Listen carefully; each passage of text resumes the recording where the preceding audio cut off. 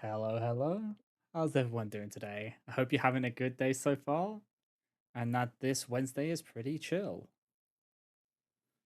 Yeah, today we are playing some Final Fantasy and we are in Endwalker MSQ. But first, we're gonna do our alliance and our normal raid with Zarya, and then we'll go into the MSQ. So, yeah, let us just swap over. You can see that Zarya's just walking around me. Alright, lock you us in.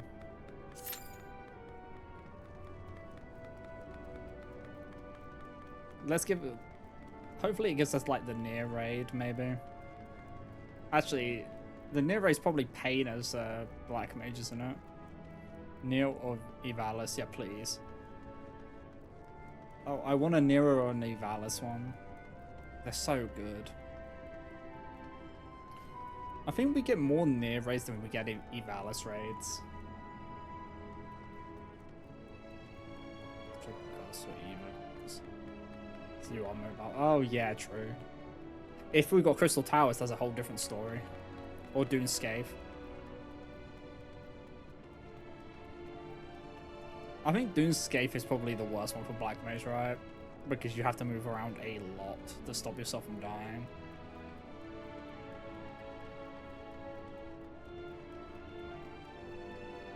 Dude, it's only the first boss. Like, the rest of it is not that bad. It's just that first boss is so... I'm just gonna say, that first boss should have been the last boss of the thing. It's got more, like, final boss energy than it has starting boss energy.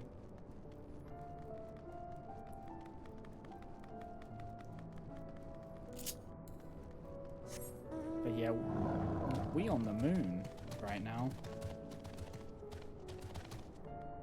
I've got like 2 side quests to do. Oh, what are they to do with the bunny people? Carrots is what's for dinner and true carrot crimes.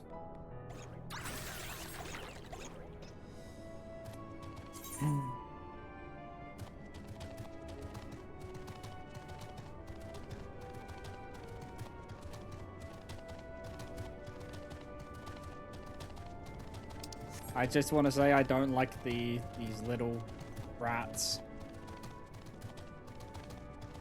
Oh my god, the 7 stream streak, let's go. I know they're meant to be bunnies, but they have like really round, they have like quite rounded ears, so I think they're they're mice. Even though I know they're not.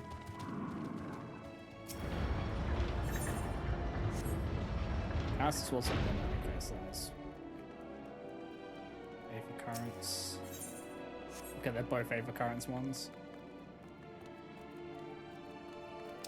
So... Also, Zara, do you know we were, like, crashing out about the naming? And there's, like, Cooking Way, right? Which is the cook. Did you know there is another one? Hold on, let me get the Final Fantasy cookbook, because there is actually another cooking one.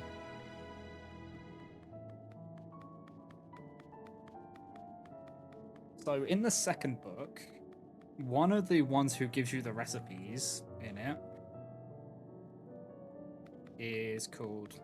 Find him. Where are you? He's called Tasting Way. So there's Cooking Way and Tasting Way.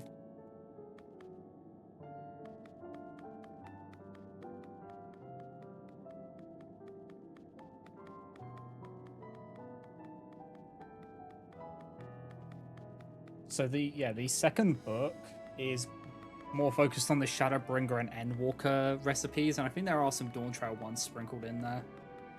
Well, they have to be, because the taco is level 90 crafting, or is it level, like, 91 or something? 100. Okay, so yeah, it does have some Dawn Trail recipes in there as well. Why have I got Ifrit's Horn?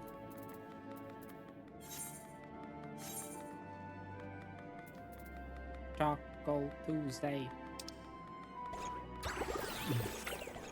I've sorted out my inventory a little bit. I actually have slots available. And then my saddlebag is just filled with food and bait. Look at my fucking Lazaria. If you look over it, you can just see. Look at this.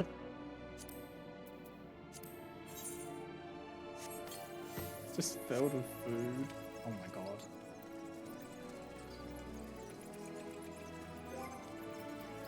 I just have things to just shove into my mouth when I'm hungry.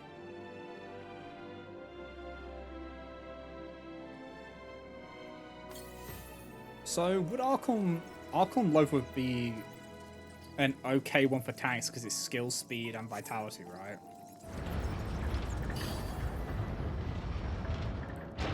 Or is air? So when you're a tank, what was you want? Like this, what food like stats do you want?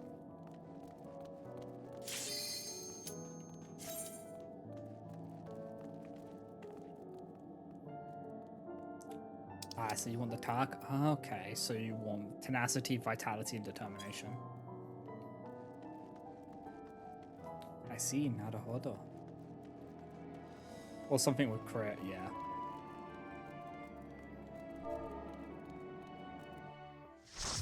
Okay, which one is it?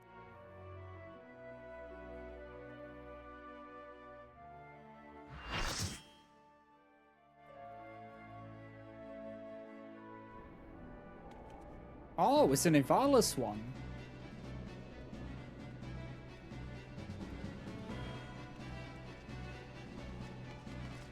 Wait, is this the one with the sniper?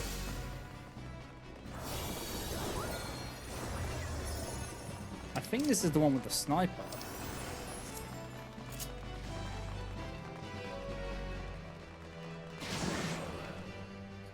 First one.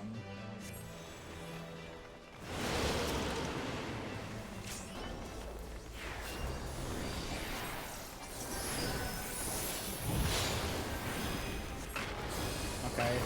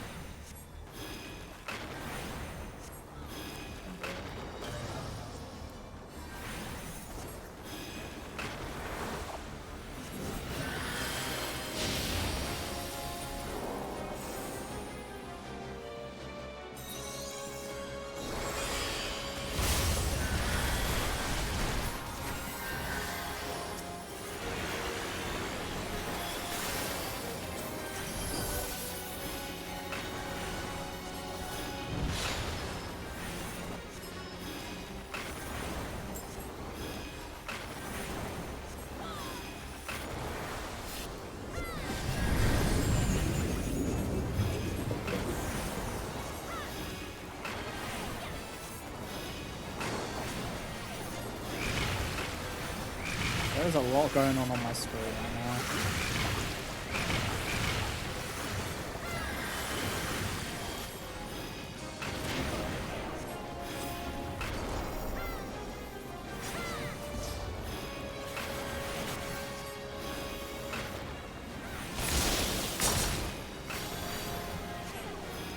fuck happened?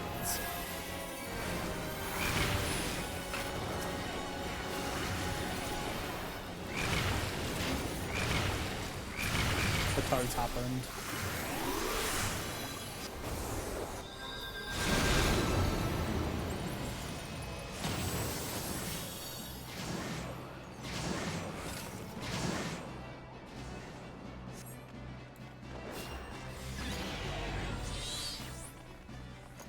I honestly don't know why I died.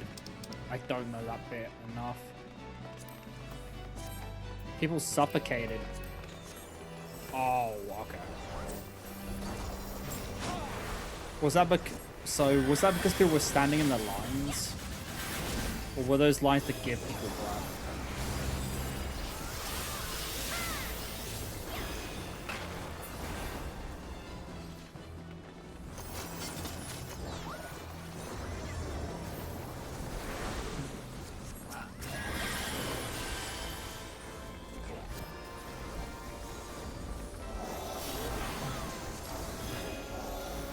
Away from the bubbles.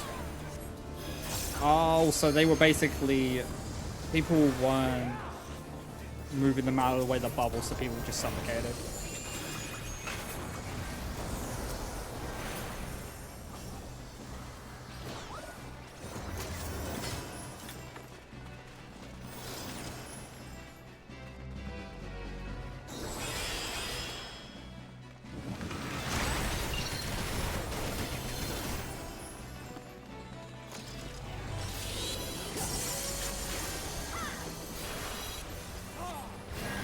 That's the first time I've died on that, so that's why I'm like...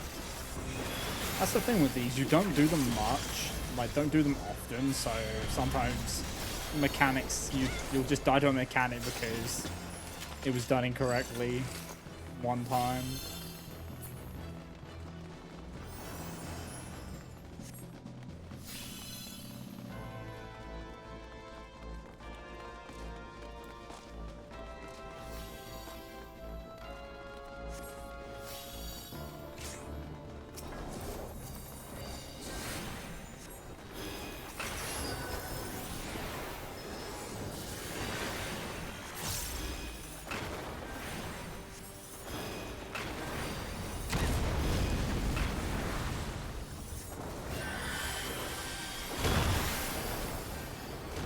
You kidding me?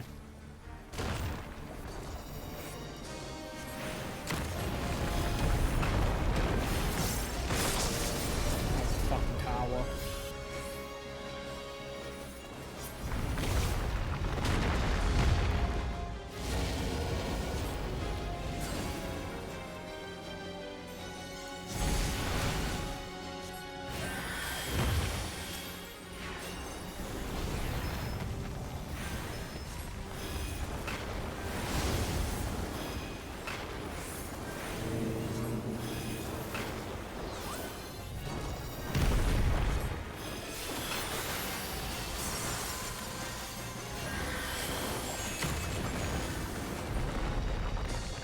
Oh boy.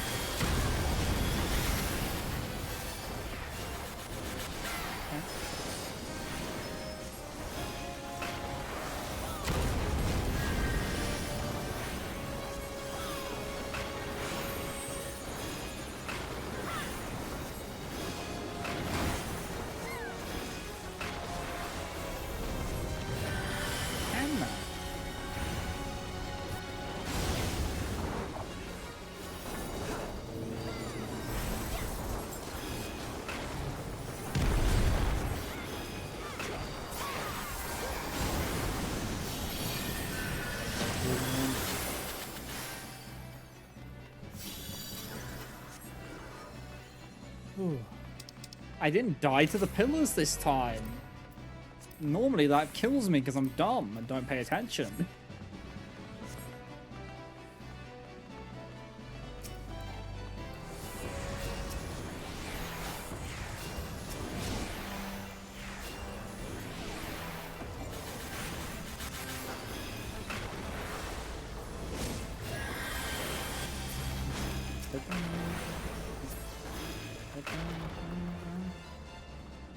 Don't they... Right. Oh, fucking chimeras.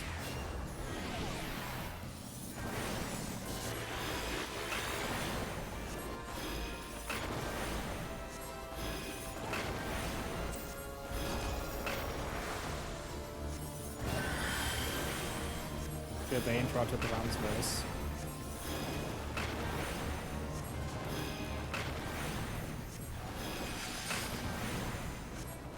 That's the only way this one can go a bit sideways is if people don't deal with Ram's voice. If you deal with Ram's voice, life is good.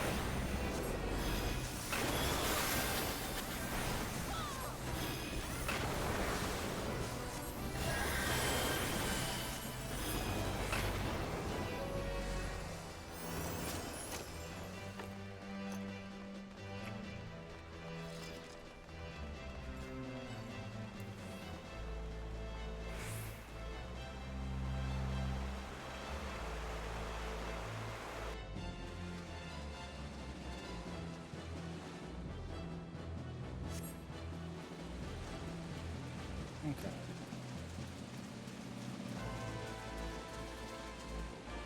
We're going through the middle. And this is honestly better than the Alexander one where, do you know, like the pipes where you could have like 2 healers going into one pipe and then it's like, oh, one side doesn't have a healer. This could be rough.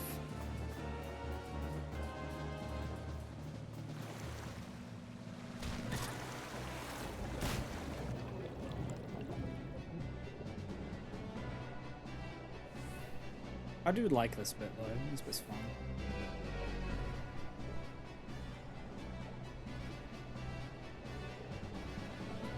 It's like unique.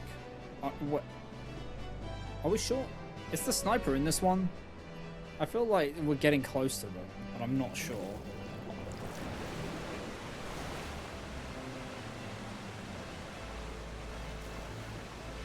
Okay, I was stuck on the wall there for a second. Okay, so it's not okay. Right, because it's the final trial. It's like the trials, isn't it? And when you have to go against the main characters, is the final one.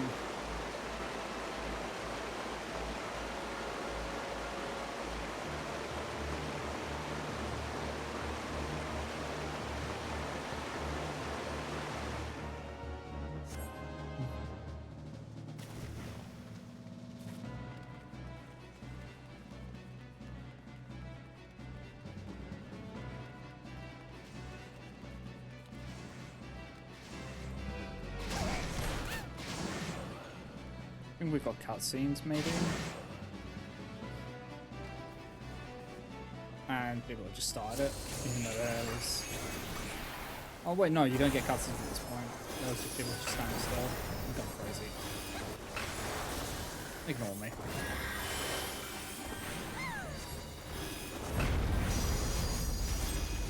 It's a fever dream.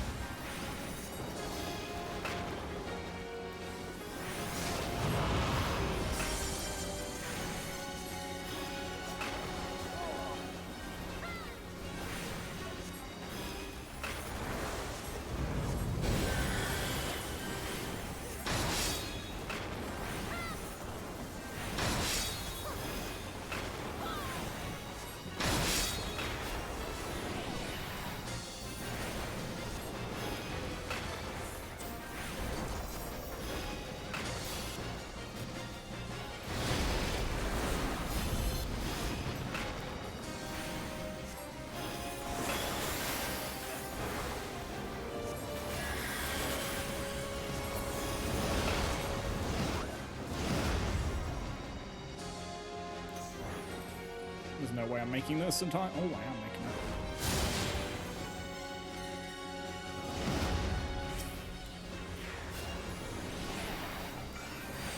I thought it would have been better off going with the one behind me, but I didn't see that mistake.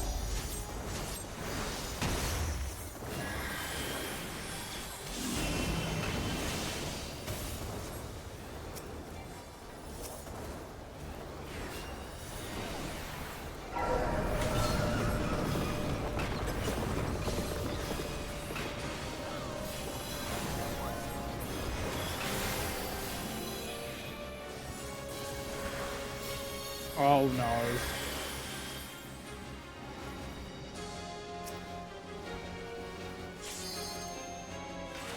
They got this. That could have gone real bad. Real fast.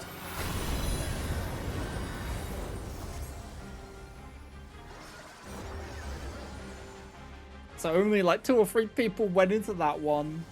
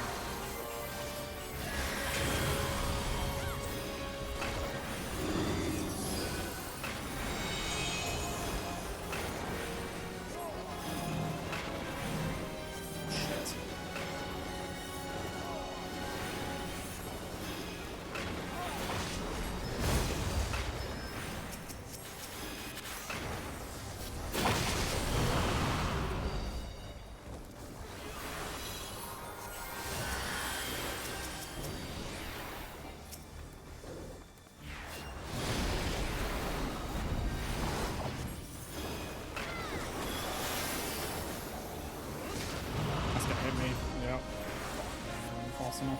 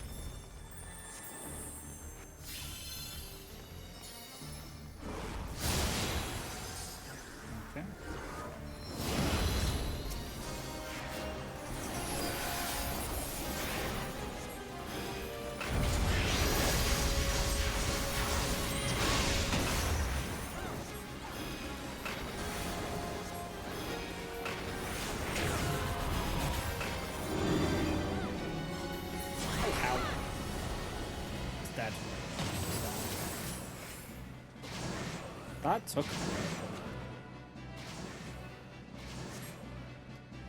Here's a cutscene.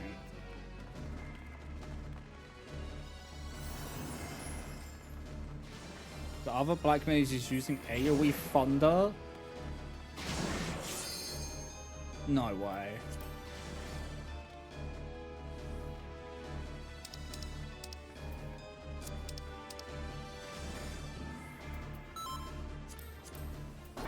It is to be a fight then. I am only too happy to oblige.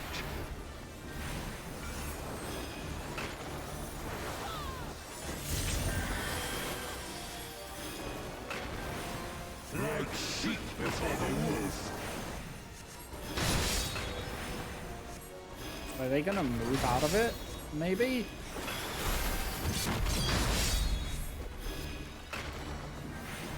I am the truth from which you run.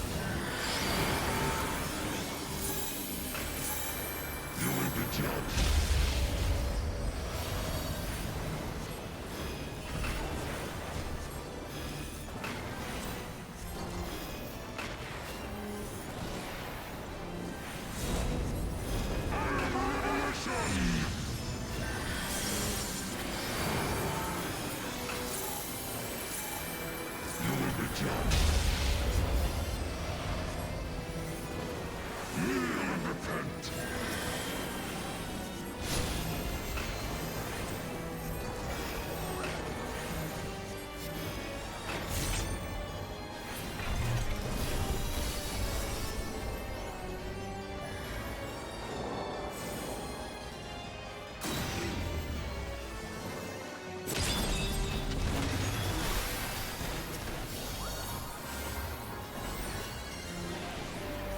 That combat mental's been getting rolled this entire thing.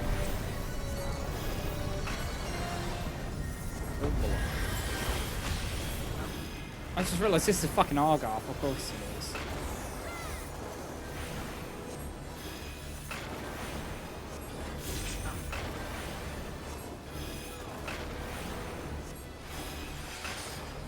You are but blood to stain.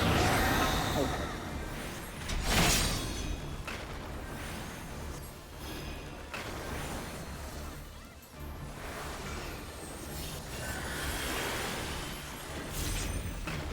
Does it grieve you to see the depths of your own weakness laid Yeah, bare? they are. They're just only using thunder. Jesus. Wait, is this the one? I can't remember how this goes.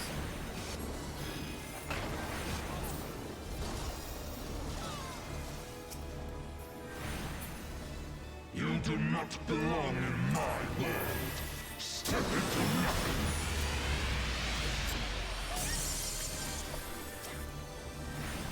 Oh, that needs to fuck off. I am the lies upon which you sup.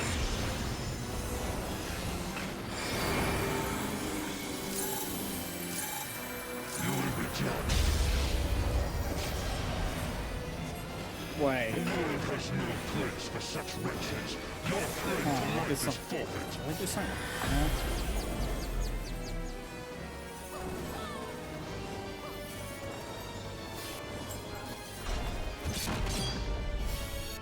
You are the blood to stain the sun. Oh my god, it changed mid. I don't appreciate that, Argo.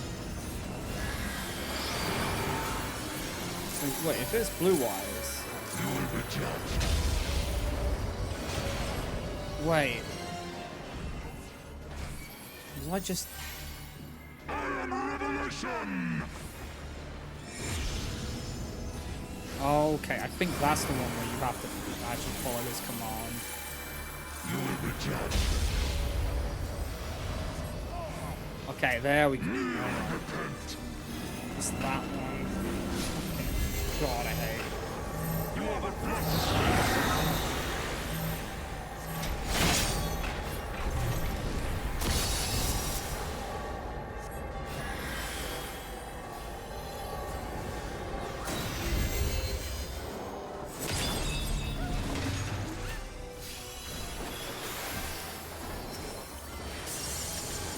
Fool is the dog who bares his teeth before his master.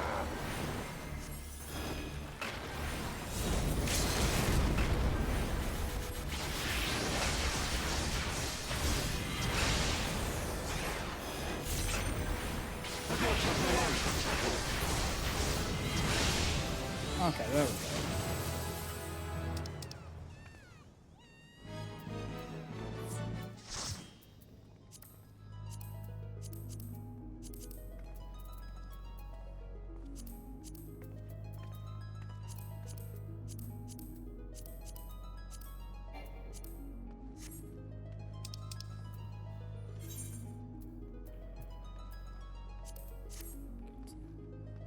Yeah, that other black mage was questionable.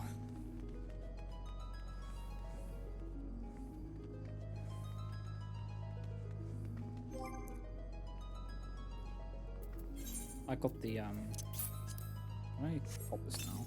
It's okay.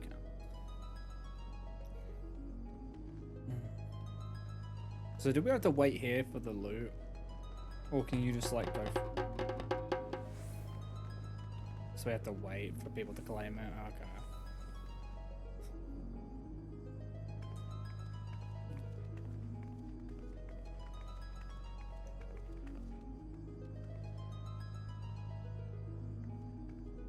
Just please someone roll.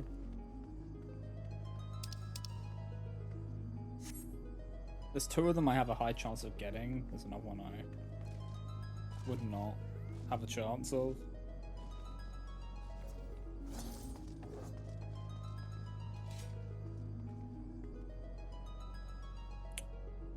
Is it like who is it?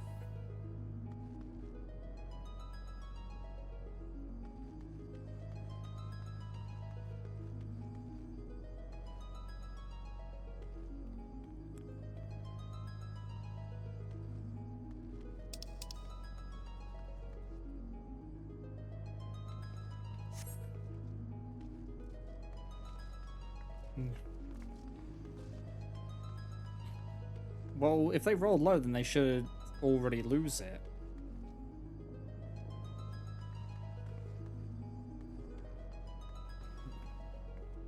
So they're just trying to be dicks to try and get it.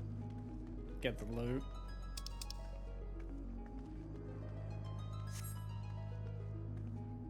I'll fucking wait here. I will wait here. Because I rolled 80 on two of them.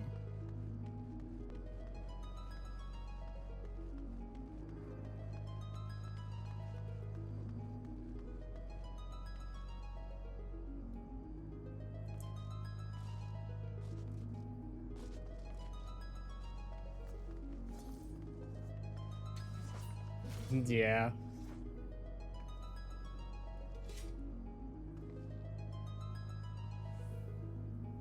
This is the issue with this kind of system.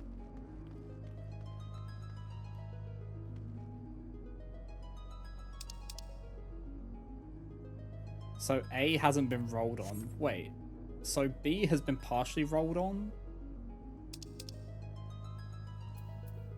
It's okay, so it is the orchestra rolls which haven't been rolled on.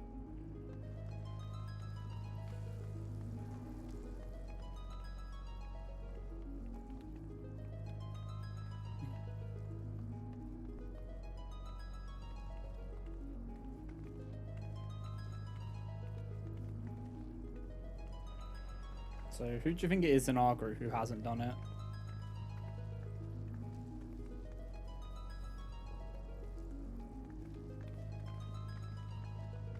Oh, so it has... Oh, is it because... Yeah, so... Wait, the rolls are...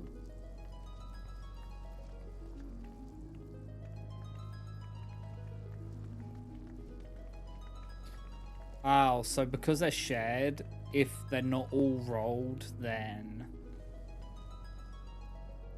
It's someone in A who are just trying to just fuck with it.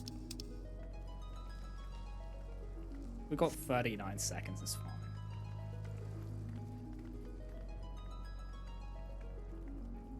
So it's that one there. It's like...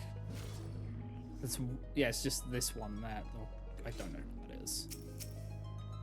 Them. The SO person. The dancer.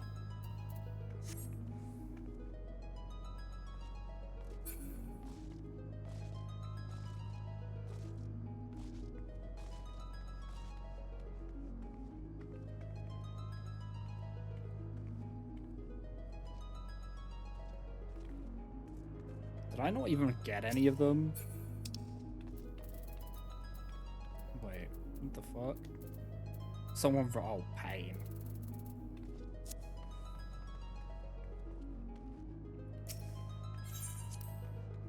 Oh no, so they were intentionally doing it because they started moving straight after people started leaving.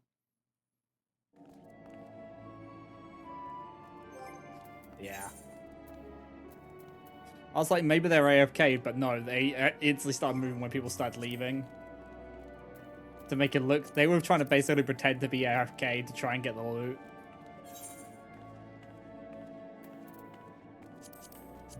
Okay, so last one we've got is normal raid. Can it be? I want it to be Gaia. Let us fight Gaia, please. One of the Eden raids.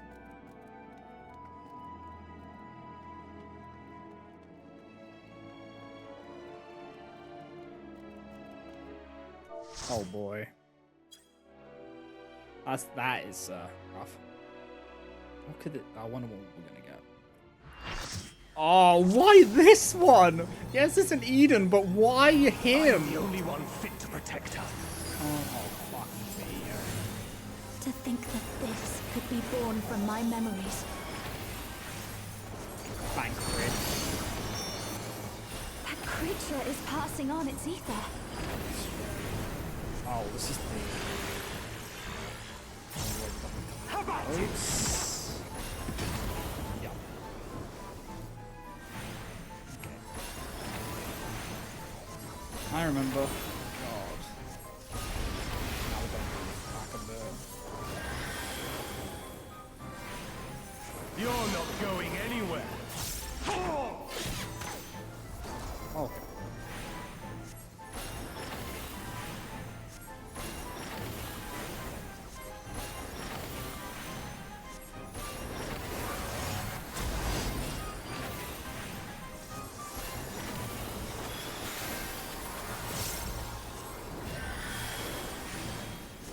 That feeble shield protects nothing.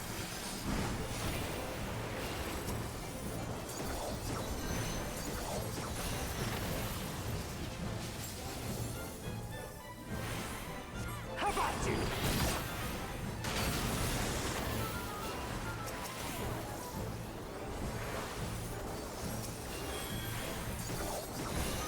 That's the current strike.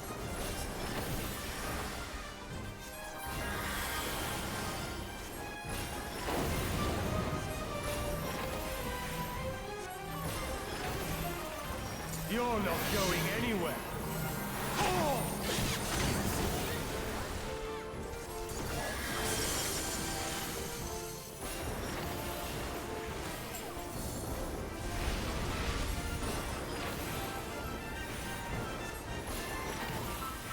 Light flame you.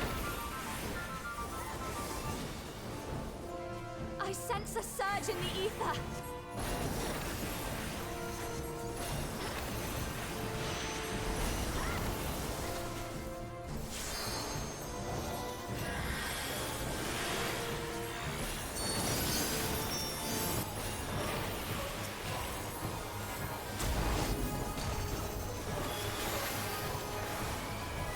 Come, show me your strength.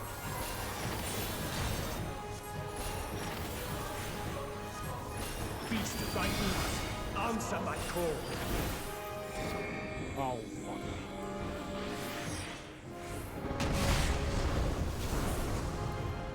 Ooh.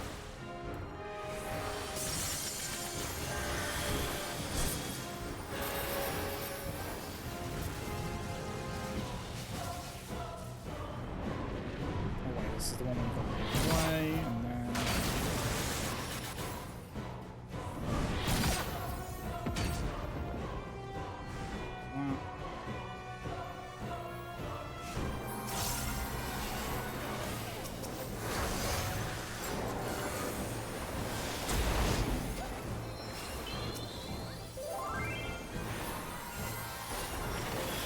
Let's try something else.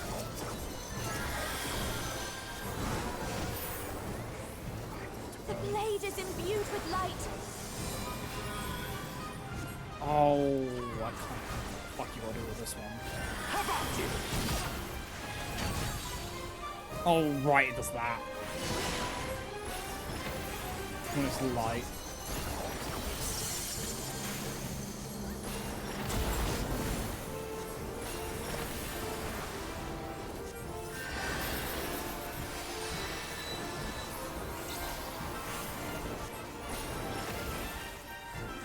You're not going anywhere.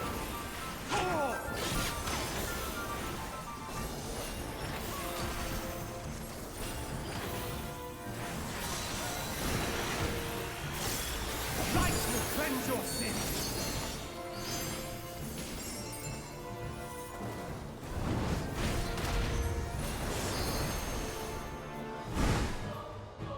Oh, it's this bit. The light's so strong. I can't sense anything else. Was he here? Oh, he's there. Oh, I fell.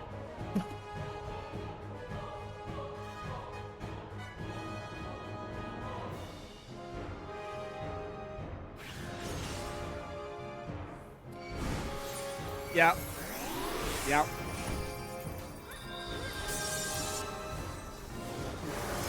Right. Dashing, not the smartest move to do there.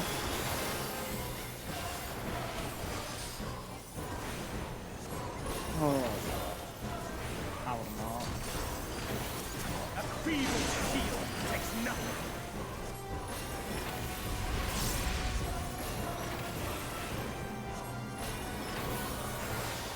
Light claim you.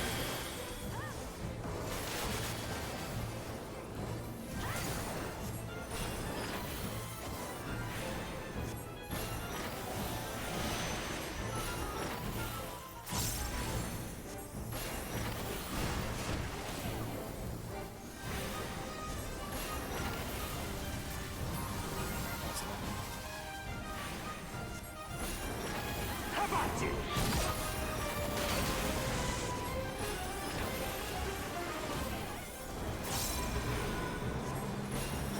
Fuck, you gotta be close to that one. Wait, no, it's the light one.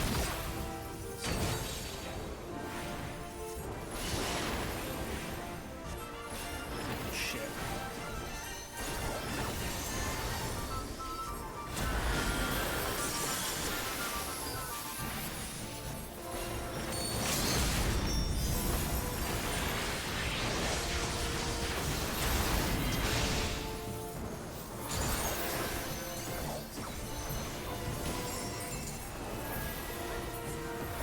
There we go. Oh, I can't believe I dashed off the edge and died. Actually, I can. It's a very me thing to do.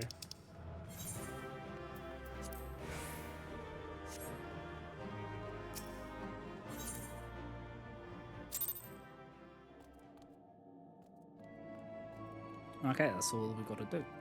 We actually got the two we wanted. We got an Evelius and an Eden raid. It just had to be Thancred.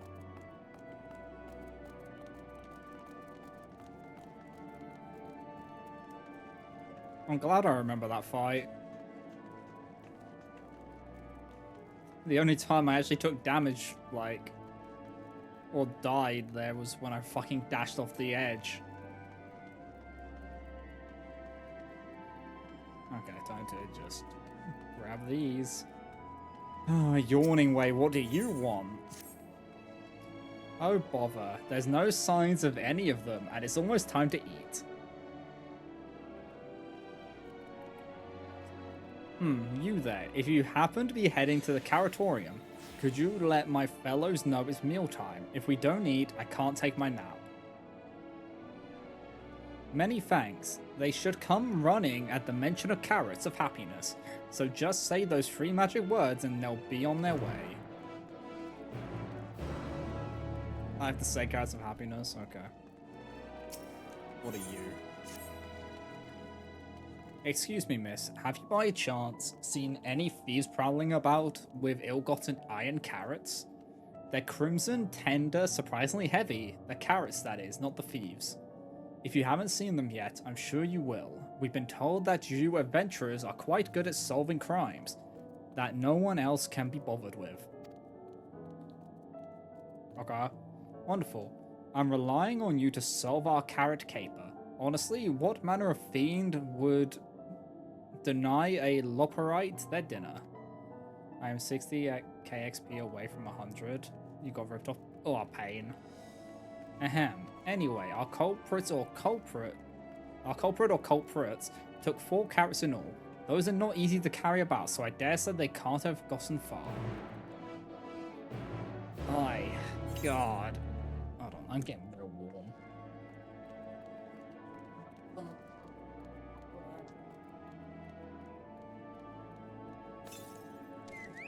I want to throw hands with these carroty fucks. I do not like them. Also salt and cliff. Yeah, I know. My first ever death in the game was a cliff, and honestly, me falling off is a good chunk of how I die. It's just falling off a mechanic because of a mechanic. It's just because I tried to get to the safe spot and I dashed a little bit too far to the right. You should play Red Mage or Dragoon. Don't they have, like... They are known for dashing...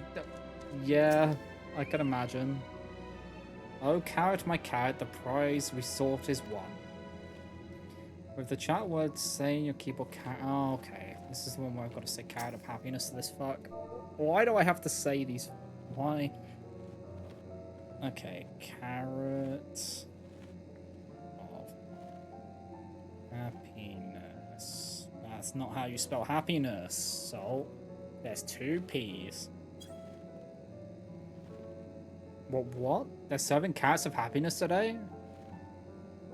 The deep, luscious orange, that tempting, slender silhouette. Wait for me, my darlings. I am coming for you.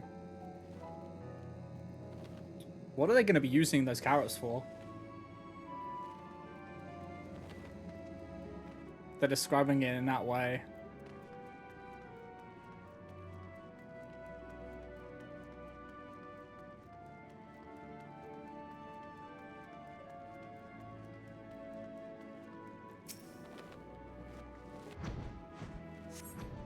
This scrumptious looking iron carrot has been tragically abandoned in its prime.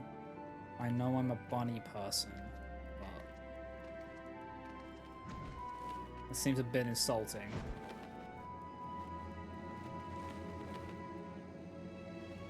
I don't think I would want to eat an iron carrot, because aren't the iron carrots the ones which are like... No, that's the blood carrots.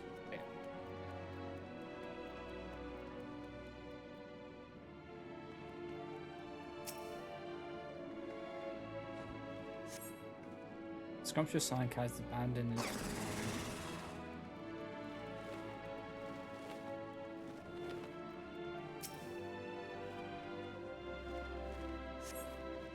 Okay.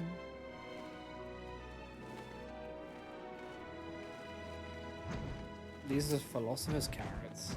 These are different. Based on prime, but recent received, you can say the relatives are... Okay, so I just gotta find them.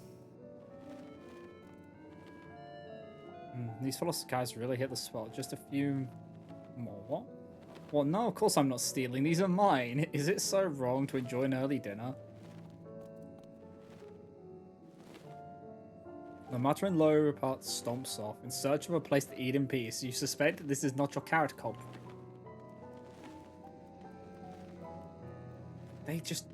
They're always eating though.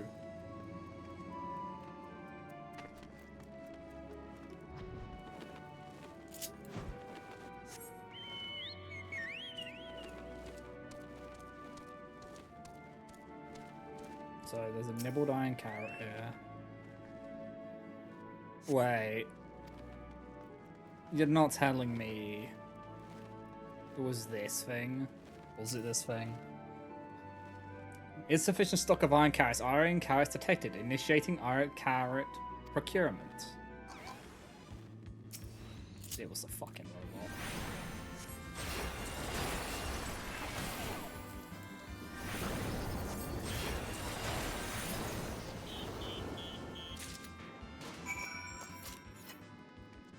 Alright. Now let us go get the other carrots. I think it's dead, Jim. Yeah.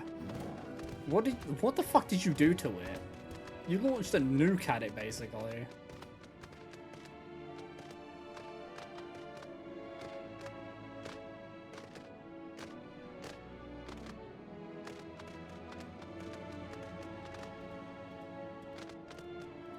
Paradox.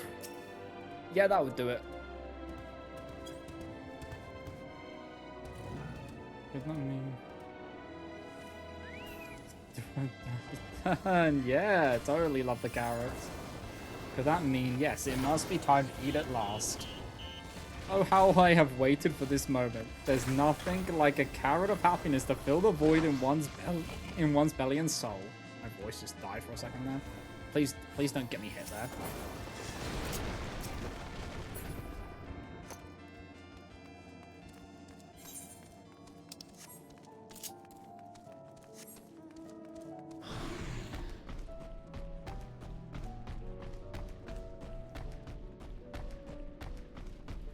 Like,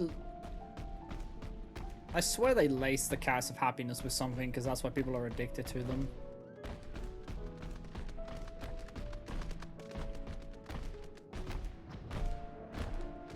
Because they are, like, strangely addicting. Also, do you know they're, like, making these for, like, for the people to survive? What about the elderly who can't climb those stairs? Take the square root of the root and you get... Okay. Hey, hungry. Carrots of happiness, you say? My, is it that time already? I was working out projections for optimal carrot production based on the total population of Aetheros. To ensure that... Oh, never mind. I must make haste or I'll miss out on seconds.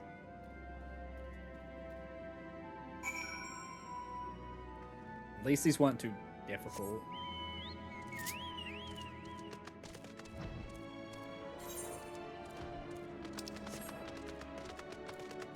The hungry bunnies. We're just fattening them up so we can make them into a stew.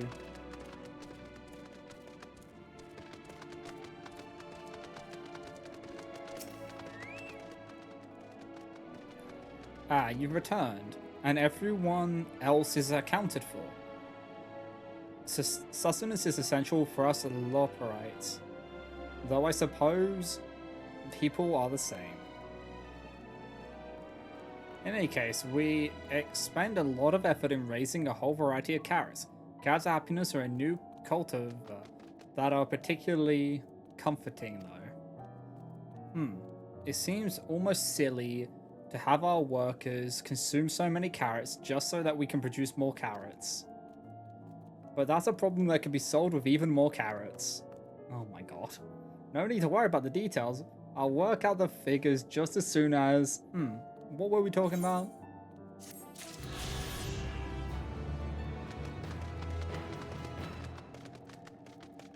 Hey, watching way.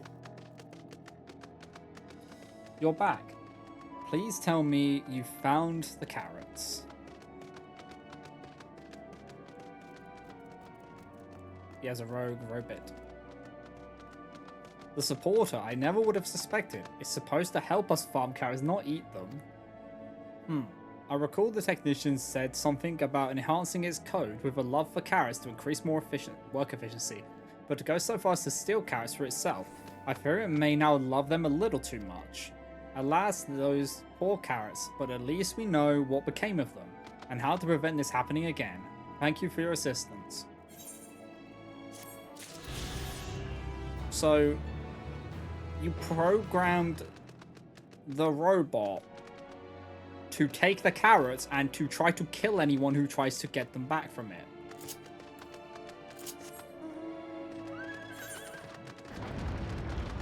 They need to stay away from code.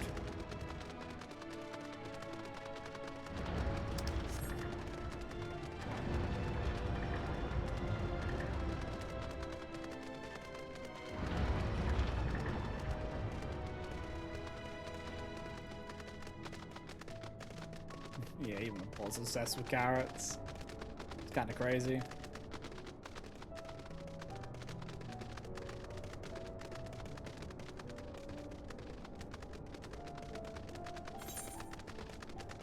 So now we must go talk to Growing Way.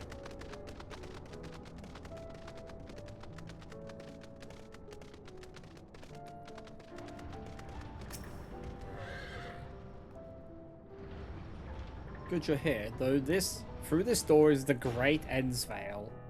It was named as such because it's the veil to end all veils. the most beautiful forest you'll ever see. We understand the people of Aethys enjoy taking leisurely walks through natural spaces and the like, so I'm sure you'll enjoy it. How about we start with a nice stroll to the fountain, this way.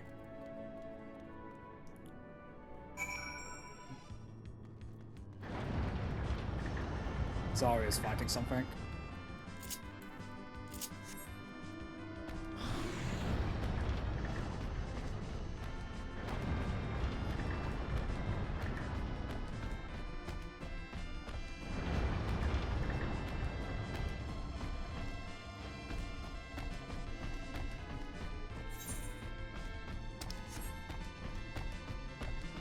I don't know how this is a forest.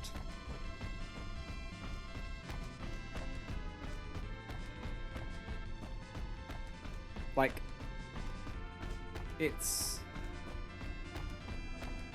not a forest.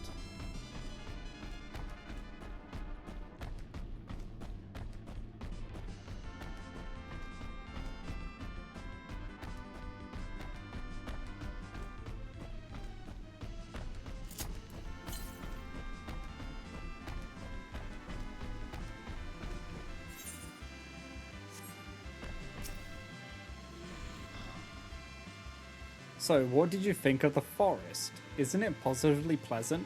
Simply sublime? I couldn't see the forest or the trees. You're pulling my tail. You're in the forest right now. Building this place was a challenge, let me tell you. Since we were born here, we've never seen trees in person before, let alone a forest. The information sent by our collaborators was quite enlightening, but after much deliberation we decided to use crystalline constructs in place of living trees. And thanks to our atmospheric circulation system, this place produces air as clean as that you'd find in a forest of Aethys. The fountain here behind us, powered by the rather large crystal adorning its top, plays a vital role in supplying us with fresh water. Much time and effort was spent making it the most spherical of spheres. It's spherical. And I dare say the unparalleled roundness speaks for itself. I enjoy nothing more than a nice long stretch and a spot of relaxation whenever I come up here. You look like you could do with a stretch yourself.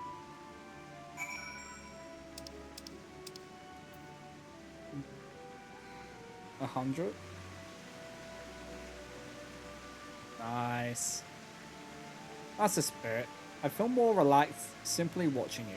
I won't lie, Zarya, the game was gaslighting me for a minute. It said that you were level 88 for a while.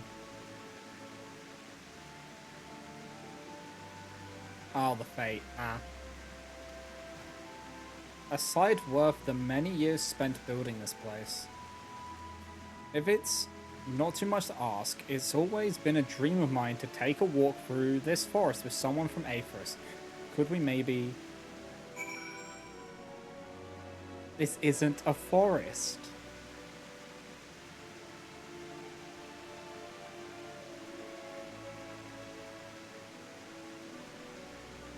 Like, are they stupid? Because they were like, you know, we know what a forest is, but we're just going to ignore that and do something else. Actually, that just sounds like a normal fucking engineer.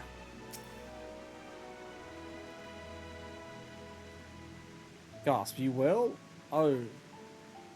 Be still, my quivering whiskers.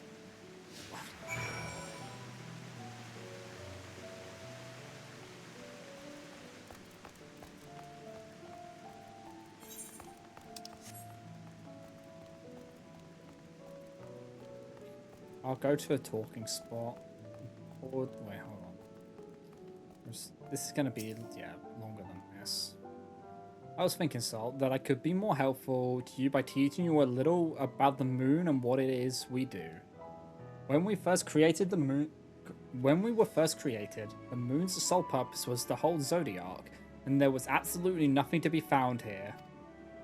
Eventually, Heidelin gave us our first task.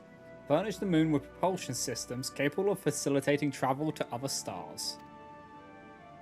It sounds impressive, and I suppose in some respects it is. But it was only possible thanks to all the knowledge Heidelin shared with us. We also had a lot of time to get it done. 6,000 years, give or take. But anyway, let's keep going.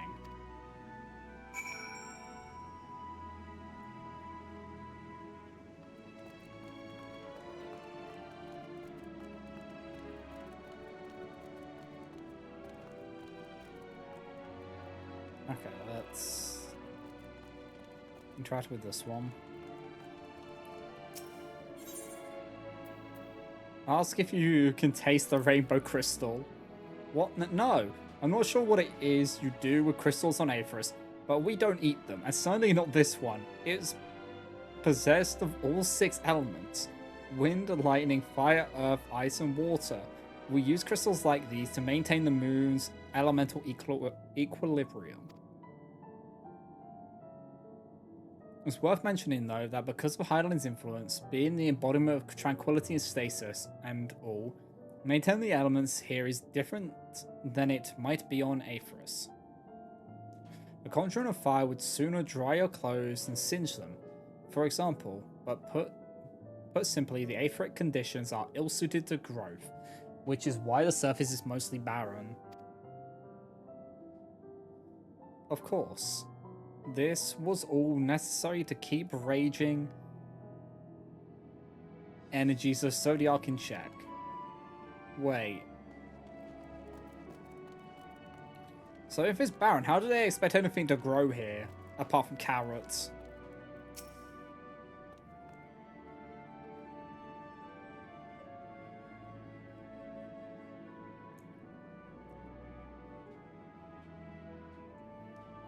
This may come as a surprise, but we didn't begin building the habitable areas until after the propulsion systems were ready. Considering how long it took, I wish we'd started sooner. Who would have thought we need 4,000 years to make all this?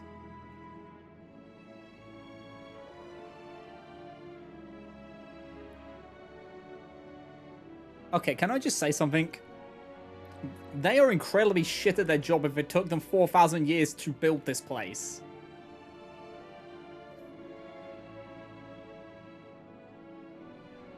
And it took them 2,000 to make a propulsion system.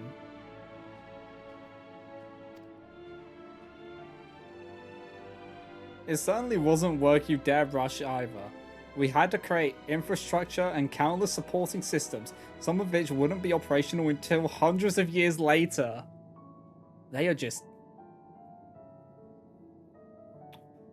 Heidelin basically... why did she create these bunny creatures to be so incompetent? And then there was that brief period where our productivity came to a screeching halt when that bizarre red satellite was sent up from Aethys, the allergen mischief, I think. We thought maybe some new nefarious actors was colluding with Zodiac. All we could do was stand by and brace ourselves for the worst. You're fucking kidding me. I can't tell you how relieved we were when Heidelin informed us of its destruction. Oh yes, there was much joyous humming that day. Okay. I need to stop shitting on these buddies so much, but any other entity and we probably would have had a better chance.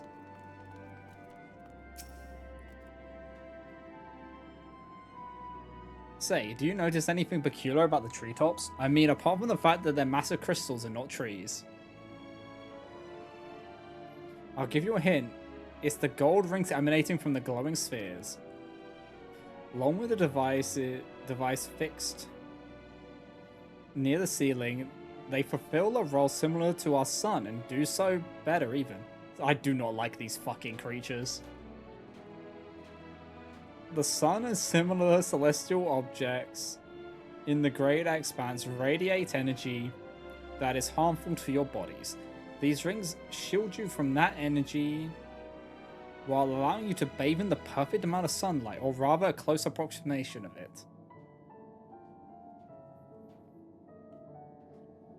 No, they are like the Lalafell equivalent of me. Pretty impressive, wouldn't you say?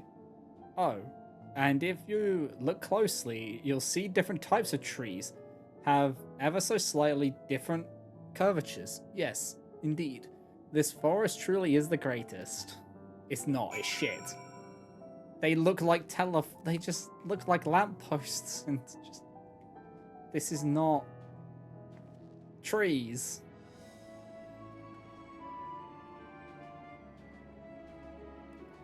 Also, if they made devices which allows the sunlight to basically actually not scorch us, they could have grown trees.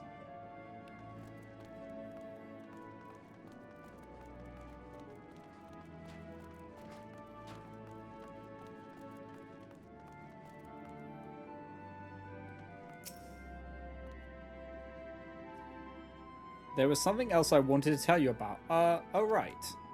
The propulsion systems and habitat facilities were completed around 2,000 years ago. With that, the most important features were fit for purpose. Which was all well and good, except we still knew absolutely nothing about the present day people of Aetherius. Why not go and visit Aetherius yourself, you might ask? Strictly forbidden. Were our technology or knowledge of the moon's true purpose exploited for evil ends, the results could be disastrous. Then there were a few more rejoinings, and it became increasingly difficult to converse with Heidelin. Fearful we might lose the ability to communicate with her altogether, we beseeched her to find people in Aetherius we could trust to help. We were quite fortunate everything worked out as it did.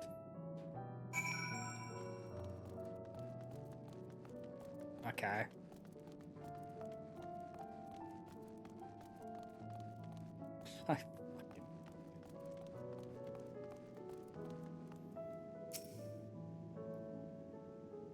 Like, this was Heidelin's Hail Mary, and it's fallen flat, in my opinion.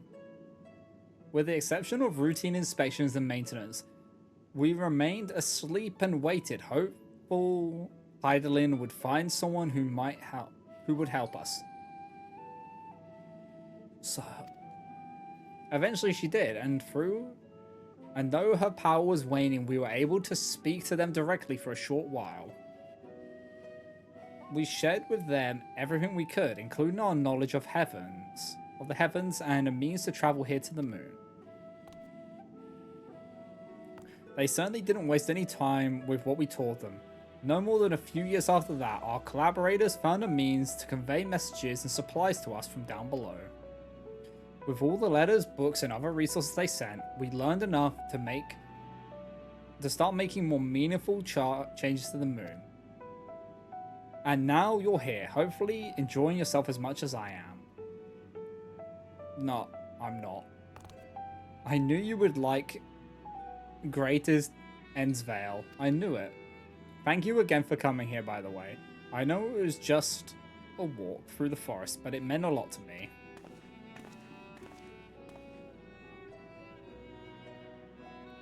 There you are. I take it you've already received the Grand Tour. A shame we missed it. Growing Way, I've been looking all over for you.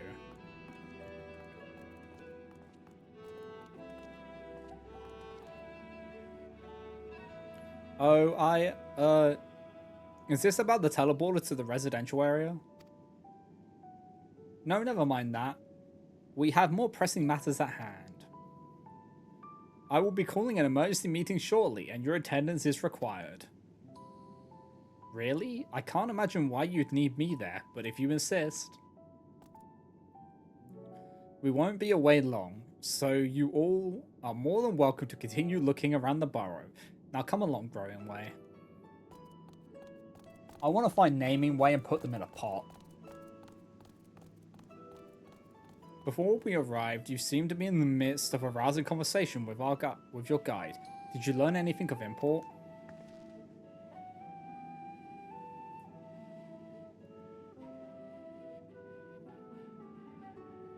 They spent 12,000 years preparing for this? With the appointed hour fast approaching, I can certainly understand their restlessness, but still.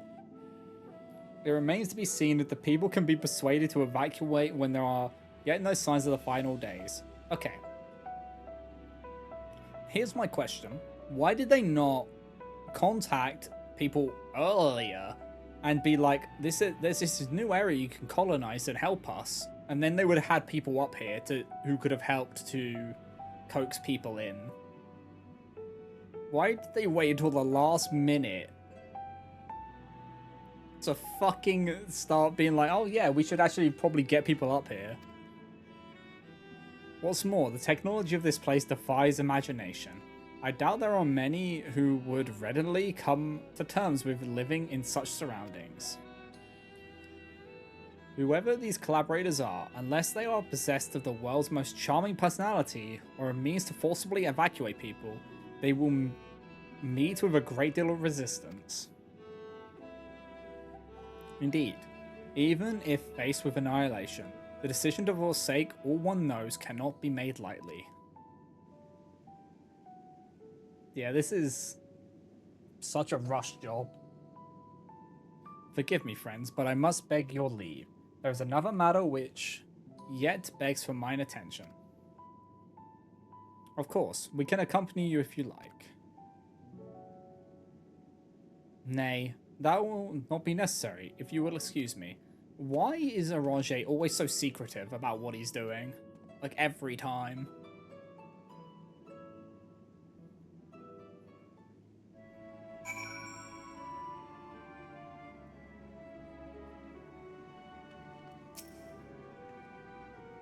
It is clear now that difficult decisions lie ahead of us. Preparations for the evacuation of Aetheris is indeed crucial, but I am not yet willing to forsake our world and its reflections, and I trust I am not alone in my reticence.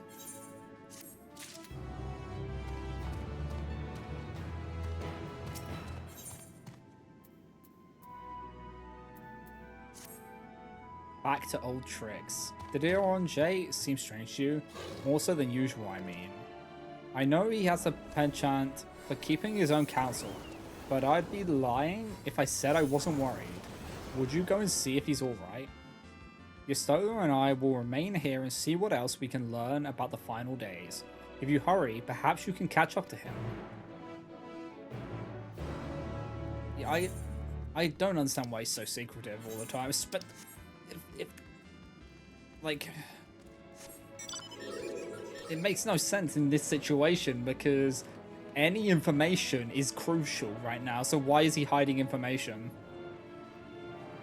Like, even if it's just like a theory, having that kind of information can be critical in this kind of thing.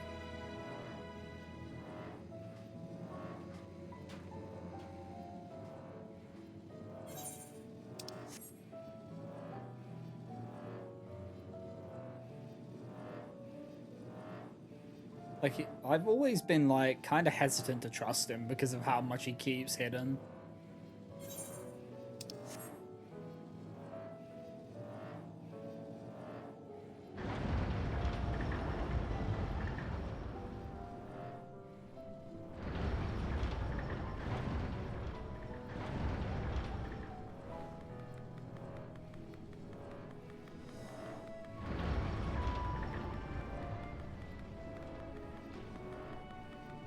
What's he gonna be up to?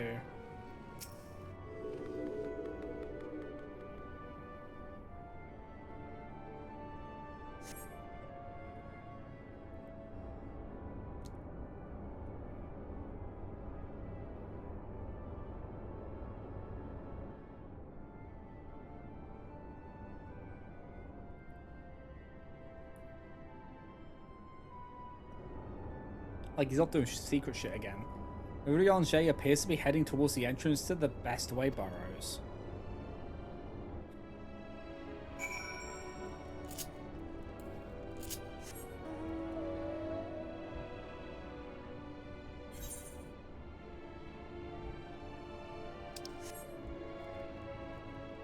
Wait, can't I take teleporter up? I don't know. I don't think this side.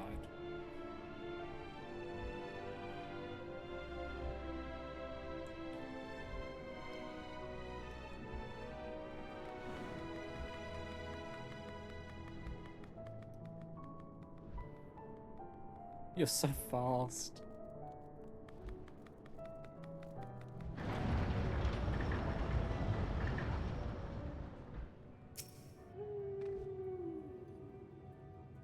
Alright, what's he up to? I don't trust you. Is he going back to the Watcher's place? Either that or he's gonna go as Zodiac. Or the Remnants. Urianger ventures off into Mare Lamatorum. For a reason unknown, you must tread carefully, else he might sense your presence. Oh no. No. No. We're not doing stealth again, are we? Oh, fucking Christ.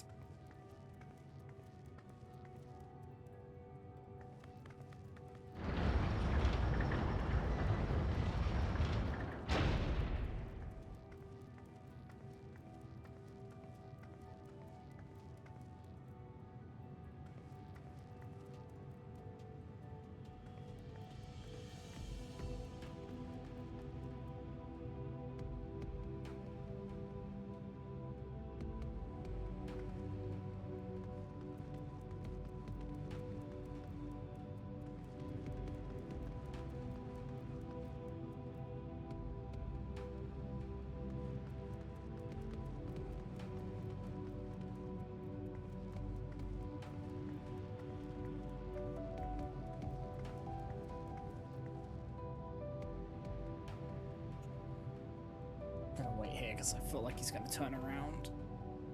Yeah, he is.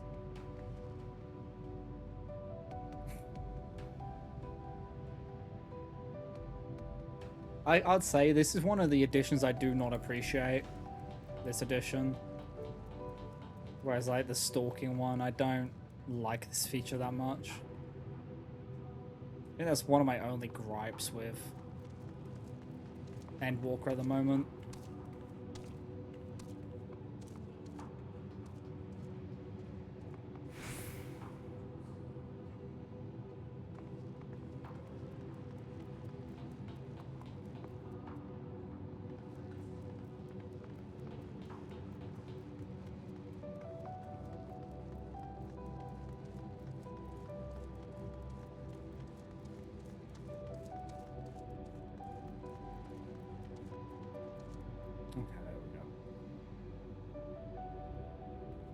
I don't like these sneaking missions that much, even though they're very simple. It's just like, please, could we just not have a cutscene to have this?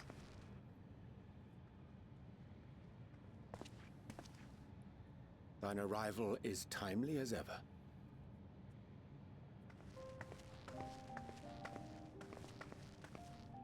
Thou didst chance to overhear my conversation with Living Way, I presume?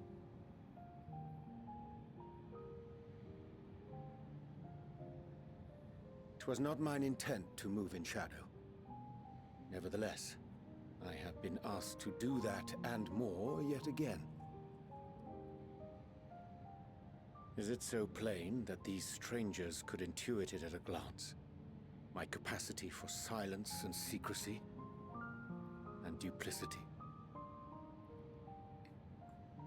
And Grahatir did contrive to deliver the first at the price of his own life.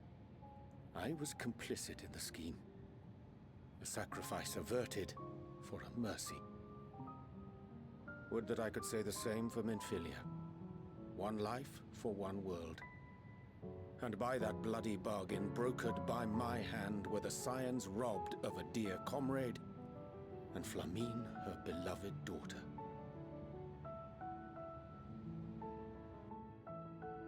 Two souls, whose selflessness was beyond measure, whose resolve was unshakable. They would not be moved even had I thought to protest. But protest I did not. Far from it. I pushed them forward. No effort did I make to seek out alternatives, ones that would not demand such terrible costs. That resignation weigheth heavy on my mind, as does the memory of another lost to mine inaction. dearest Moonbringer, who did face death unflinching, that we might secure a means to bring low the Ascians.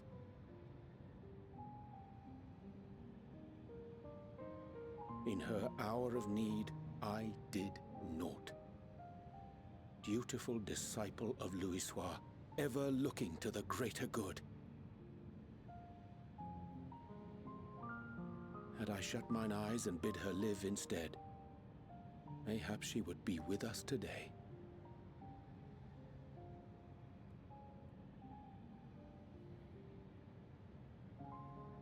Selfish wants, born of everlasting regrets. Most days I put them from my mind, but could think of naught else when asked to swallow the same bitter draught. Subterfuge and sacrifice.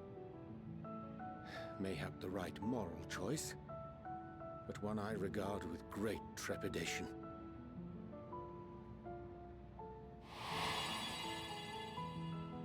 The calamity of Amarot was a tragedy beyond reckoning, one which must never again come to pass.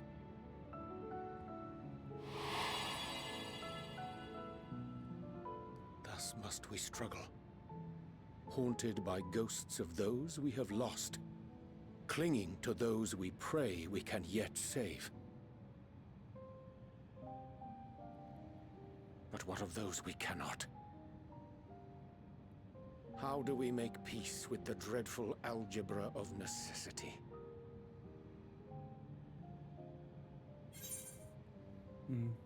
Sometimes there is no right answer.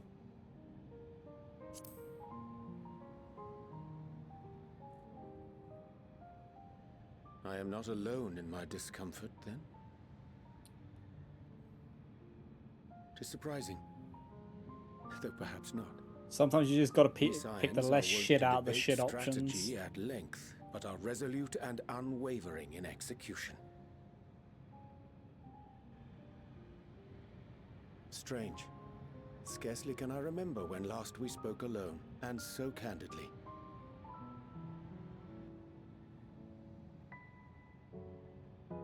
I thank thee. For all my supposed skill with words, I find it difficult to express such private thoughts. As for the Loporrit's proposition, I will take time and consider how to respond. 'Twould be to our mutual benefit if we could converse more openly with our aspiring caretakers. A concern I should be glad to address on the Scion's behalf. To dispense with all pretense and bare one's heart to another is a frightening thing indeed. But we cannot move forward ere we take that bold first step. A lesson I have learned many times before, and today.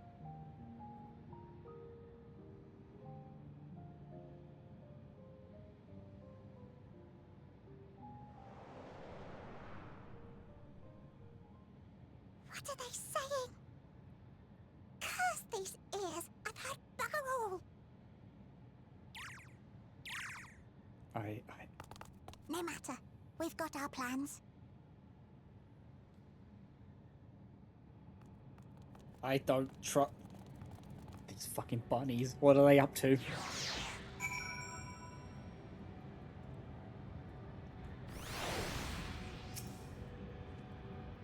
In truth, my reason for traveling hither was to effect a plan of mine. A plan which may pave a way forward for us all. May, I say, but there is no guarantee of success. 'Tis the reason I set out alone. That failure, should it come, would be mine to bear alone. Yet thou standeth before me with pro-offered hand and open heart. 'Twould be remiss of me to refuse thy amity, and so I ask, would thou join in mine endeavor? Oh no. I've got a bad feeling about this.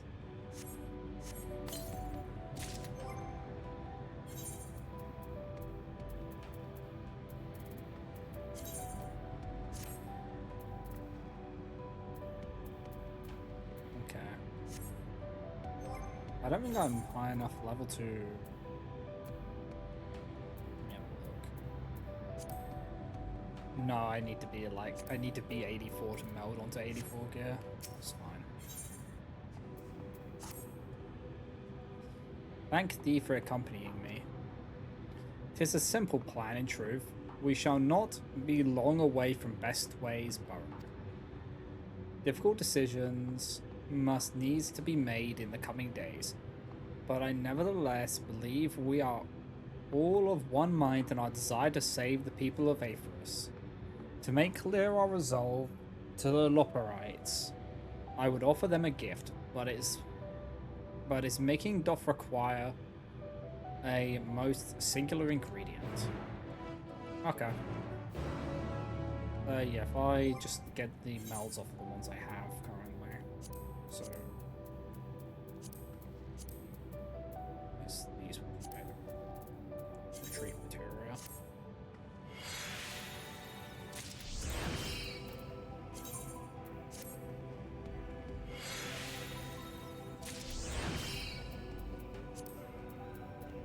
There's 3 pieces for now that I need to do this on.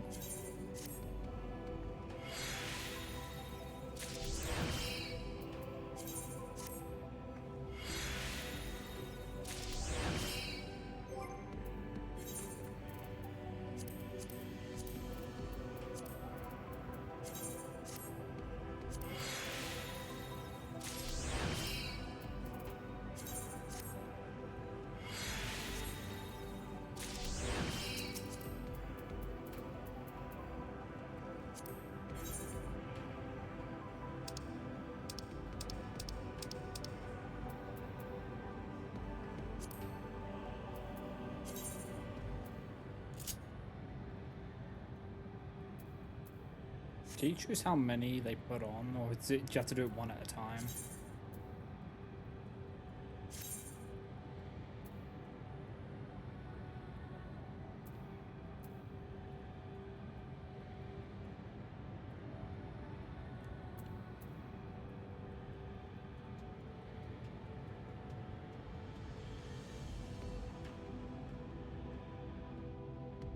Do I have to take the gear off beforehand? I can't remember.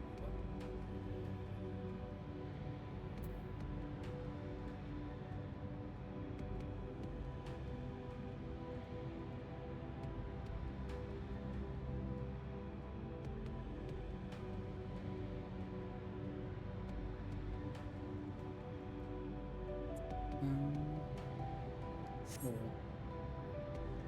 Okay, we'll wait. Actually.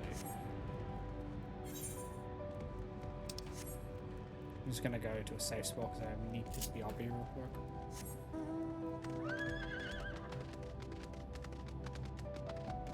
So I just gotta go to a safe spot so I don't get my ass murdered by things. Okay.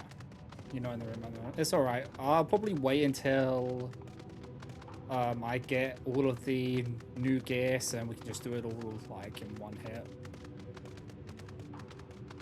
It's not like a big deal at the moment.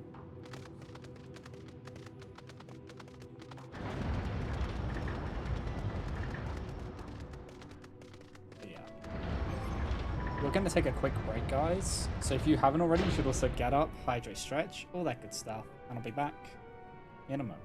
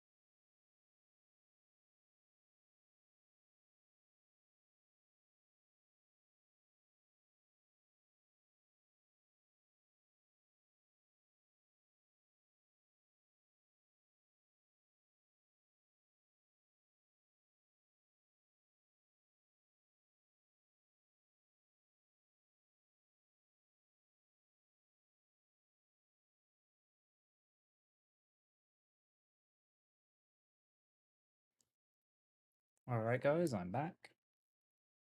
Okay. Let me just swap over. Let's continue, shall we?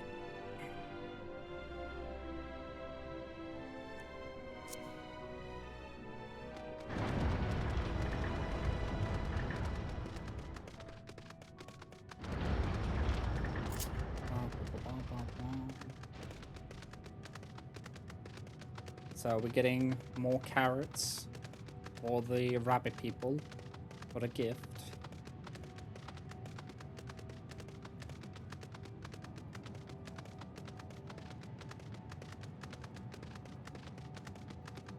I think we are. Feels like that's what we're going to be doing. It's like there's just one thing we need to get. It's like,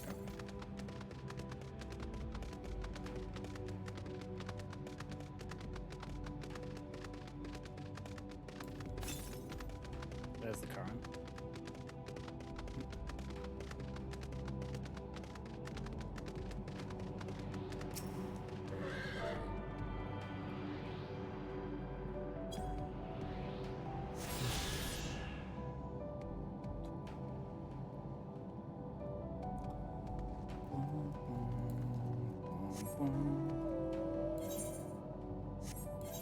Okay. Okay, so we've collected all the ones, which is like that, so they're just quest ones now. So I don't need to do that pinging anymore.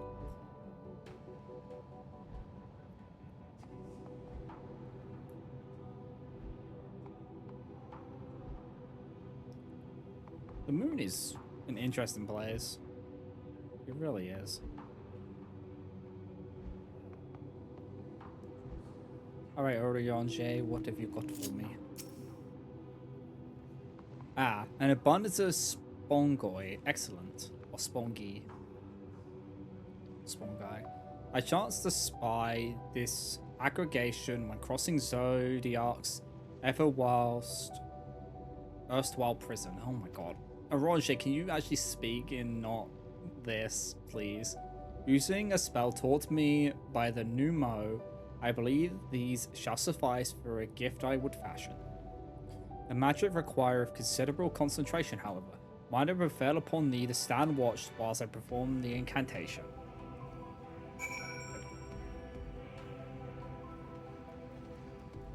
Oh, something's actually going to jump us. Alright, let me swap real quick.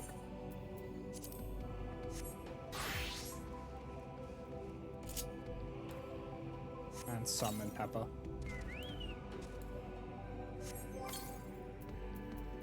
Our most loyal Chocobo.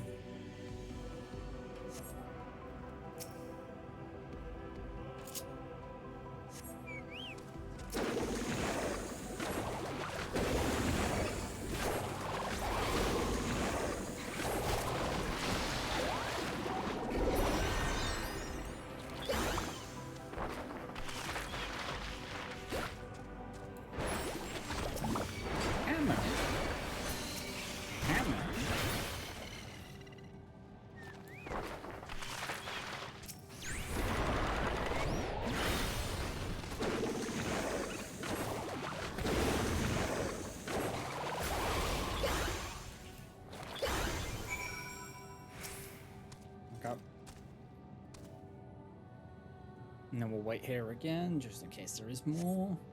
Surveying the nearby areas, you see no signs of potential threats.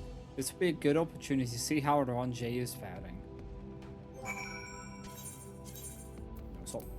Swap back.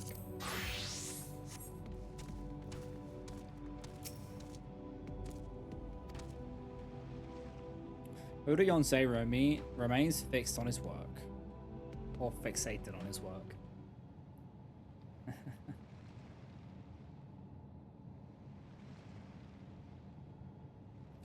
There, 'tis done. A magic ink, every ounce as efficacious as that crafted by the Numo. Rare is the occasion I would conjure mine own, but is nevertheless a most useful skill. The resulting product is admittedly possessed of no preternatural properties, but its hue is one of mine own choosing, which I pray the Loporite will appreciate. Salt Orange, oh thank goodness, I thought you had been eaten or had perhaps fallen into a crater.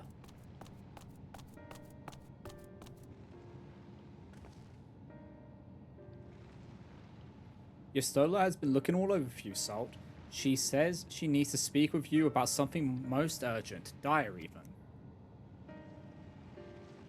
She was also quite clear that she wishes to speak with Salt alone, which means I'm afraid you must stay behind her, Orange. I don't trust these fucking rats. But worry not. It just so happens we need your help with an errand, delivering a package from the Watcher's Palace to the Bestways Burrow. It's quite large and heavy, perhaps even too heavy for we poor Loporites, and we would be ever so grateful if you could lend us a hand. That's convenient, suspiciously convenient. Are you insinuating I would betray the trust of Highland's Chosen? Or worse, do anything to risk getting on Yostola's bad side? Yeah. She's clearly not one to be crossed, nor made to wait. Now off with you. Worry not, Salt. I shan't be long. I don't trust them.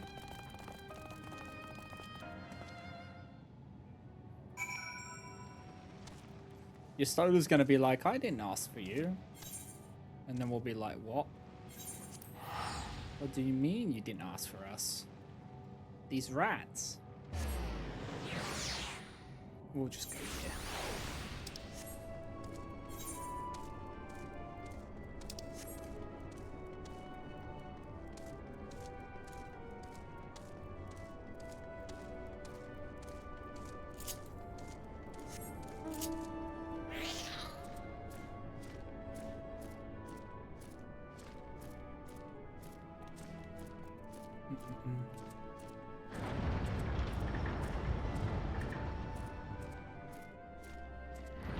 Yeah, this just feels like they're dragging us away. Well, we know that's what it is.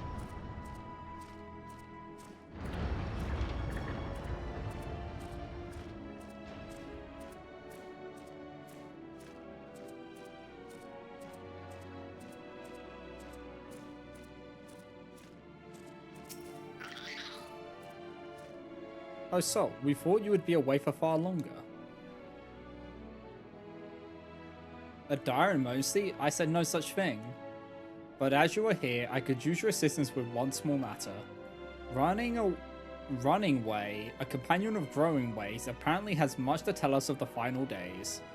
The problem, however, is that he is determined to live up to his name, refusing to stay still long enough for us to hold a conversation. I fucking hate.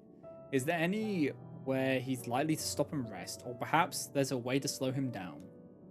Break his kneecaps. What's the rush? I was thinking we should wait here, maybe enjoy a cold mug of carrot juice, and no? Well, if it's really that important, you can try using these balls of mossy flesh, not to be confused with the other thing. Ahem, Running Way's other notable feature is his incessant chatter, so you will have no trouble finding him in the crowd. And when you do, try lobbing your balls at him. Crude, but if it proves effective, he was here in the greatest Endsvale when last I saw him. Let us split up and find him. Oh god, I fucking hate these creatures. They're all scheming, they're all in on the scheme, and they're just trying to stall us out while they set Orange up for something.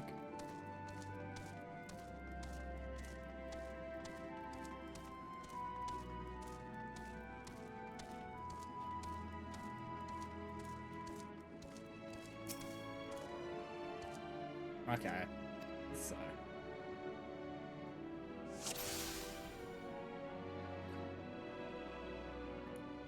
it's that guy, right?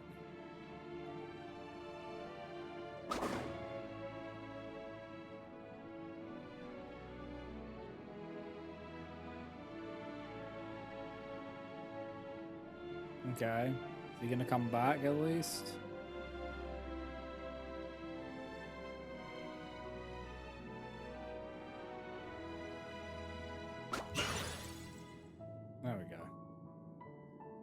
Ow, that's smart. If this was meant to be a joke, it isn't funny.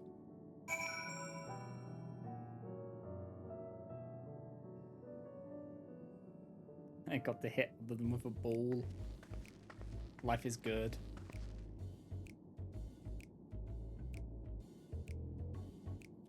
Yes, I'm running away. Do you mind explaining why you hit me in the face with your balls or mossy flesh?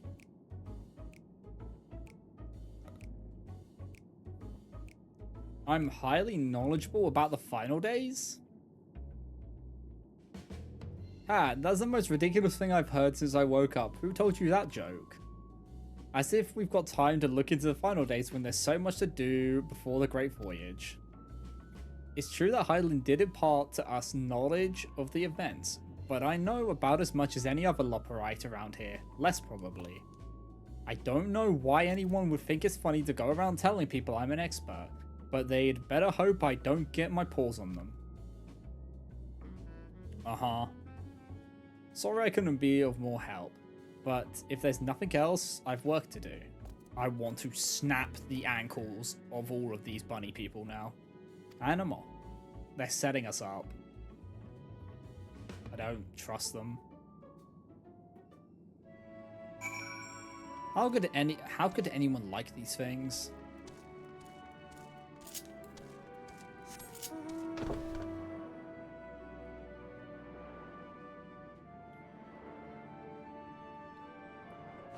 They're probably the same people who don't like Xenos.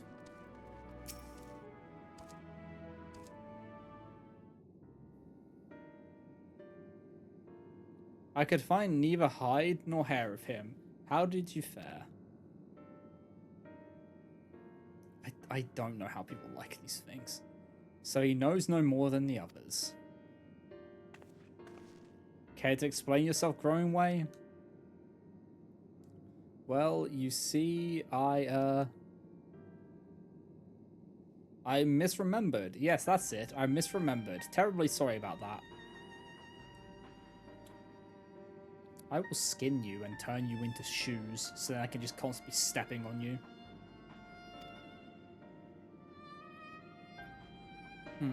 Afraid I'm drawing a blank, though. Try as I might, I can't remember who I was thinking of. On an unrelated note, what of Ironje? I assume you spoke with him earlier, but did he say when he'll be returning? On his way to the Watcher's Palace with Livingway.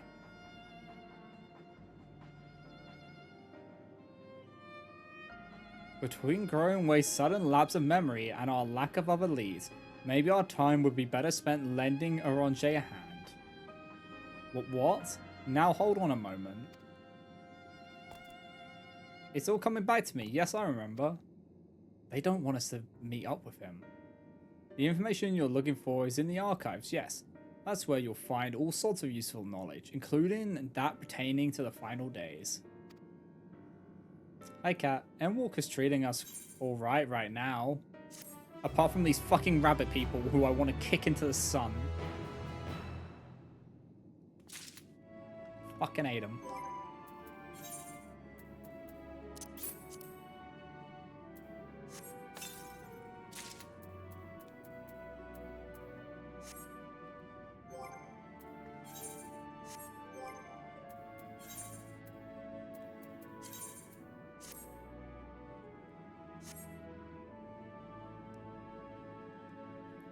I like this clothing because it's all like blues and everything.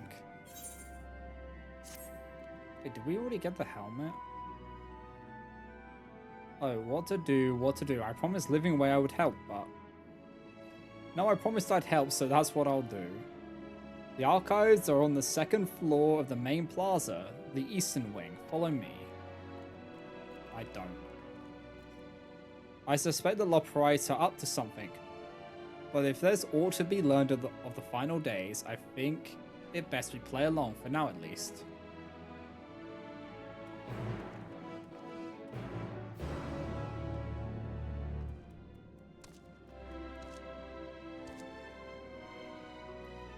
I don't like them. I will throw hands with these things.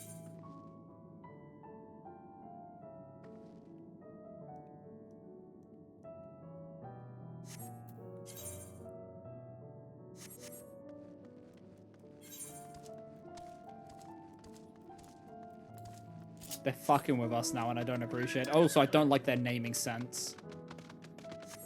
And I think I'm gonna go I'm gonna go meet naming way.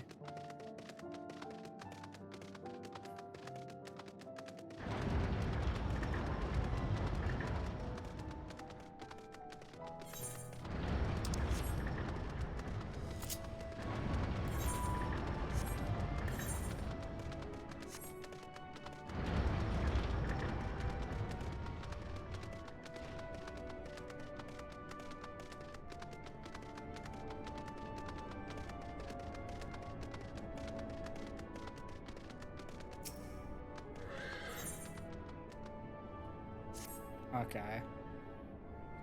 Hail person, yes you. Do you have a moment? Oh boy. You see, ever since we awoke for inspection, a friend of mine has been acting a little funny. Funnier than usual even. I can hear him sighing from all the way over here. I would go and call on him as I do, but he always insists that nothing's wrong. I think he'd be unable to help himself from opening up to you though. He has always been ever so fond of people. Would you mind lending him an ear or two? I do think they get better at later in the story.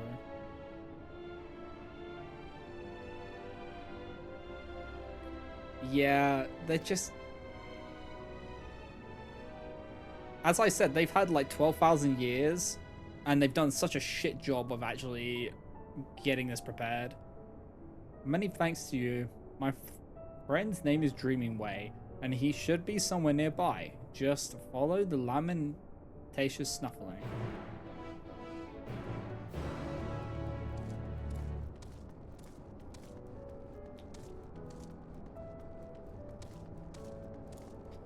Living Way I cannot stand.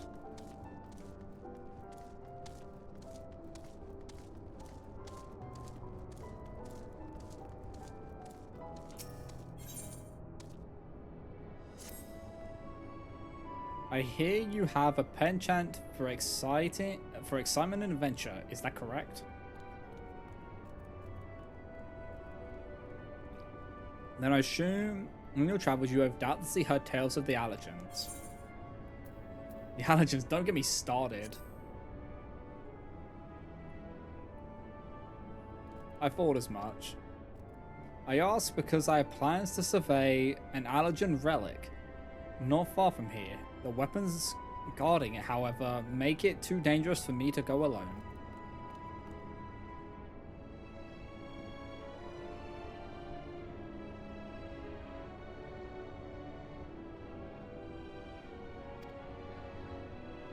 I trust you see where this is going, so you're interested in a little adventure? Much obliged. Now, let's be off. No time to waste.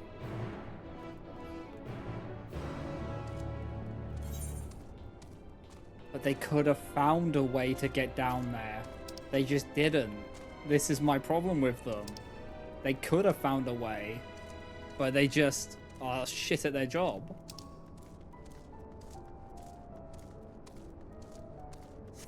Because you think you'd want to have a way to get down there so you can actually save people when you need to. But they haven't planned for that.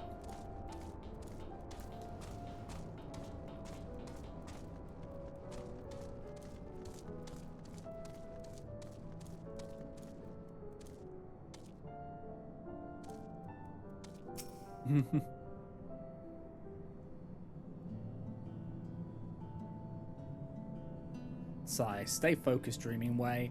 Sure, you're no working way, but... Oh my. You're not alone, right? Am I dreaming? Is the day finally here? Am I truly talking with a visitor from Averus? Whatever can I help you with, kind madam? I think I should be asking you that very same question.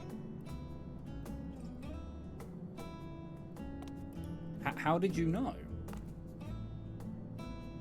In any case, I couldn't bother an honored guest with my silly troubles.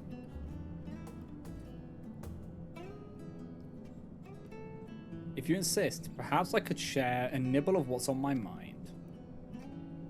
But first, may I ask your name?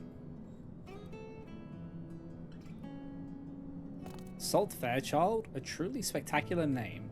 I'm sure it speaks to your character, in one way or another. Sigh, if only I could say the same for mine. Perhaps it was a mistake to choose Dream from that tome of words, but try as I might, I have no such thing, and seeing everyone else live up to their names since our awakening has only made me more aware of it.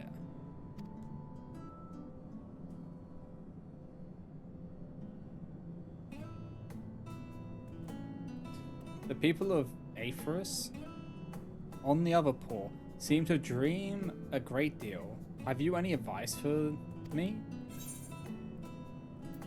Focus on what you love to do.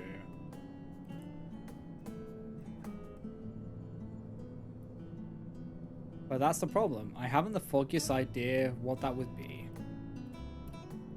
Though my fellow Loperites might, I've known them since we were created, so perhaps they see something in me that I cannot.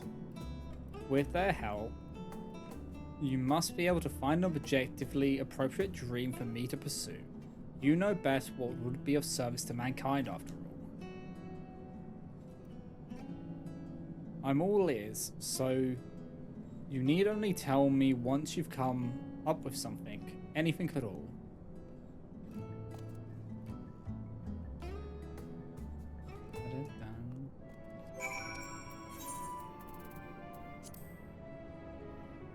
Alright, I have that one on.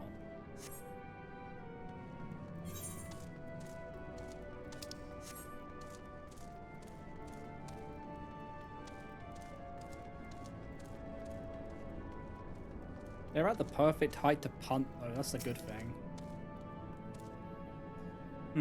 He's no sluggard, I can tell you that. Always happy to lend a paw when there's work to be done. Compared to some of the others, well, let's just say that he's a great help.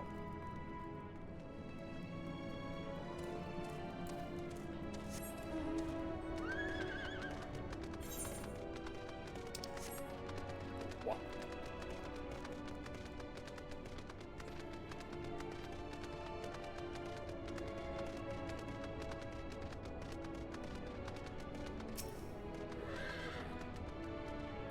You want to know about Dreaming Way? I can't say I know him terribly well. He's always rushing off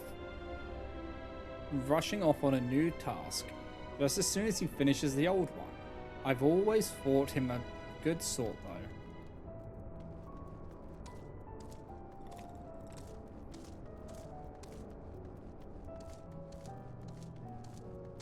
I'm trying to think of how far.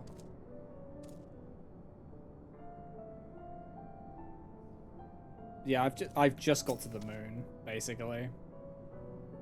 Dreaming Way, he can do anything he sets his mind to. He doesn't complain about getting his paws dirty either. That said, I'm not sure I can think of anything he particularly gifted at. So yeah, if there's any other stuff, just probably not mention it. Because I probably haven't gotten to it.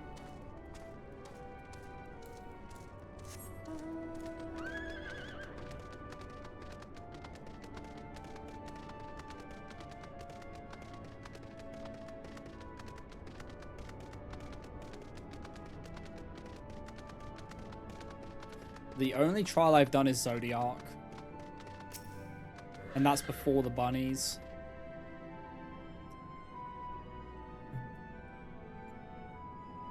Did they have aught of interest to share? Please say they did.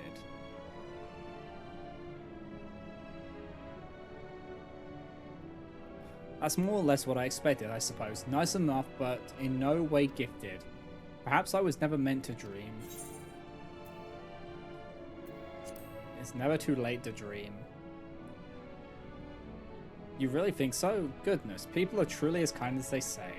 In that case, I promise not to give up until we found my dream, even if it's the last thing I do. Huh. That got grim. Let's exhaust our other options before we go for anything potentially lethal, shall we? Oh, is this an actual thing? Oh, okay. My warmest and fuzziest thanks for your continued help, Salt. I was thinking if the other Loporite can't tell you what I might be best at, perhaps you could follow me around and see for yourself. My primary work includes gathering materials, equipment maintenance, and most importantly, carrot production, all indispensable to our day-to-day operations, as I'm sure you agree. As for what to show you, perhaps a spot of foraging. Everyone likes a good forage. We'll need to go and see Thinking Way in Greatest Endsvale first. They're the Loporite who allocates this sort of work. I'd hate to step on any toes. Okay.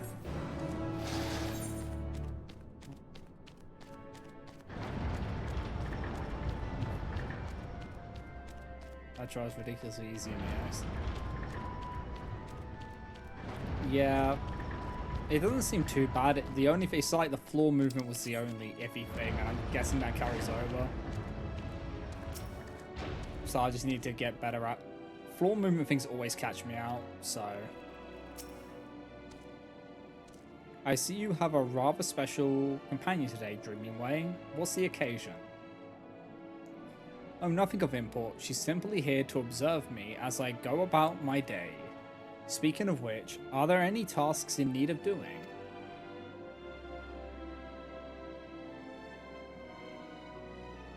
As a matter of fact, there are. Building Way is in need of more crystals. Could you perchance mine some? But of course, I suppose he'll want the usual assortment. Right then. It's off to Valis' Volnaris. I'll go on ahead and look for a suitable deposit of crystals.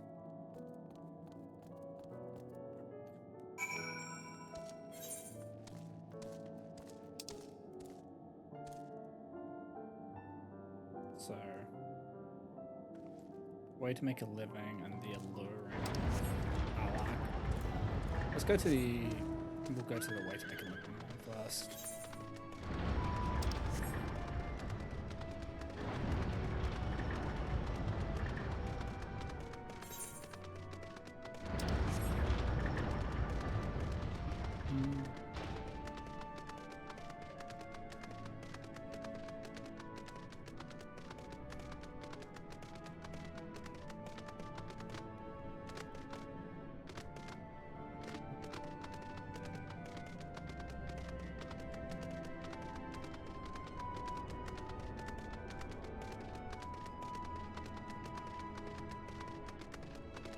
Up we go.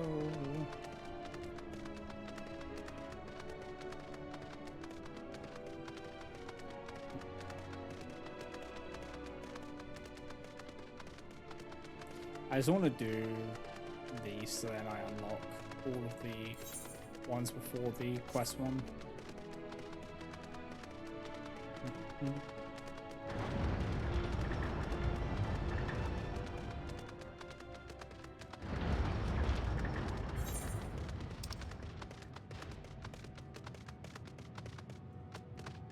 Do I need to? That takes me all the way over there, so I need to do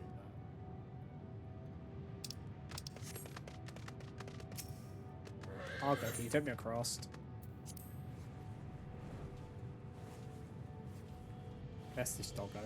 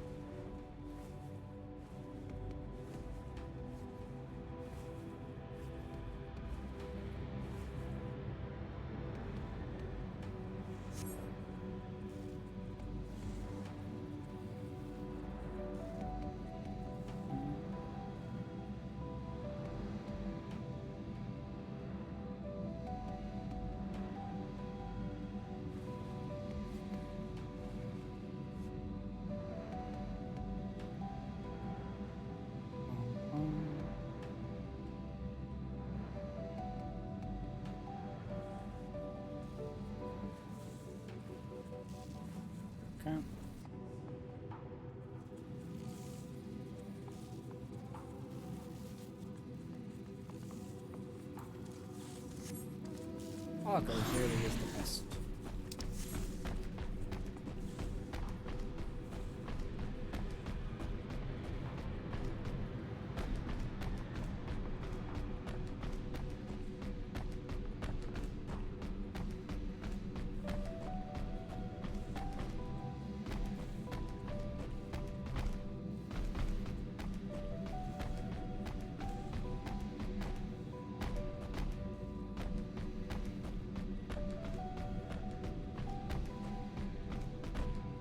Not just drop down there. Why are you making this awkward?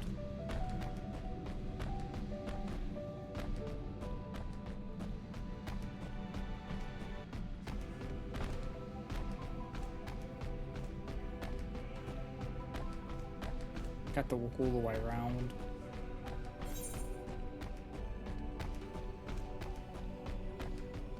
Wait, no, it should let me go down there. Why was it not? Why? Oh, is it the one where it's like on the side?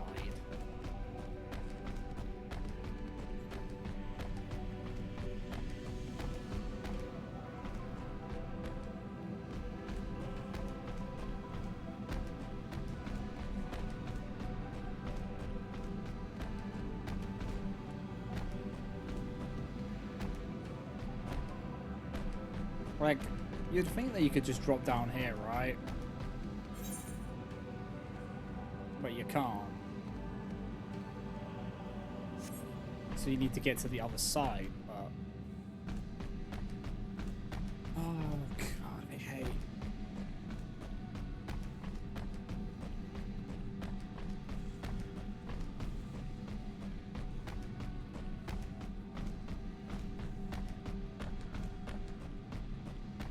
Is it down here? It's down here.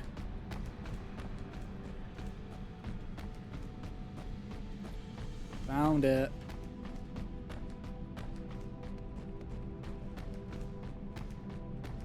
Yeah, until I can fly, the moon is gonna be ass to get around. Ah, you found me. Truth be told, while I was waiting, I felt an itch to get started, and before I knew it, I had gathered all the crystals building way will need. I have a feeling he could use some sand as well, though, so why not collect it while we're here? I'm sure one bit of grey sand looks much like the rest of you, but trust me, the grey sand here is the best. It's simple enough work, so would you care to join me? Sure. Splendid. Splendid. I'll let you have the deposits right outside the grot. Those are always so delightfully gritty. Return here when you've filled a bag or two. Delightfully gritty.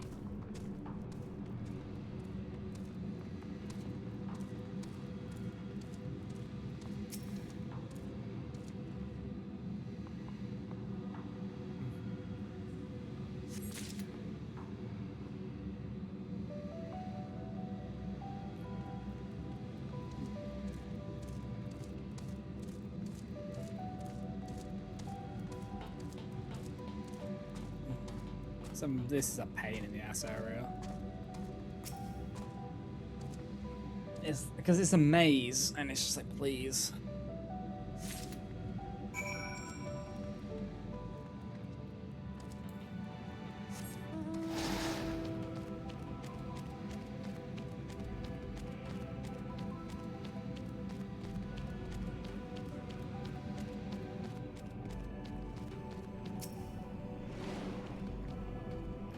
How was the sand?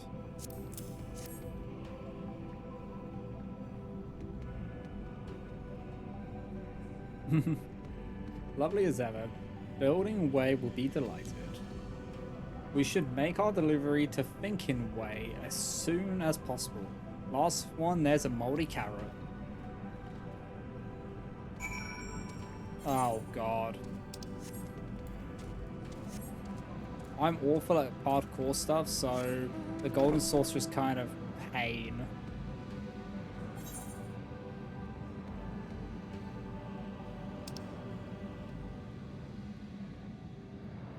Okay, so that's that way.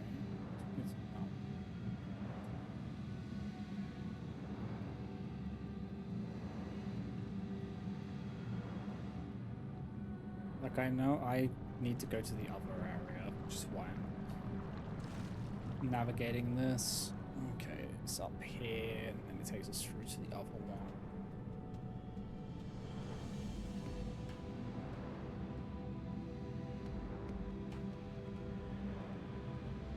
And to get to that one, you have to climb up here.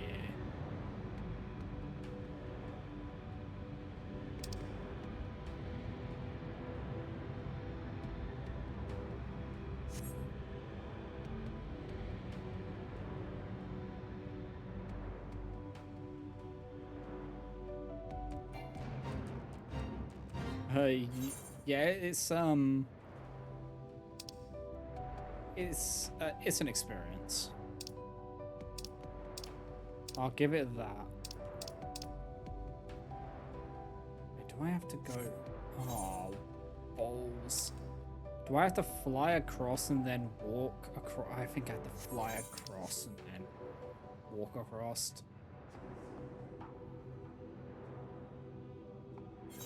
For that one. That's what it looks like. So I take Argos back across and then we walk that way because you can't get it the other way. You can't get in from this way.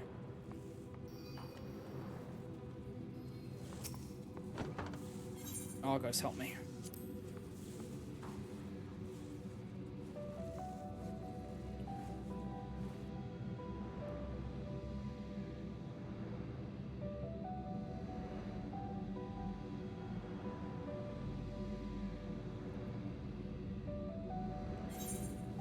Is there actually a dungeon here?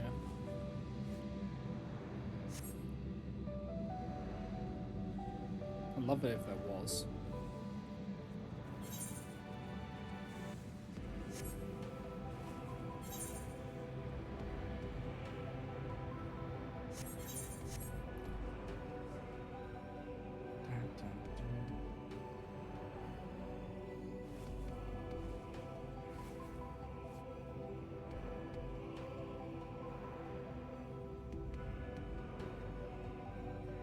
Have we actually done a dungeon in Endwalker yet? We've done a trial, but I don't know if I've done, well, yeah, we have done, yeah, 2. Right. The 2 towers, yeah.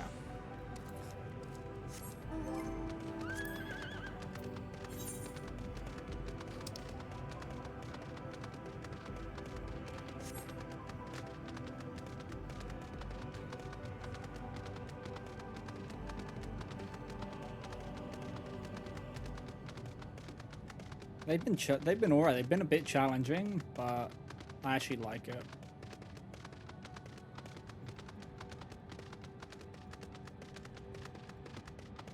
Yeah. Yeah, Raha saved our ass. I just find it funny the reason he knew that teleportation spell is because he wanted to be able to reach the top of the shelves in a sneaky way. So he learned levitation magic. Like, of all the reasons to learn it.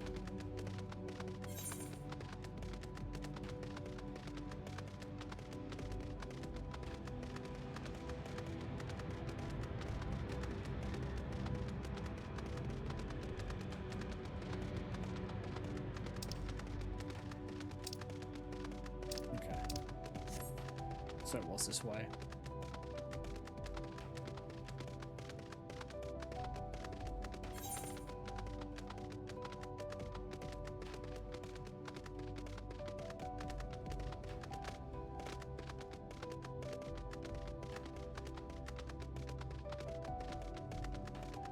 Yeah, it's like the little bits of lore and character info which just gets given. It makes them feel more alive, would be the best way to describe it.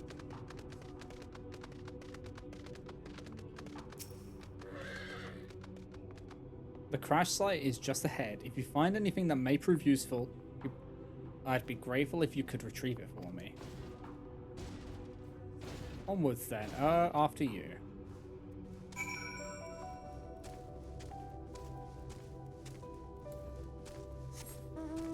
Wait, is this part of Dalamud?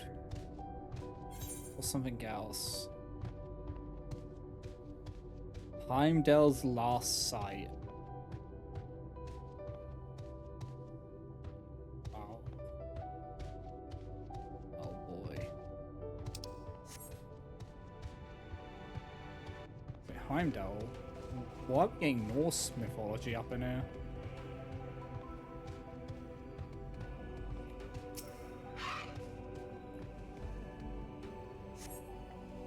Okay, a bit of the allergen technology is certainly fascinating. The shame it's too bulky to carry back. Oh, so we're not even gonna... Okay. It's just basically searching around for stuff. There was Norse mythology in Heaven's Ward. Right.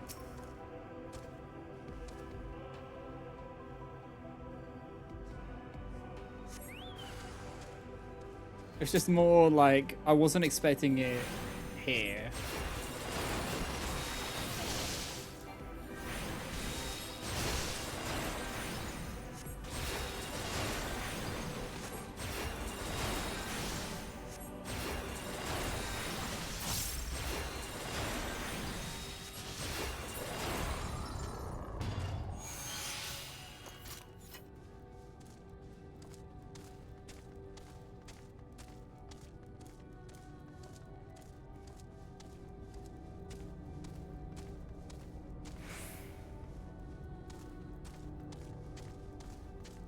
Gotta love that, the shadows.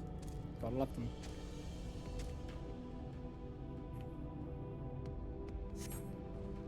This apparatus is offline, but appears to be transportable.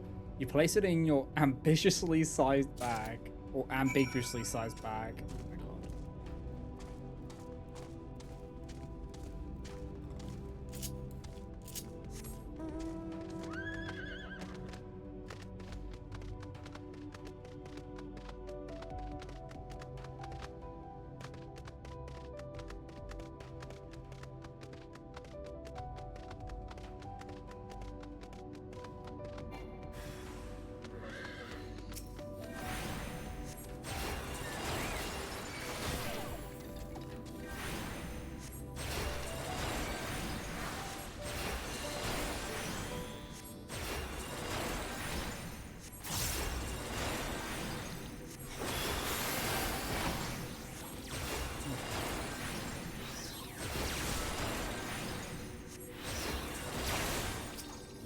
Their bag of holdings.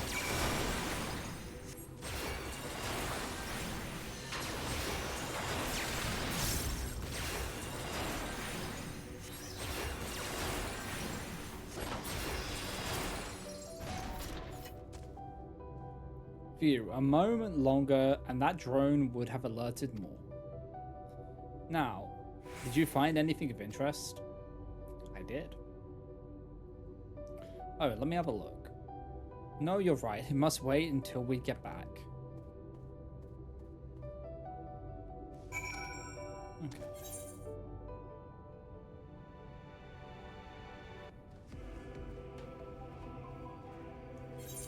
I don't know if I could be trusted with a bag of holding. I'd forget what's in there. I need to be sitting in there. Until one day I just get curious and turn the bag inside out and then chaos ensues.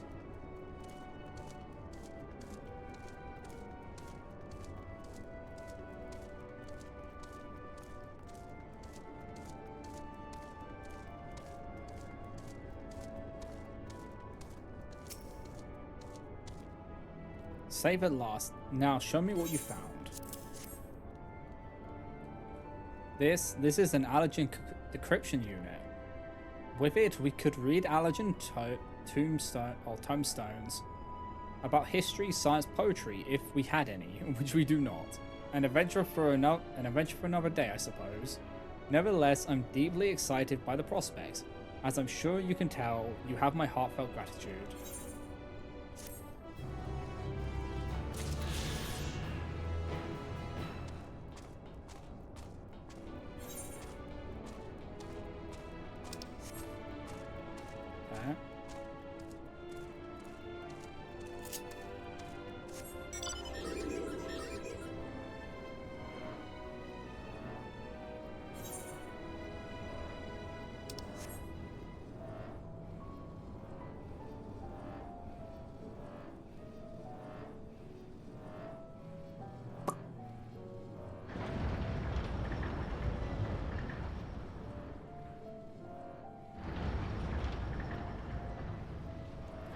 Oh my god. Yeah. Yeah, that would do it. Okay, I was cursed with bags of my bottles opening in the bags. Even if I, like, secured them as secure as possible, they would open and it'd be pain. They always found a way.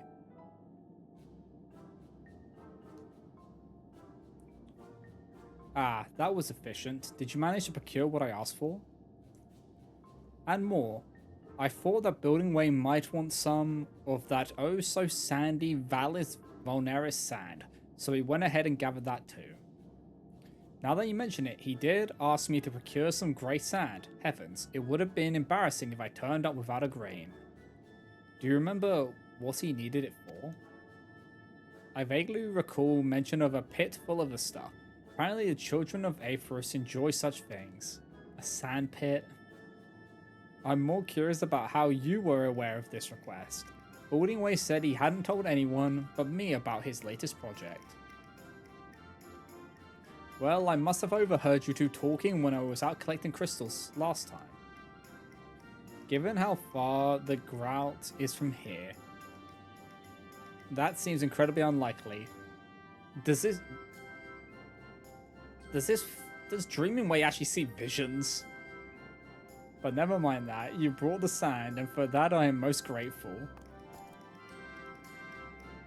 See what I mean? That's some good sand. Ahem. Now, while enjoying this tiny glimpse of my day-to-day life, did you find any dreams I might be capable of aspiring to?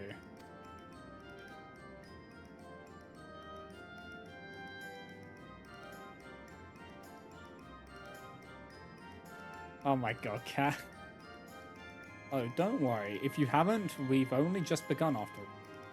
I really must learn to be patient. Surely the right inspiration is out there, just waiting to strike.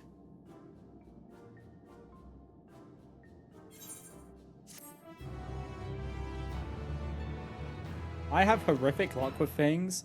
Like this one time I dropped a can and it landed in such a way that it split the can.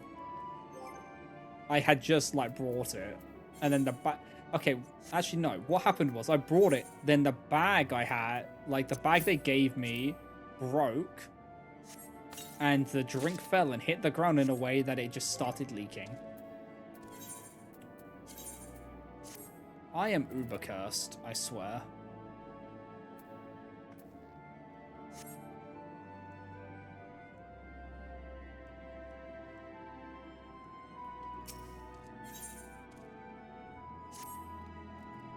One way or another. Let's waste no time in continuing our work, shall we, Salt? Bavarian plastic bags. Thinking way, have you any other jobs for me? I suppose there's a caretaker that wants for repairing. If I recall correctly, the particular parts you need will be over at Heimdall's last site. I'm gonna fucking throw hands. I'll get right to it. I was just there. It looks like we're on a maintenance duty. Join me at Heimdall's last site as quickly as you can. I'm gonna break these bunny ears. Hands just break every time. I don't know how they do it. Yeah, that just sounds ubercast. Also, why the fucking bunnies? Why could you not have given me this one when I went to there? Why? Now I have to go back there.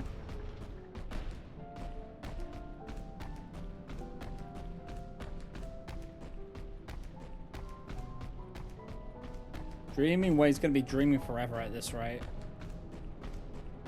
By that, I'm gonna kill them.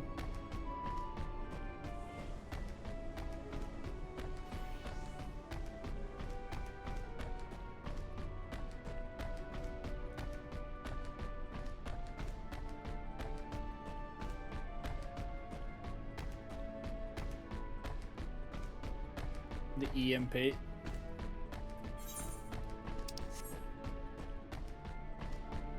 I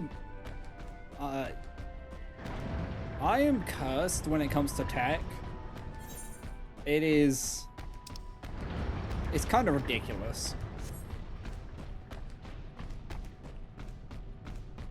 what happens with me is something will break. I will try for hours to fix it, and then it will just suddenly work again once I give up. Like, actually. And it just makes me lose my mind every time.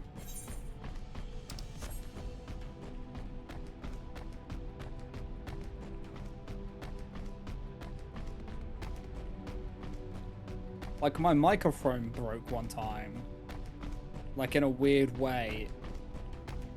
And no matter what I did, it would not fix it. And I said to Zarya, I said, I bet I will turn my computer on tomorrow and it'll work perfectly fine.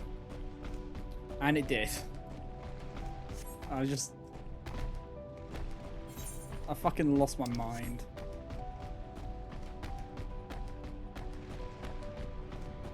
It's just out to get, tech is out to get me.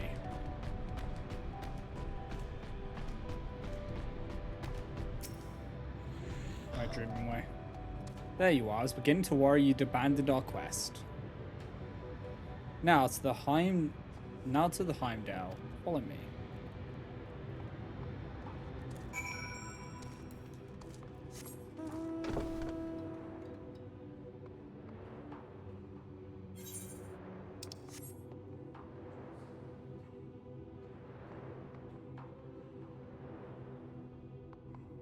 Does the moon have an asteroid belt around it? It looks like it does. It's an asteroid belt of crystal. According to our records, this vessel landed on the moon about 5 years ago. It's been a wonderful resource of spare parts. Is that I just break it all? Worst string was in college and uni. Crashed the college. Wise service twice. Uninstalled the Chrome on the PC by accident completely. Had to reset a PC by turning it on. Crashed 4 PCs in a row. Crashed the uni. That's insane. I broke my IP at one point. Somehow I was able to change my IP address without meaning to. I don't know how I did that. And also of horrible mechanical monsters, but never you mind that. I've been here countless times by now, so you can leave the salvaging to me. Simply relax and enjoy the view. Then why am I here? If you had that.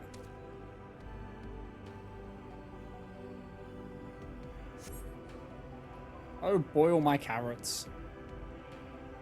This colourful expletive is followed by the telltale screech for a Loperite in distress. Perhaps you ought to check on Dreaming Way. Do we have to? Swap. Do we need to? Or do we just...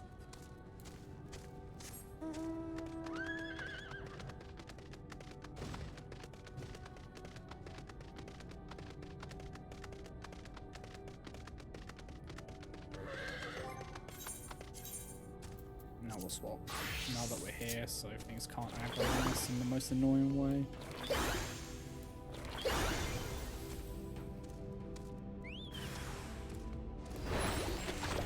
Hammer!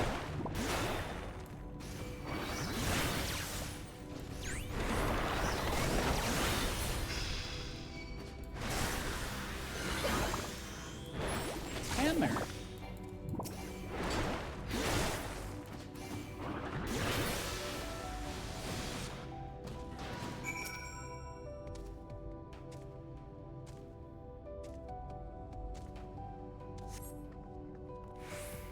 Thank heavens you were here. I tried to run, but I tripped. That grey sand is not nearly as pleasant when it's in my mouth, let me tell you. It's worth saying I'm not stupid with computers either. It just still happens, yeah. Yeah. The old school PC was shit though. I had to use my laptop for 3D modeling because it was more powerful, and I remember us being able to use the top fans to make up close. Yep. That they were fucking cooking if the fans were going that hard. And here I was hoping to show you what a competent and capable worker I could be on my own. I did manage to get the parts we need though, so all's well that ends well. Meet me at the Caratorium. We'll see. And we'll see if we can't fix that caretaker. How did you know the parts that we needed, Dreaming Way? They never actually said what the parts were. They just said we could find the parts here.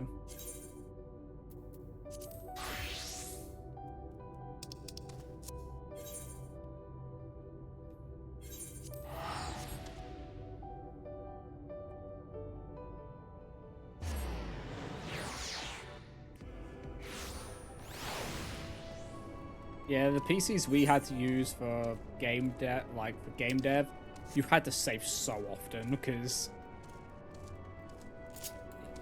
it may just crash. The software may just crash on you. It was great.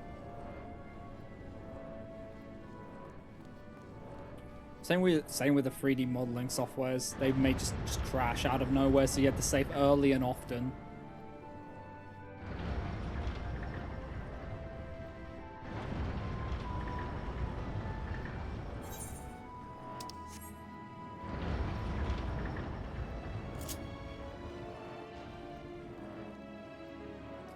Which I'm just gonna say is a nightmare where you hyperfixate, so you lose track of time, so you forget to save and then it crashes and you lose hours of work because you were hyperfixated when you were doing it.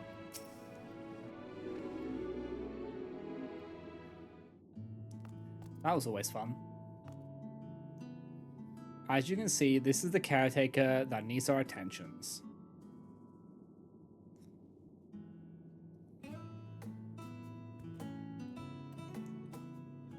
Poor thing's not even able to move right now, but it'll be good as new once I'm done with it.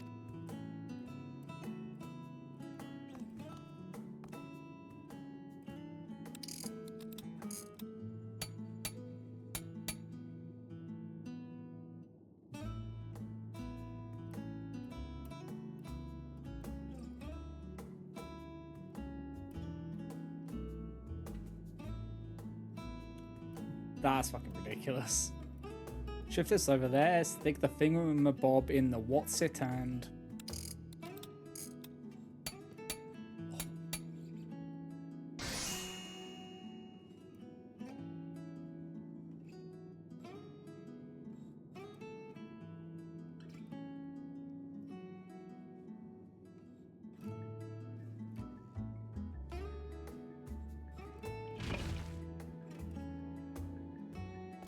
Restored to pristine condition in no time at all.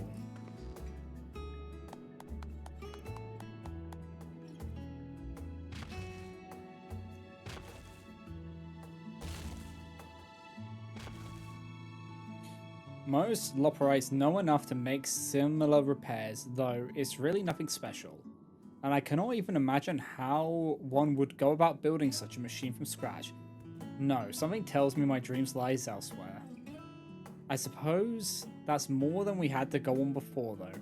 Not to mention that there's still one job of mine that I haven't shown you yet. Would you care to see how we grow carrots? Sure. Well then, let's hop to it. Oh, why would you say that?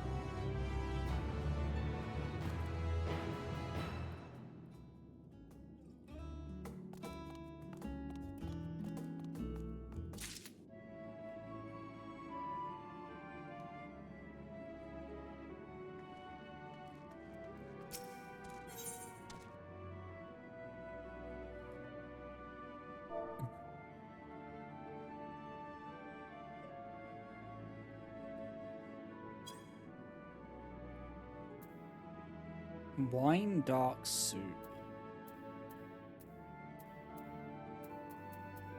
I guess we're gonna get the wine dark soup, aren't we? Or we could just take the money. Well, Salt, are you excited to learn about the wonderful world of carrot cultivation? Not that there's a lot to it, truth be told. We simply place the seeds in the machine, water them, and then reap the sweet rewards. It's so easy that, well, that anyone could do it. As far as I know, you're an anyone. Why not try it for yourself? Oh, completely menial tasks is so much more fun with friends. Pray take these seeds and follow me. I do believe that there's an open creation station nearby.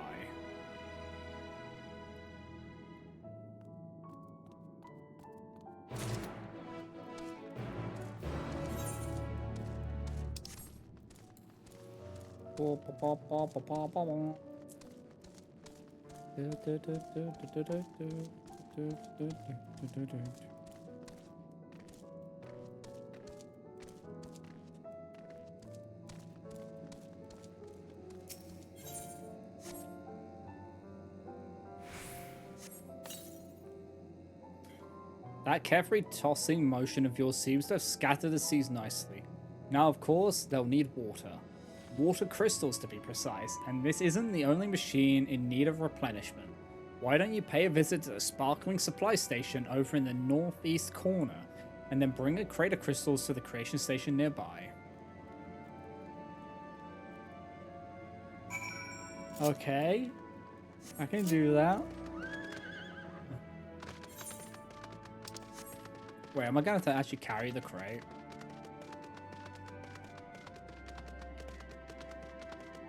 Is it going to be one of those ones?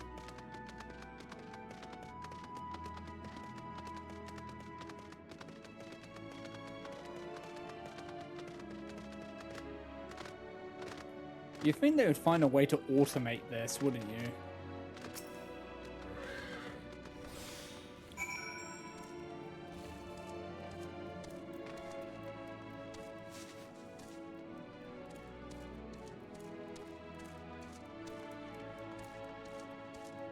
Like, if I had 12,000 years, I'd find a way to automate this.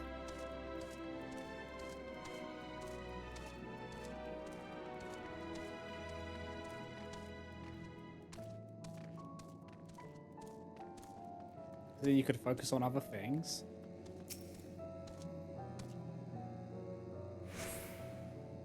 That should be enough to make our carrots grow nice and big, and the machine converts them into water bit by bit. So we never need worry that the seedlings are too wet or too dry.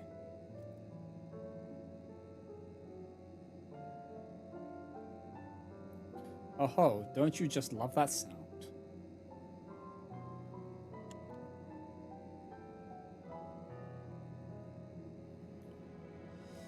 What, did you not hear that tone just now? It's telling us their carrots are ready for harvesting. They're not at this station, but I'm certain I heard the joyous sound of 2 ripened carrots. You may as well see this through to the end. Pulling them is the best part. This fucking rabbit can see. This rabbit's got like a 6th sense.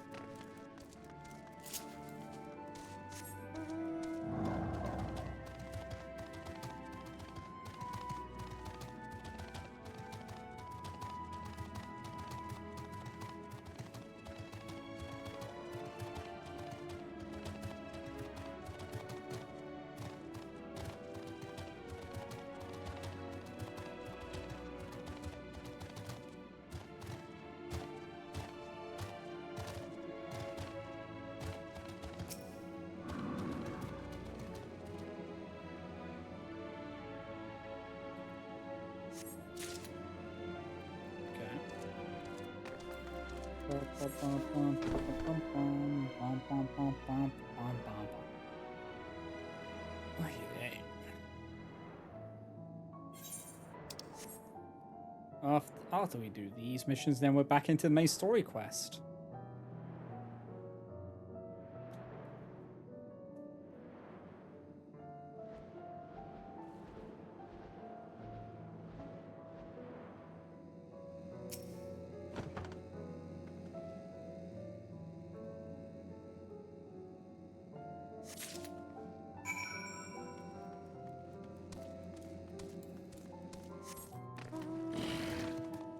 I'm a giraffe.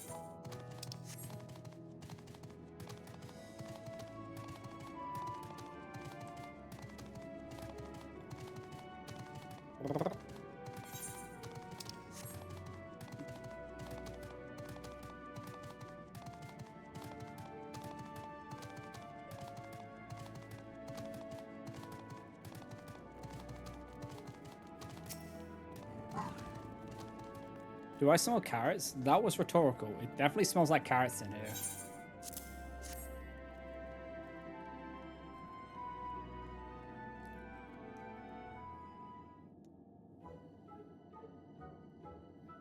Mouth-watering.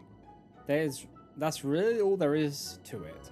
And to my days, to put it plainly, I apologize for not being more interesting to follow around. So, have you any idea for a dream that would suit a Loporite like me?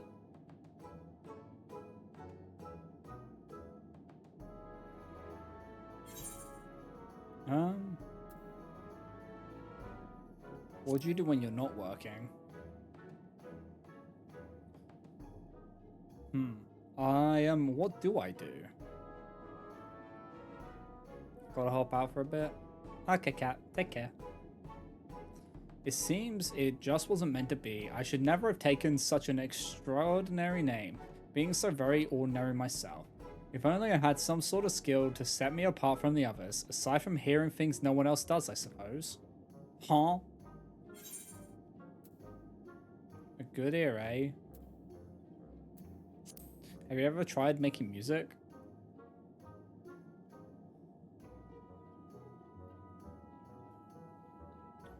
Oh, I've read about this music of yours, though I'm afraid I can't make heads nor tails of the notation.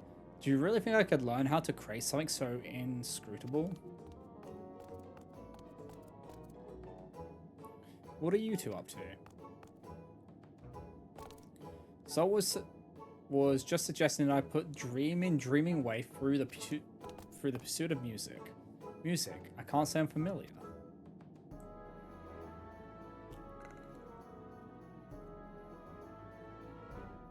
Yes, we Loporites can do something similar. A whole lung, nose, face thing. Look, let's just try it and see how it sounds. Come on, Knocking Way. 1, 2, 3.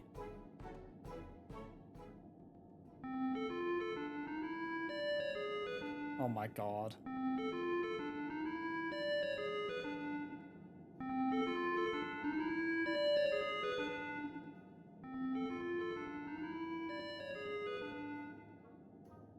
Goodness, that's terribly fun. I must confess, humming in tandem has a certain charm that snorting or shrieking does not. I'd be interested in more such music, I dare say. No, please no. What have we started? Then that will be my dream, bringing joy to others through music. Who knows, perhaps I can inspire others to pursue their own dreams too.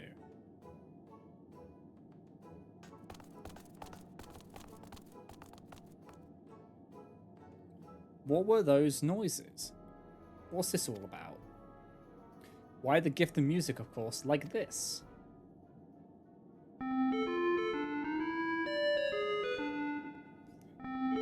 Oh my god, make it stop.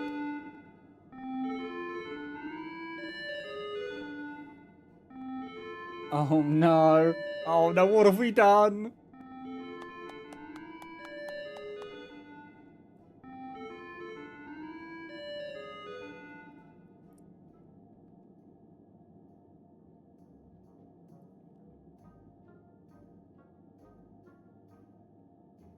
I think that might be enough musicking for one day.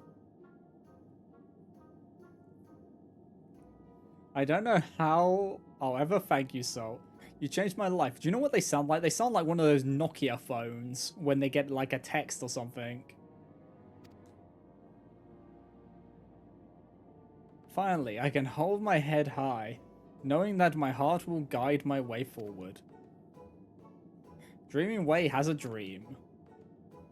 Be careful about having dreams. Because one day you might not be alive anymore.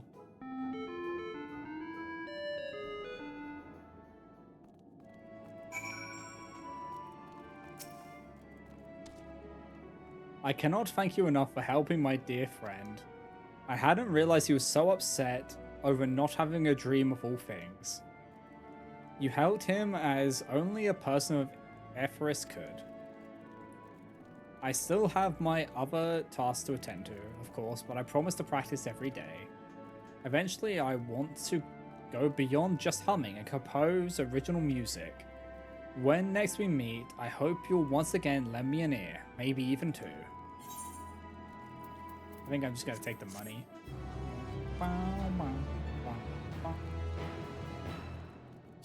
Okay. So that's all of the... Okay, that's all the side stuff.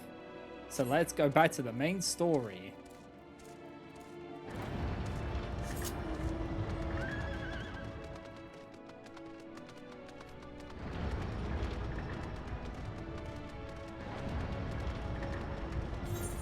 Growing way, I need to talk to you.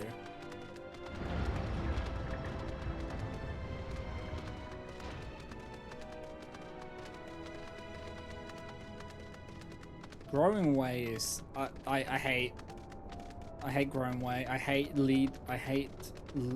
living way as well. Growing way and living way are just so puntable.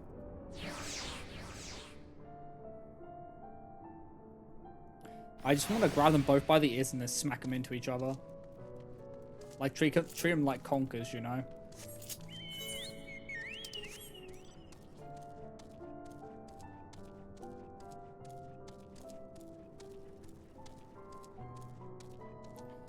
I can't believe we brought music to them.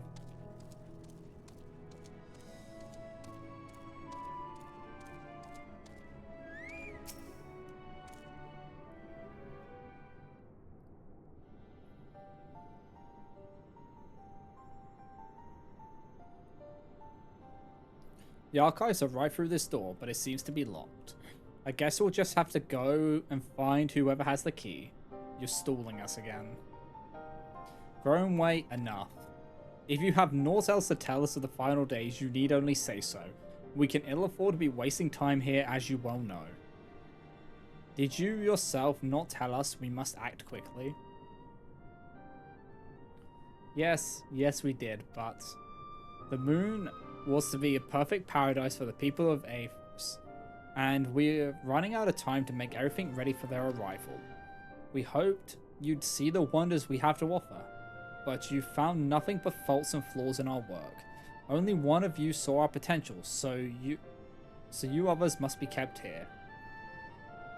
Ah, so that's Living Way's game. Run us about in circles, and failing that, lock us away so we can't put the plan at risk. Everyone except Derange. He understands what is at stake, what must be done. I fear you've misjudged us, Growing Way. Never have we decried the notion of using the moon as a means of escape. That said, my heart breaks at the thought of abandoning Aethys and her reflections to their doom. If there is a way to avert the final days, I wish to find it. We all do. We may fail, but our efforts would never be at the expense of your plans. But why would you take that risk? There's no room for ifs and maybes now. The people of Aethys will escape here to the moon. They'll be safe and will finally get to see all their happy smiling faces. They won't be happy. I'm sorry, but we can't let you leave. We just can't. I don't mind killing a few bunny people. Do what you must, but try not to hurt them. I'm not gonna hold back. I'll be back in a moment. Don't do anything rash while I'm gone.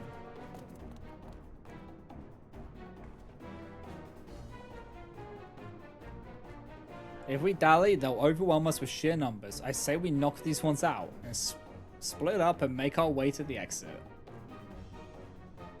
Agreed. Let us reconvene where Argos awaits outside. I fucking hate these bunnies. How can people like them? How can people like them when they're pulling this shit?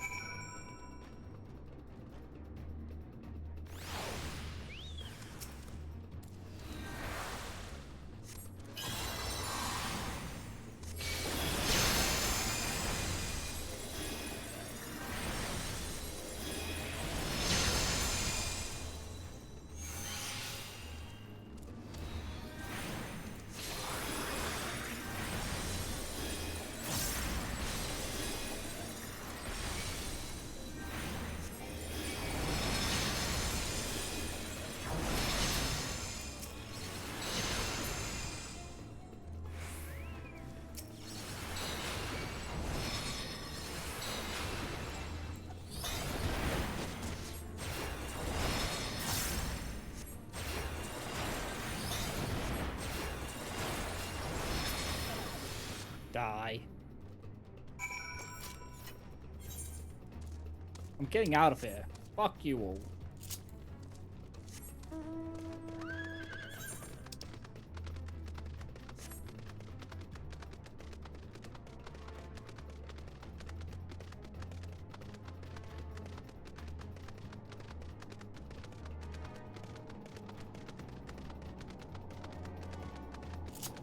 Yeah, I hate these rat fucks.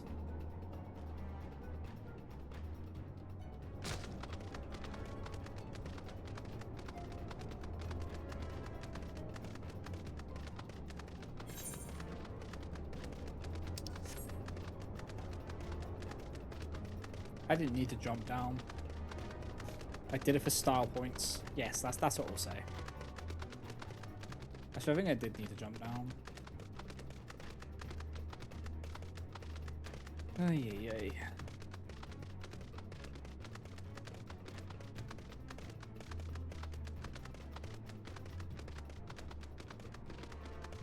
Because they're obviously up, like they're up to something,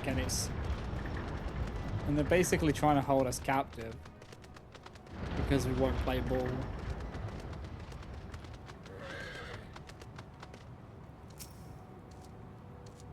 Good, you're here. We must hurry to the Watcher's Palace and find Orange. What the fuck are they doing?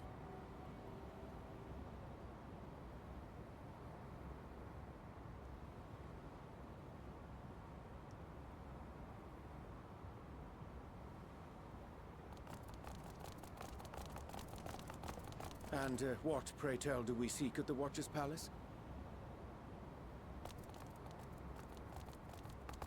Oh, come off it, friend. You know full well why we're here.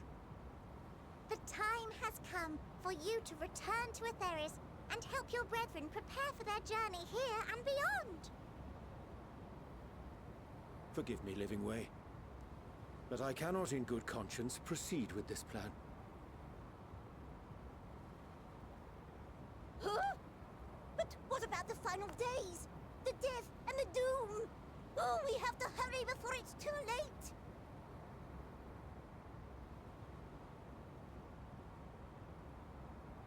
Your unflagging commitment to your duty is endearing, to say the least.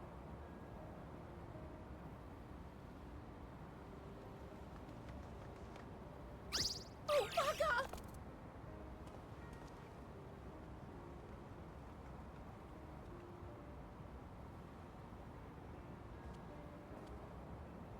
Be at ease.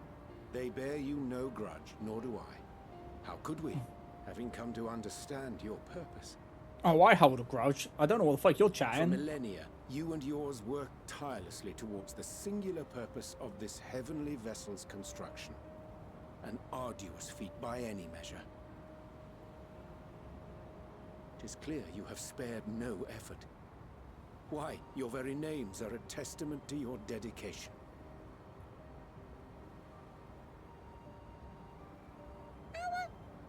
Our names? I'm not sure I understand what you're getting at. Names are an expression of the self, a declaration of one's hopes and aspirations.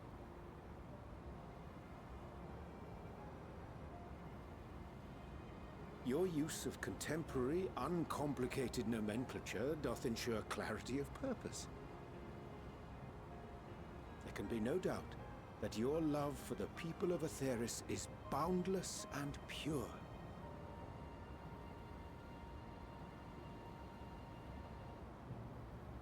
Yes!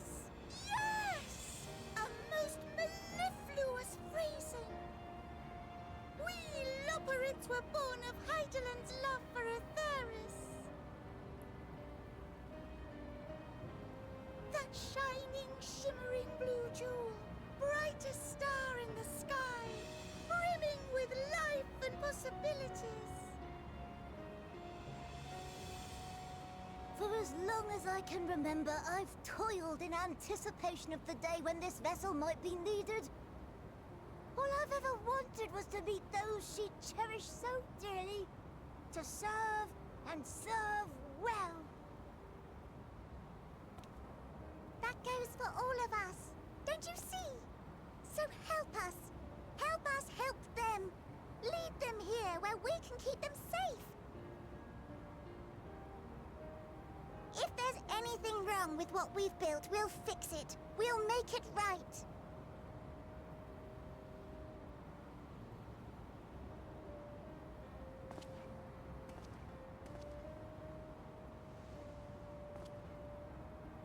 Your works want not for repair.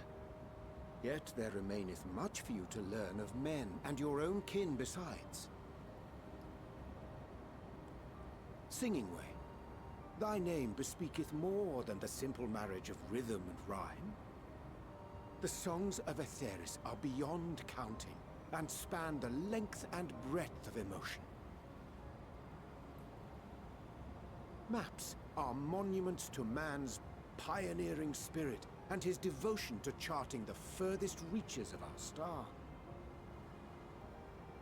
Many have devoted their lifetimes to exploratory pursuits, to venture unto the highest mountains and the deepest oceans in search of unknown frontiers. And thou, my friend, I do not think we have met.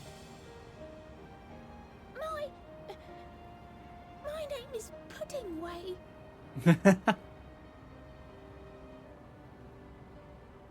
Puddingway? Yes, indeed. A name of deep and abiding significance, I'm sure. But one perhaps better communicated through delicious deeds than tasteless words. A judicious application of fey magics at a later juncture may be appropriate.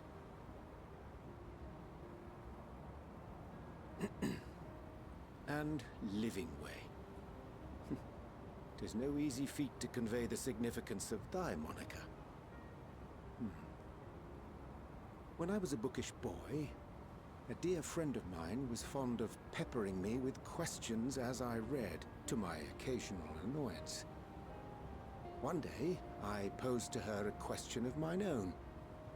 What doth it mean to live? After much contemplation, she proffered this answer.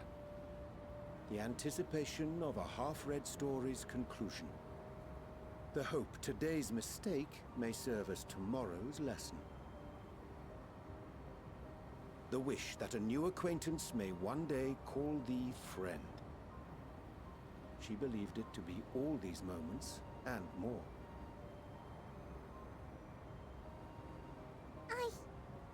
I want to understand, but I, too, still labor to find mine own answer. 'Twould be my pleasure to assist you and yours in embarking on a journey of self-discovery and enlightenment.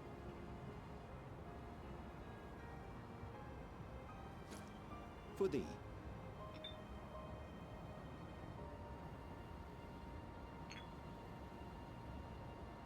Ink as blue as the waters of Aetheris. Made in haste, though I assure thee, the quality has not suffered for it.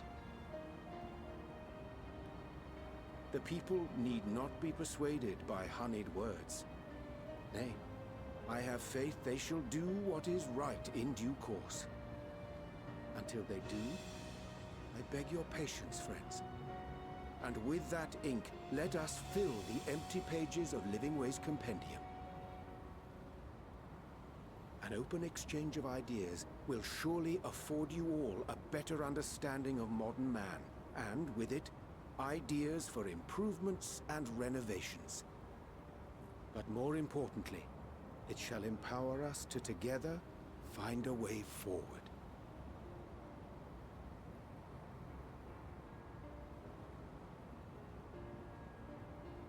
I hope you're right. Thank you for this lovely gift.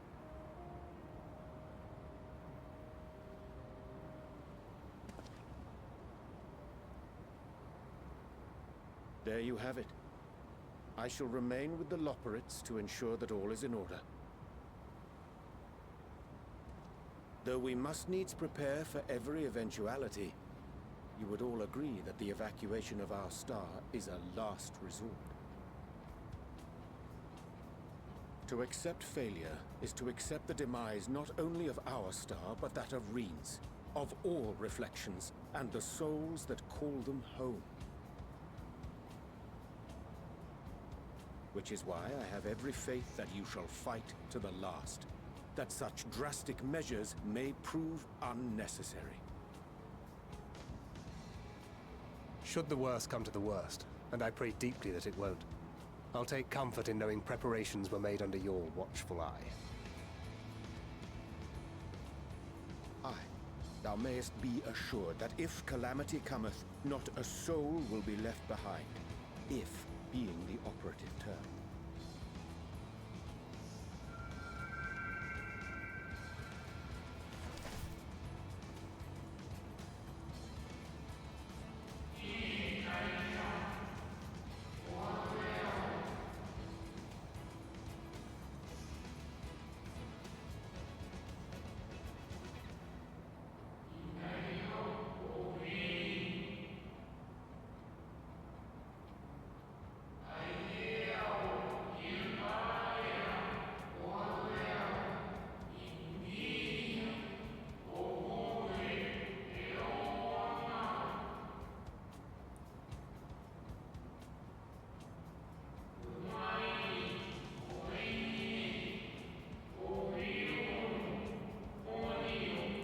Elpis. Okay.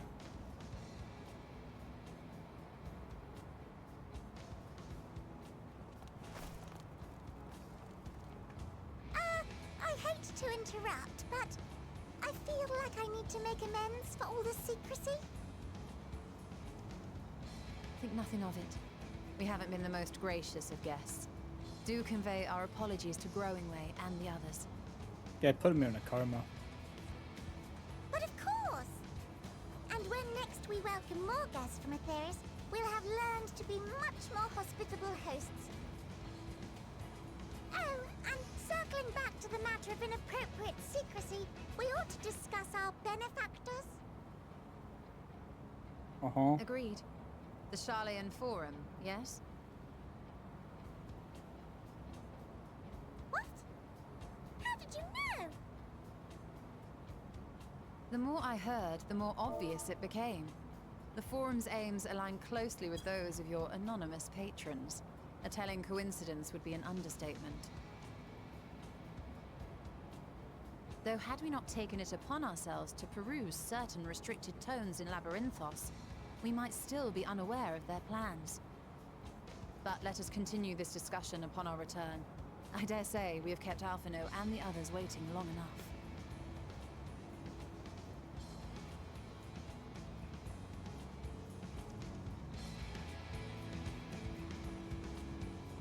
Everything's looking up. We've got a plan of action now. We're gonna confront the Forum about what's going on.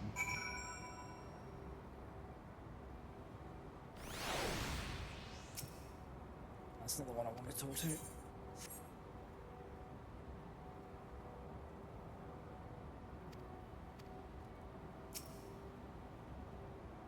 It was a relief to see Living Way was pleased with my gift of ink. To serve and serve well. Though their knowledge may be lacking, their boundless love is a blessing without peer. It will be no easy task to prepare them for what must needs be done, but gladly do I embrace this duty, even if doth necessitate that we part ways for a time. Forgive me my absence, but I have the utmost faith in you, in all our fellow scions. When next I return to Ephesus, I pray I find you all in good health and good spirits.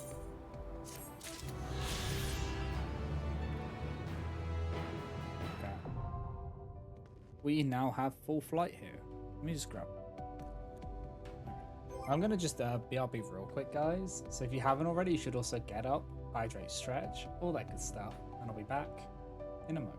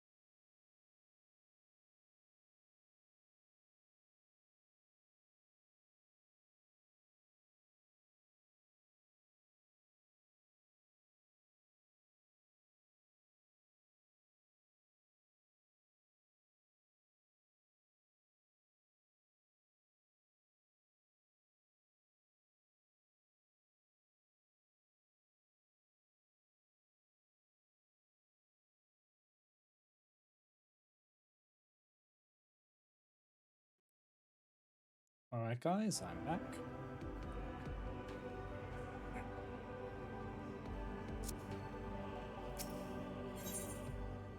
Oh, this is where the headpiece comes in. Returning home. With the Lotharites in Urionge's capable hands, we needn't worry about affairs here in our absence. Knowing now the face of their earthly collaborators, there's much to discuss with Alphinaud and the others. Let us return to the Tower of Babel. Our battle for the star will soon begin in earnest, and we must be prepared.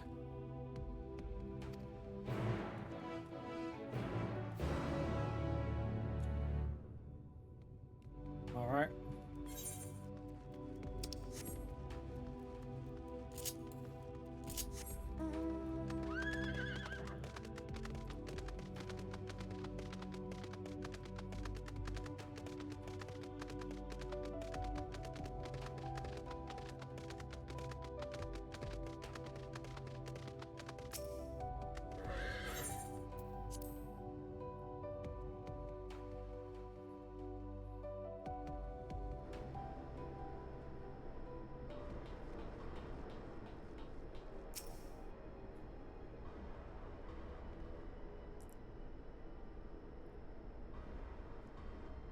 Gods, I can scarcely believe we went to the moon and back.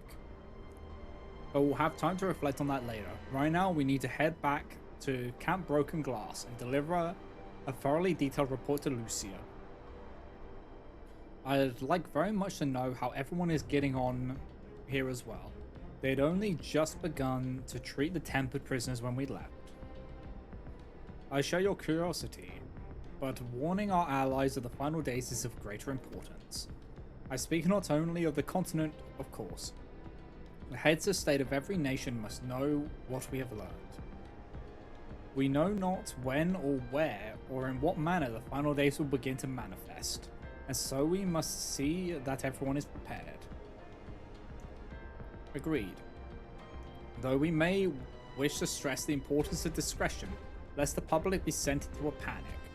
Not that anyone in a position of responsibility should need to be told as much, but it bears repeating. Anyways, first things first, Camp Broken Glass.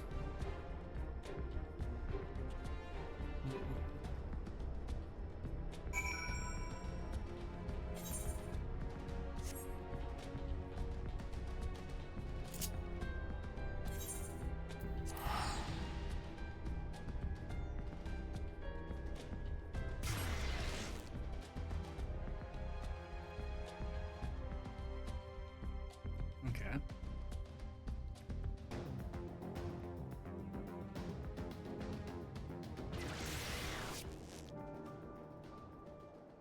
It feels weird being back on Earth.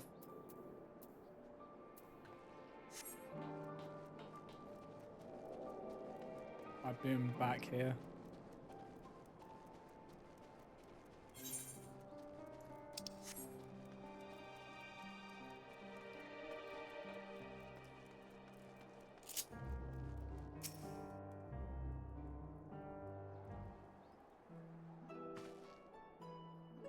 It's good to see you all again. No worse for you lunar adventure, I hope.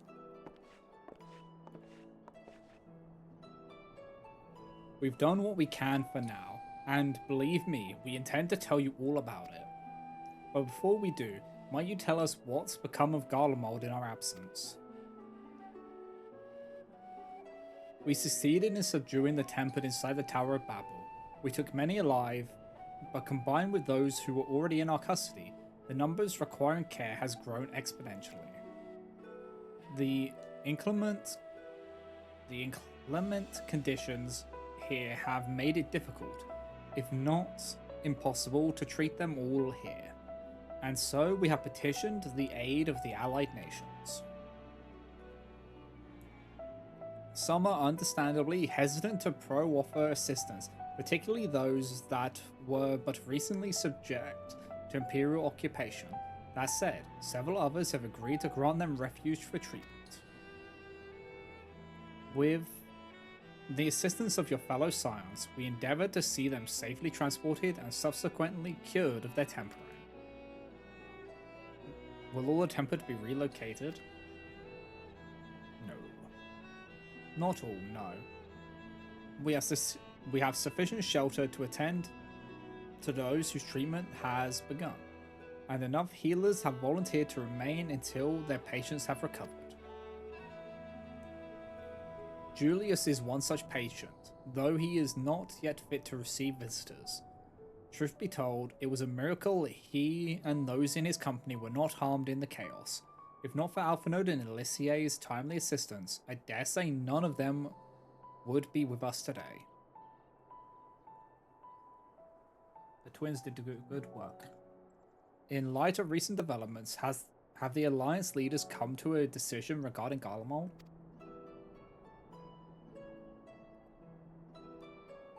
Given the tremendous ramifications of what has happened here, it will take time to determine what must be done.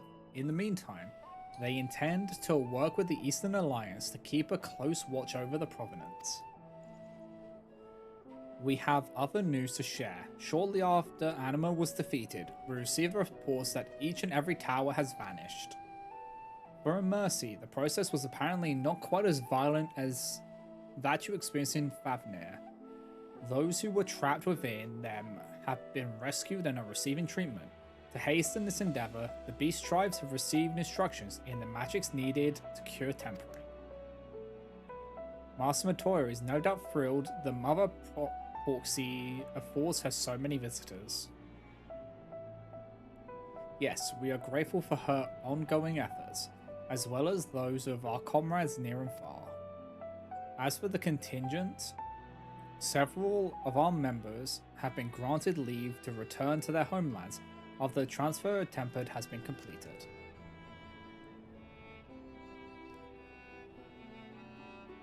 Lucia and I will remain along with a small force to continue offering aid to those in Garlemald. The Empire may be no more, but there are yet those who call these lands home. I believe that accounts for recent events here, so what of the moon and the telephory?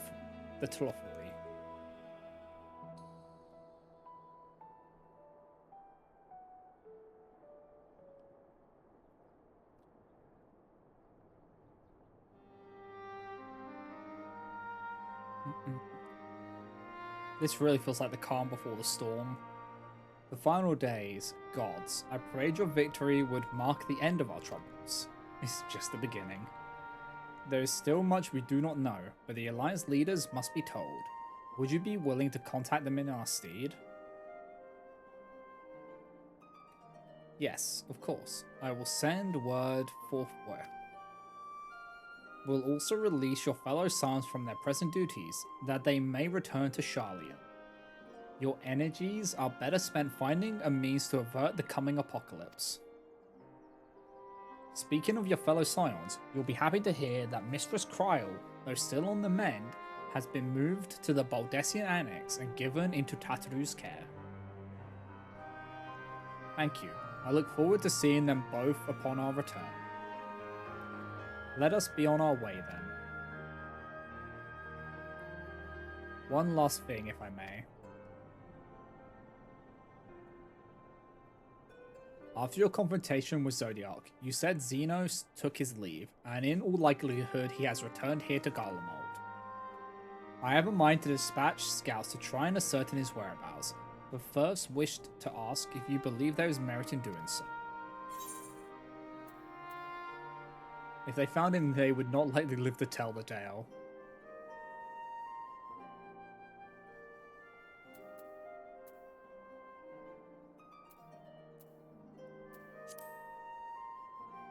If they found him, yeah, they'd be dead. I suppose you're right. To dispatch good soldiers in pursuit of such a beast would be to send them to their deaths. Pray forget I entertained the notion. While on the subject of Xenos, the 10th Legion has made an official proclamation.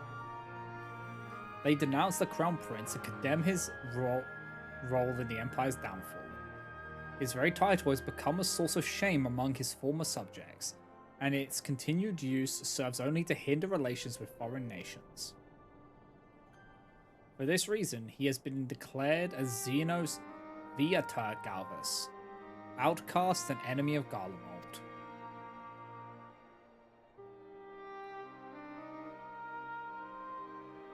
Vandaniel is no more, and now his own people turn against him. It seems he's naught but his bloodlust to keep him company. Better that than an army to see it sated. At any rate, I will not keep you longer. I pray you safe passage back to Charlian.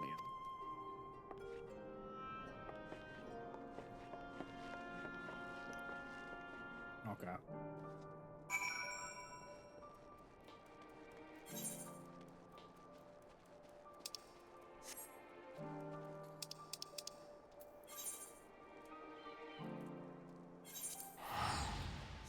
I think we'll be in Charlian for a while, so I'll probably set my home point to Charlian now.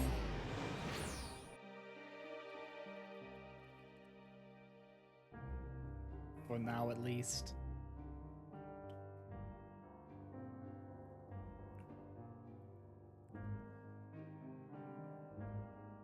Is there a time limit to setting home points, or can you just keep setting them?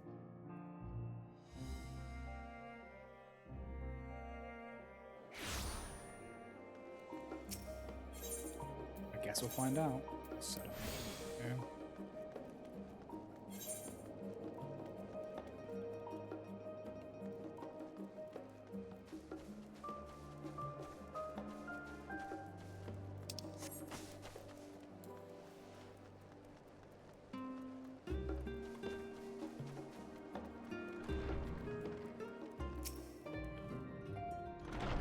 Welcome back, Sol. We were so terribly worried about you.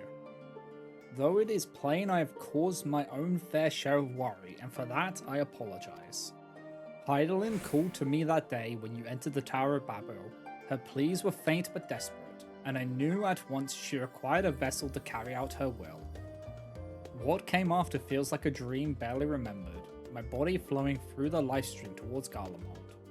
When I regained consciousness, I was all aches and frostbite, exhausted of ether. No, so exhausted in fact I could only laugh, though it was in that moment I understood Raha's weariness from the Tower of Zolt. Would that I could laugh at a time like this. Though we prevented Zodiac from being unleashed upon the world, I'm curious to know what else took place there on the moon. I met this annoying rabbit race. Perhaps we should wait for the others to join us before you give your account. Let us reconvene in the main hall once they've arrived.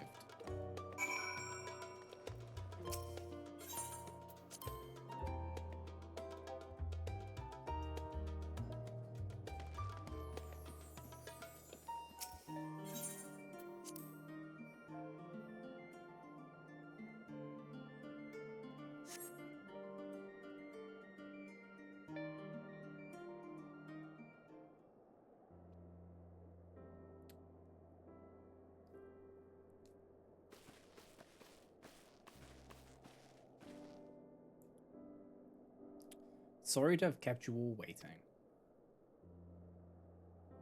Not at all. We understand you've been quite busy. Will Orange be joining us? No, he stayed on the moon. Duty keeps him away, I'm afraid, though Salt can explain why better than I.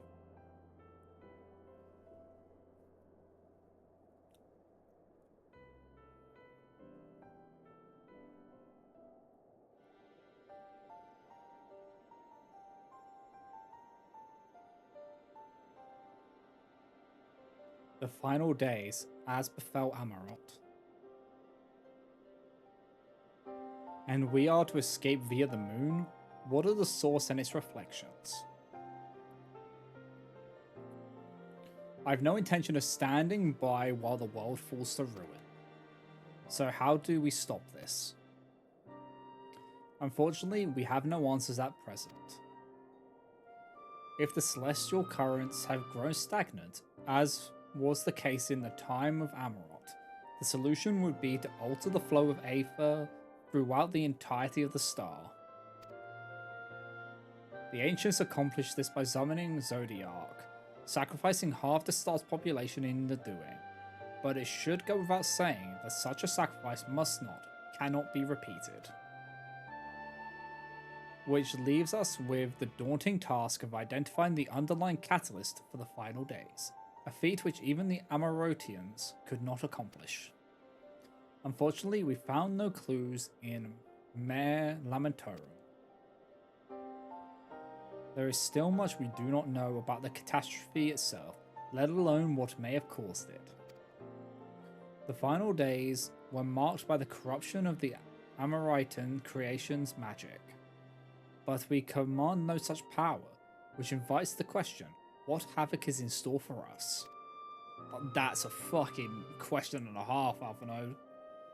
If we knew that much, perhaps we could draw some parallel with the events of the past, and thereby form some semblance of a plan. Perhaps we should start with the Forum then. Having worked with the Loperites in secret all this time, there's surely more they can tell us. Forgive the interruption, but I've urgent news. The Forum is holding a public assembly in the plaza outside, some sort of announcement. What is Father up to now? There's only one way to find out. Oh shit. What are they doing?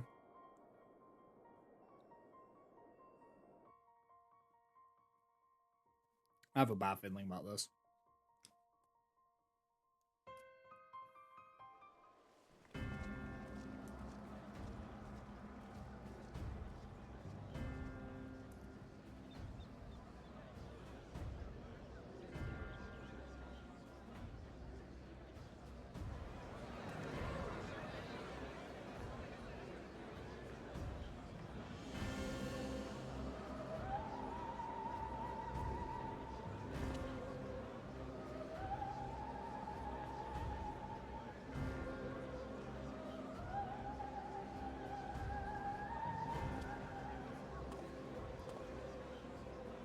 Order! Order, I say!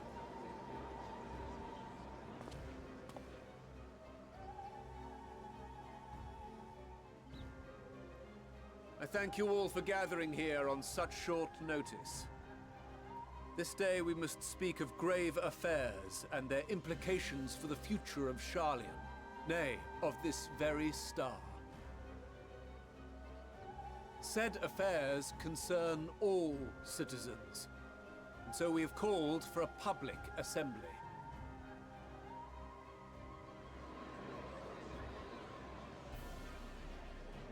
You may have heard rumors of the Talophoroi and the havoc these madmen wreak abroad.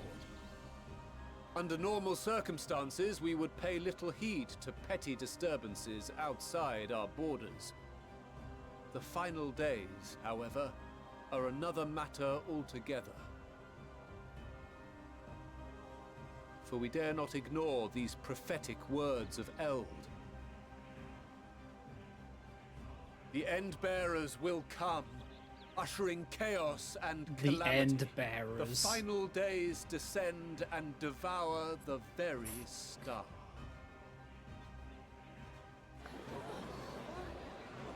I've never heard this prophecy. Is it true? Will all that really happen? Calm yourselves. The time has come to speak of the Forum's most sacred duties. But first...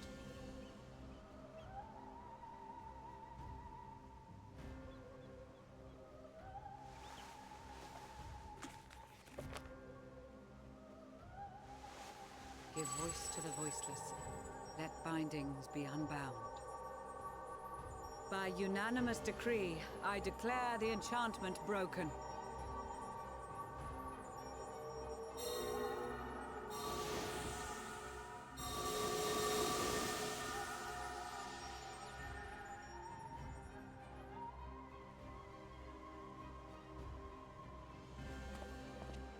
Master Leveilleur, if you would. Very well.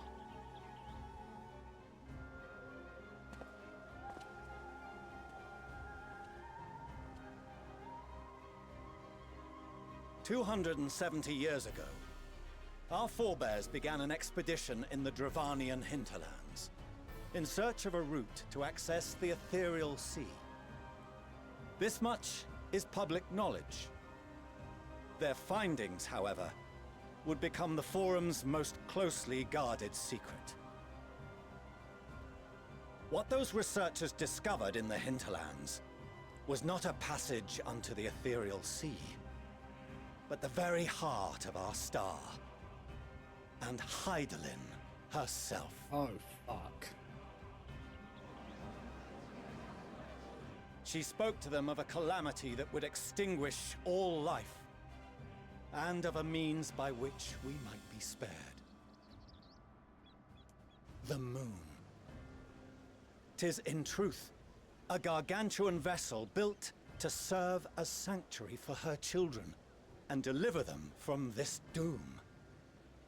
Much like Nunkref's hope in ages past, it will bear the people of a world in the throes of death to a new home. Needless to say, this will be no small undertaking. To facilitate the great work, the Forum has maintained close contact with the servants of Hydaelyn, who presently reside on the moon. Convinced that the foretold end was all but inevitable, we began amassing a wealth of knowledge, not merely for the betterment of our nation, but in preparation for the journey to come. You reveal this to us now? By the gods, how long do we have?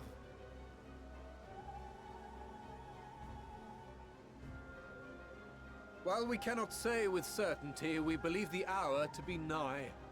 We received a transmission from the moon suggesting as much not long ago. Which is why we must in earnest begin preparations for the Great Exodus. For his impressive contributions and the leadership he demonstrated during our withdrawal from Dravania, we have elected Master Leveilleur to oversee this initiative.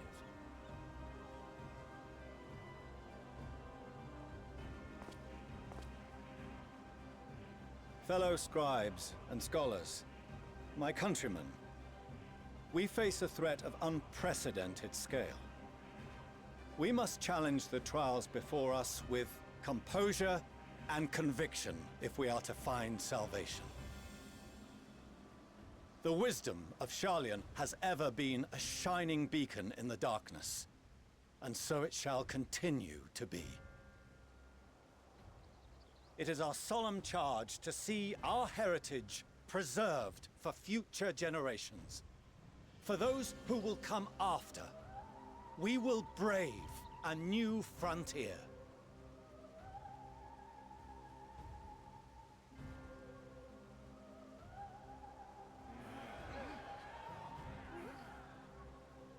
Administrative edicts will be relayed to all major institutions ere long. In the meantime, carry on with your duties. With that, I hereby call this assembly to a close.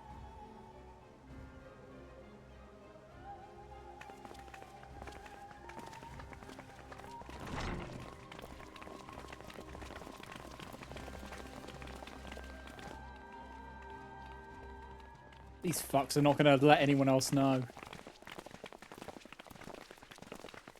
Like, actually, are just going to let everyone else burn. Do you remember what Mother told us when we visited home? That it wasn't until after we were born that Father seemed to lose himself in his work. If that great work of his was the evacuation of this star, then... Yes. It wasn't for his benefit.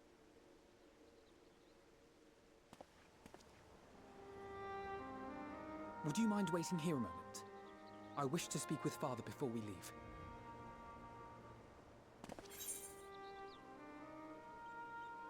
Keep it civil, eh? Yeah.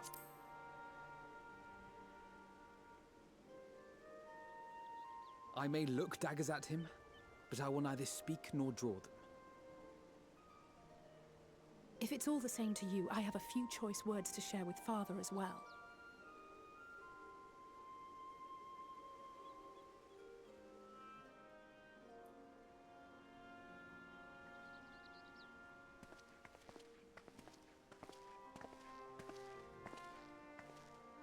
So, come to call us cowards and bid us join your fruitless battle against the inevitable. Nay, we do not object to the Forum's proposal. On the contrary, those who wish to flee have every right to do so. Urianger is cooperating with your associates on the moon to ensure that all is ready should evacuation be our only recourse. Then whatever your business, I suggest you be brief. Though we cannot boast the boundless wisdom of Charlian, we have first-hand knowledge of foreign cultures and have conversed with no small number of peoples. These experiences have taught us fundamental truths that cannot be recorded in any tome, nor charted on any map. The beating heart of this planet is its people, many of whom would give anything, even their lives, to protect the lands they love. Many may choose to join you in the end.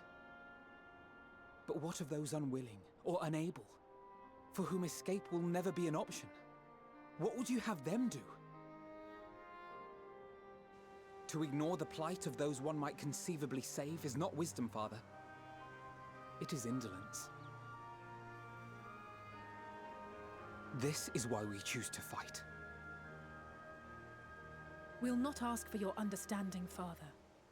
Only that you don't turn a blind eye to the good we have done, that we can still do. We're not children in need of protection. Hold fast to your principles and let the world burn if it please. But we believe there is still another way. And if there is, we will find it. You see if we don't.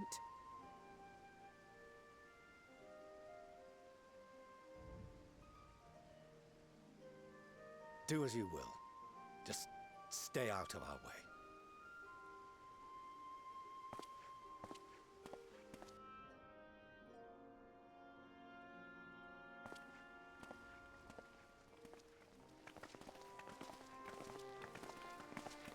Were he not so consumed with self-righteousness, he might tell you how proud he is of you both.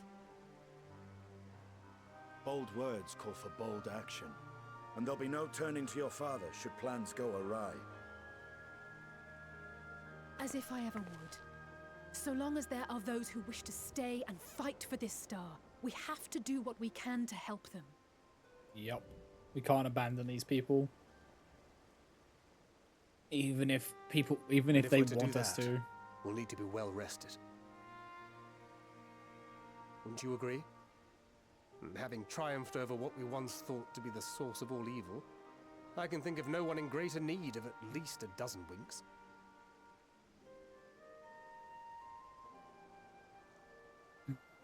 Shall we then? To the Annex, to prepare for tomorrow. The Endbearers is an ominous fucking name, by the way.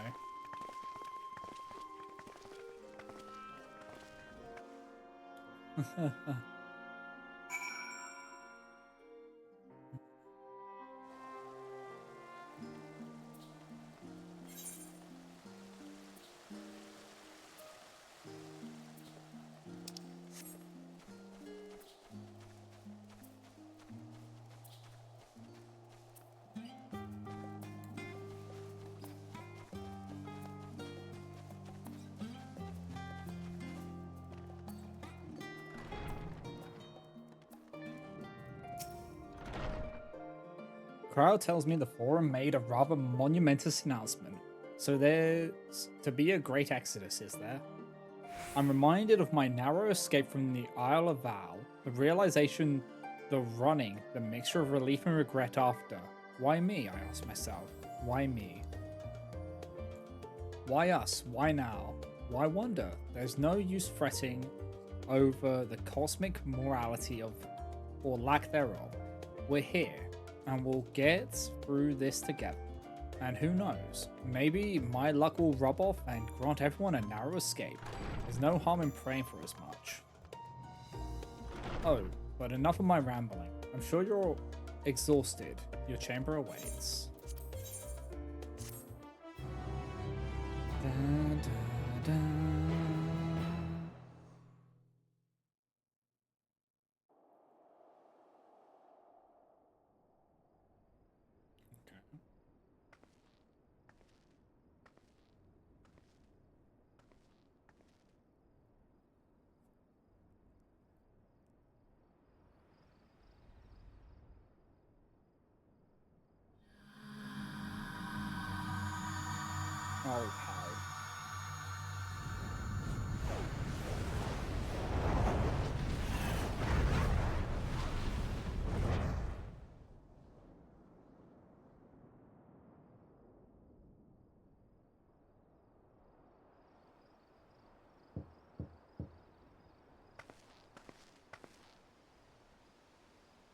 Visitors come knocking at your door. Whoever could it be?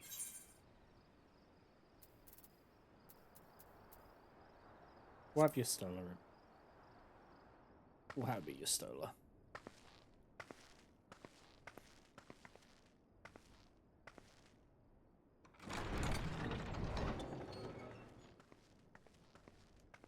You're still awake. Good. Might I trouble you to stand still for a moment?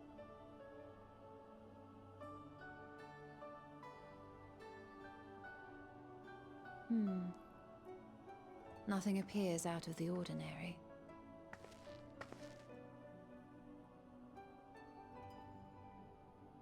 A precautionary measure.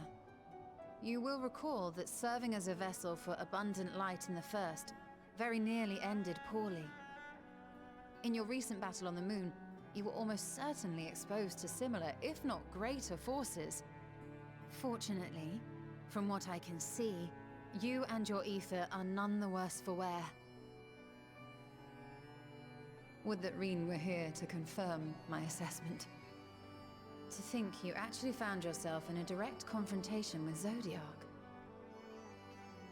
As if Xenos gallivanting about in your body was not misfortune enough.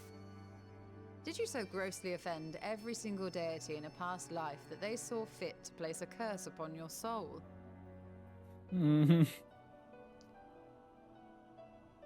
Forgive me. That was in poor taste. I recall vividly how battered and broken it was in the depths of Amarant. Would that you could have seen it with your own eyes. Mayhap then you would understand why the greater part of me is glad you did not. It was a horror beyond description. Promise me you will be careful, that you will seek my counsel if you feel unwell. That puts my heart at ease, if only a touch. I suspect it will grow colder as the night wears on, so do be sure to stay warm. Sleep well. May the shadows keep you.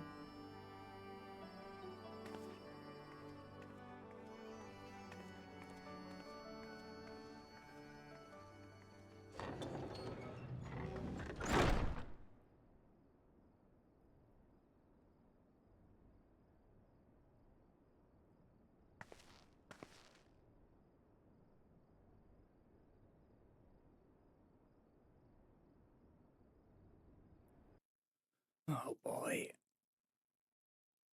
Getting visions of the final days.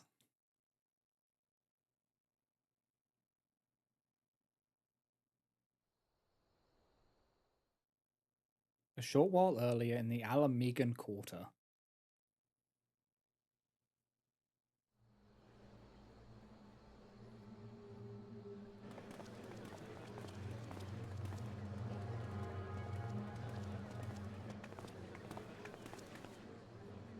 Thank the gods that tower is gone. The sight of it was enough to make me sick. Thank the Ilsebar contingent, more like. Word is, they fought their way into Garlemald and toppled the bloody thing themselves. Not just the one, neither. All the towers have up and vanished. Aye, I heard the same. Commander Aldin and his troops helped keep casualties to a minimum, too.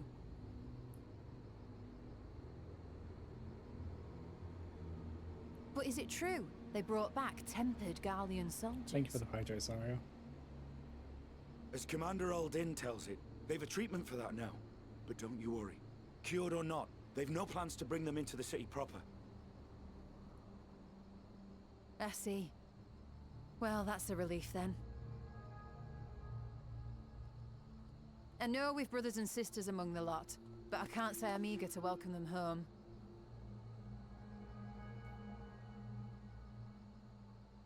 Wanted to think about it for a while yet. They're to be looked after in Alagana for the time being.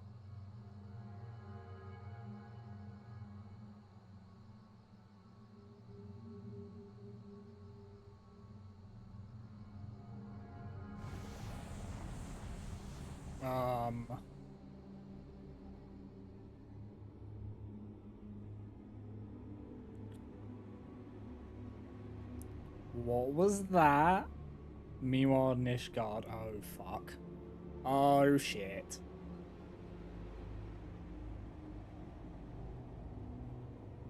Oh no. Oh no.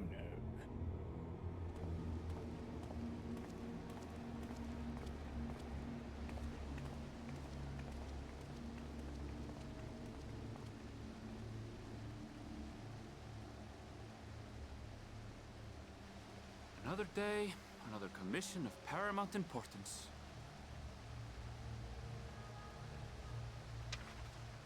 Oh, what have we here?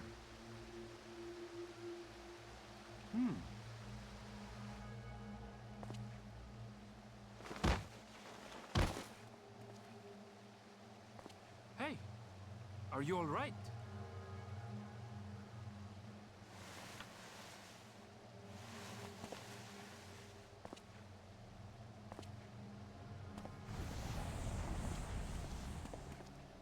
Was that?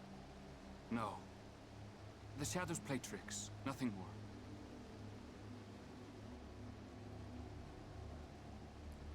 Fuck. The towers are gone, and the Garlean threat has abated. And yet, why does it feel as though it's about to get much, much worse? Aaron Val. It's probably because it fucking is.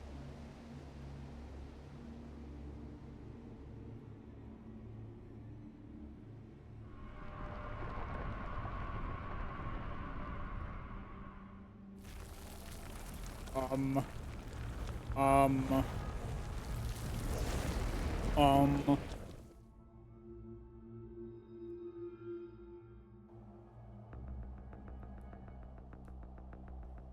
Why did the map go like that?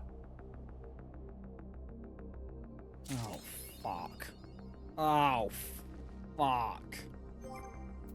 It's happening. It's starting. Oh, boy. Oh, boy. Shit, here we go again. I told you the pain begins.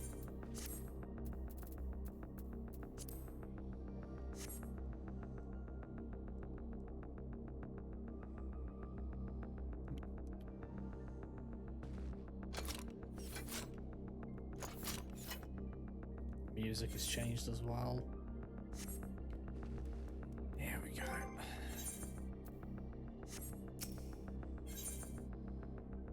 Skies aflame. Skies aflame. Oh boy. Oh, so I was just about to call for you. I'm afraid we've received another call for assistance. This one coming from Radz Atan. The others have assembled in the main hall to discuss the situation. You must join them at once. So it's starting there. It's starting there. That's why, because that was Razat Harm on the map, wasn't it?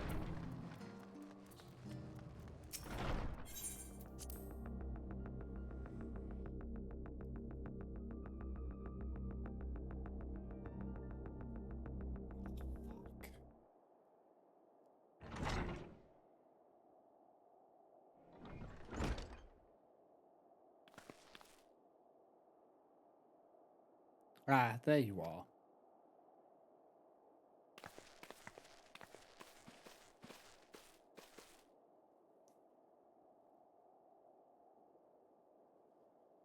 Our worst fears have come to pass, but moments ago we received grim tidings from our contacts in Radzatan. This one was. Vile beasts have appeared as if out of nowhere, claiming one victim after the next. What's more, they say the very sky burns above them. Shit. I'm gonna have to take that hat off because it's covering the eyes. Good gods. And are the final days already upon us? It would appear so. Sadly, this is all the information we have at present. No doubt the people of Razat are busy fighting for their lives. Then we must go at once. They need our help.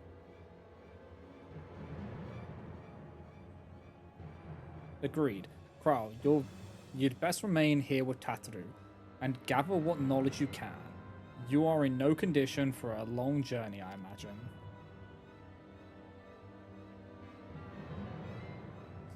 Very well. Similar phenomenon may have been observed elsewhere, and if so, we must know about it at once.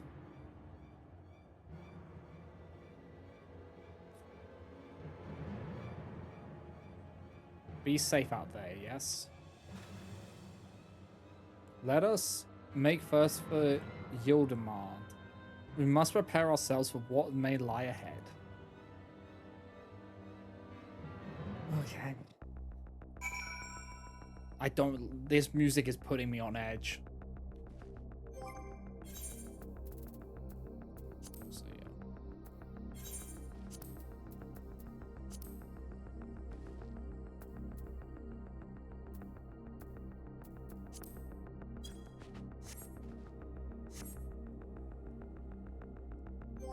So, I do that. Does it clip? A little bit. Okay, that's fine. But when I want to have the hat on, I kind of don't want the face to be covered during Cassie's scene. Then we can actually see like the proper reaction of our character. Maybe take the glasses off then as well.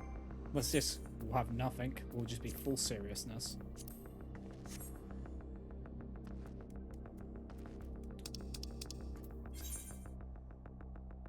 This is going to be a clusterfuck.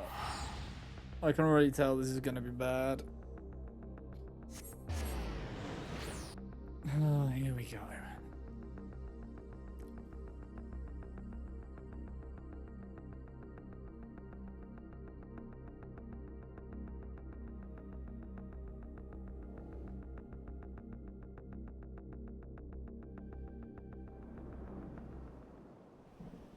And lo, vile beasts did rise. Shit.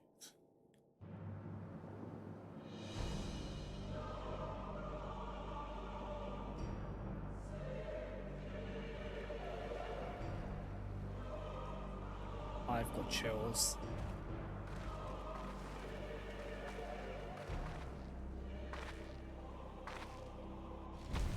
Leaving naught in their wake but blood and ash. Sun scorches earth and boils seas.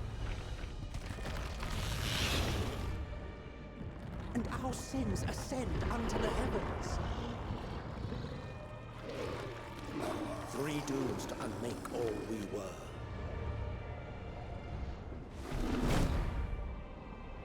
Shit.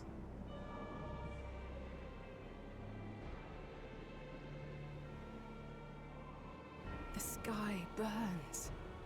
The final days are truly upon us. My friends, I trust you have heard the news. We have. What can you tell us of the situation, Your Excellency?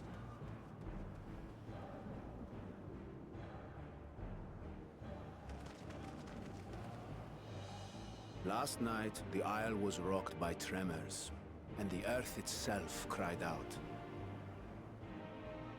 Aloft, the heavens began to burn. From all about, unholy beasts, the likes of which we had never seen, came forth in fury and rage. No. To say they came forth would be inexact. The people of Radzat-Han themselves transformed into these baleful fiends. No. Oh, fuck.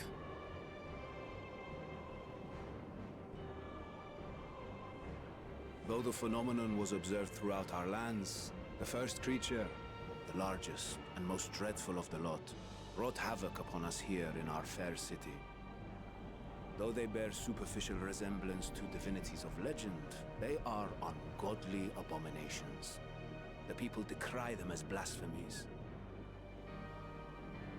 The large one's rampage has since taken it to the northern reaches of the island. I mean to dispatch our radiant host in an attempt to quell the threat. Oh, fuck. And what of Vritra? Vitra too makes for the north of his own accord, and yet he knows the blasphemy and its minions were but yesterday his beloved people. I pray his boundless compassion and mercy does not deter him from taking unenviable but necessary action.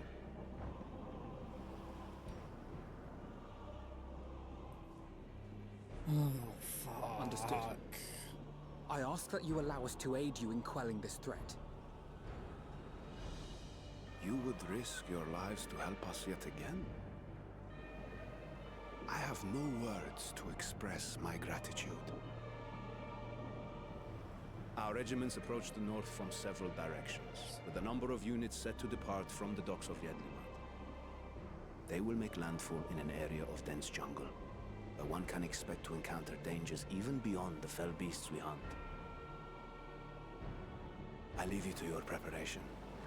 You will find me at the docks when you are ready to depart. Oh, God. Oh, God.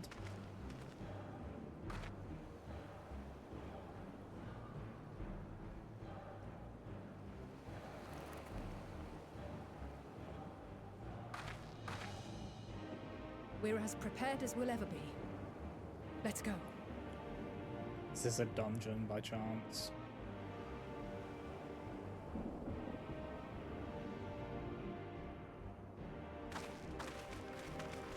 Yes, okay.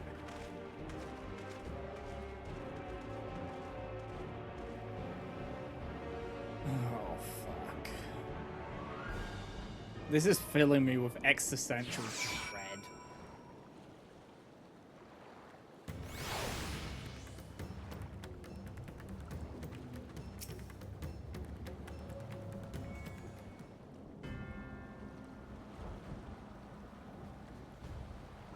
Everyone is assembled, Jess. I thank you for lending us your aid in our battle against the blasphemy. Let us review our plan of attack. I would have you board this boat and circle around to the north side of the island. There you will find a dense jungle we call Vanaspati. It is a sacred wood, home to many temples and a number of villages. Vitra and the Radiant Host have gone there ahead of us. This one's a little rough on the healers. That's fine. I ask that you join them and do all in your power to destroy this blasphemy.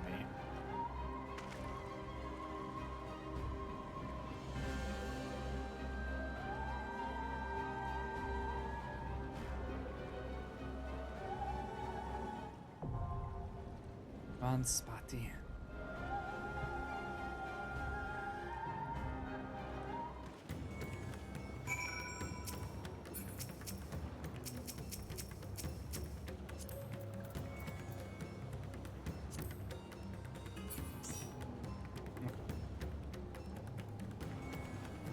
I am the final witness to this clusterfuck.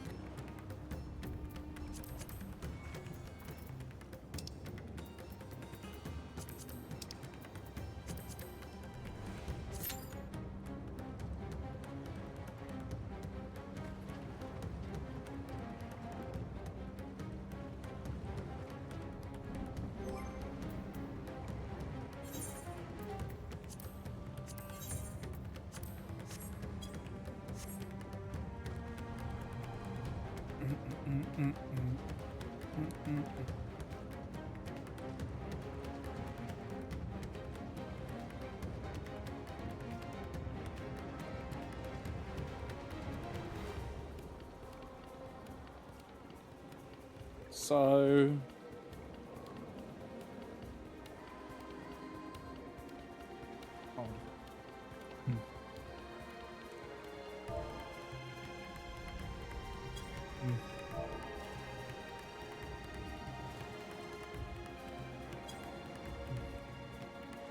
yeah, you made it. We're queuing up for it now.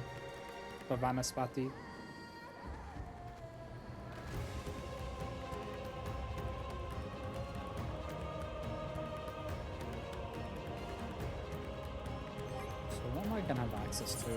at 84. Okay, so I've glared to, I think I have holy, I'll have holy 3. Okay. And temperance.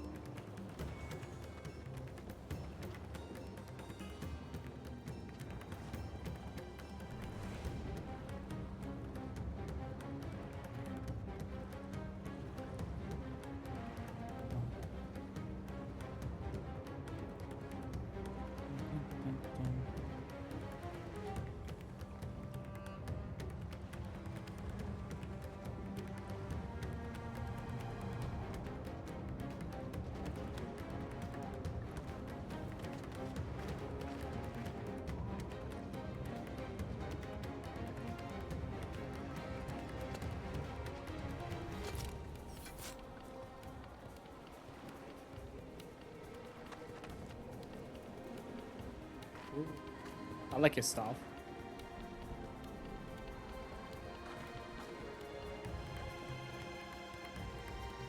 Shiny.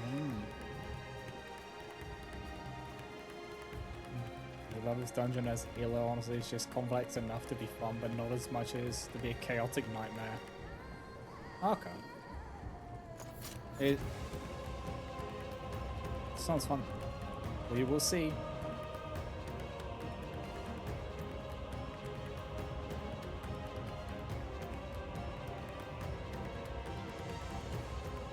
Take us out.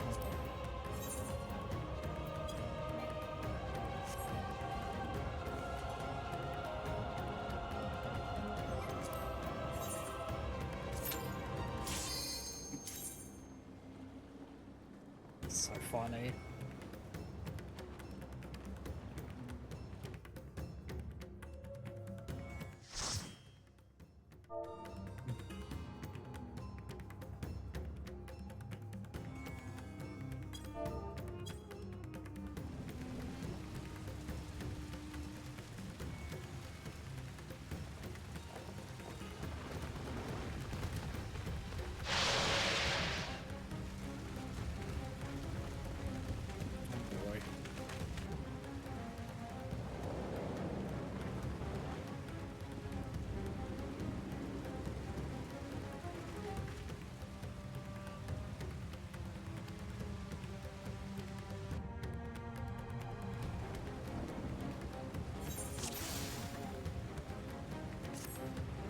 Wait, someone left? Seriously? Oh, yeah.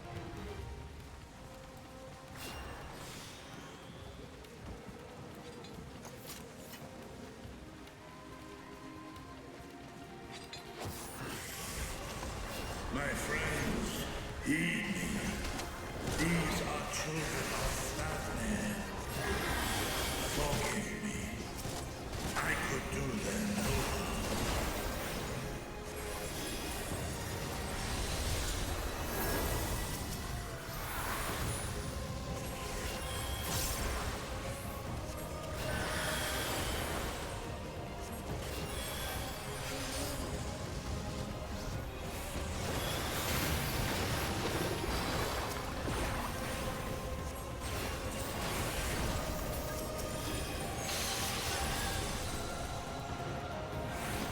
If this is the only way.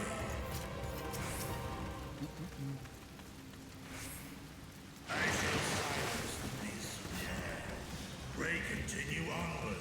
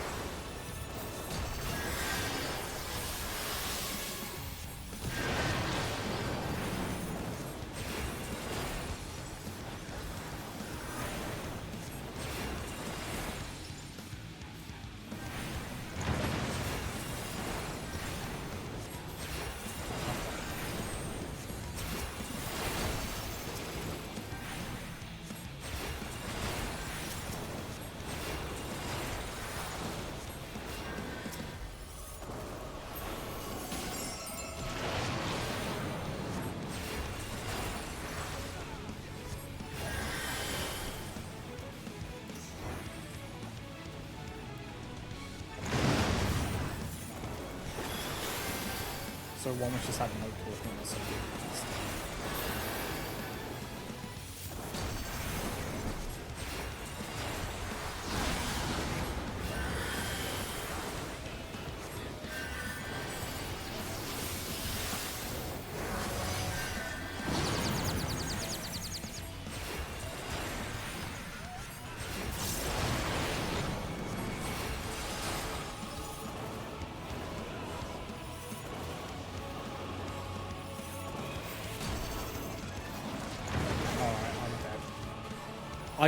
I got the worst fucking spot possible there. For that. That's my bad.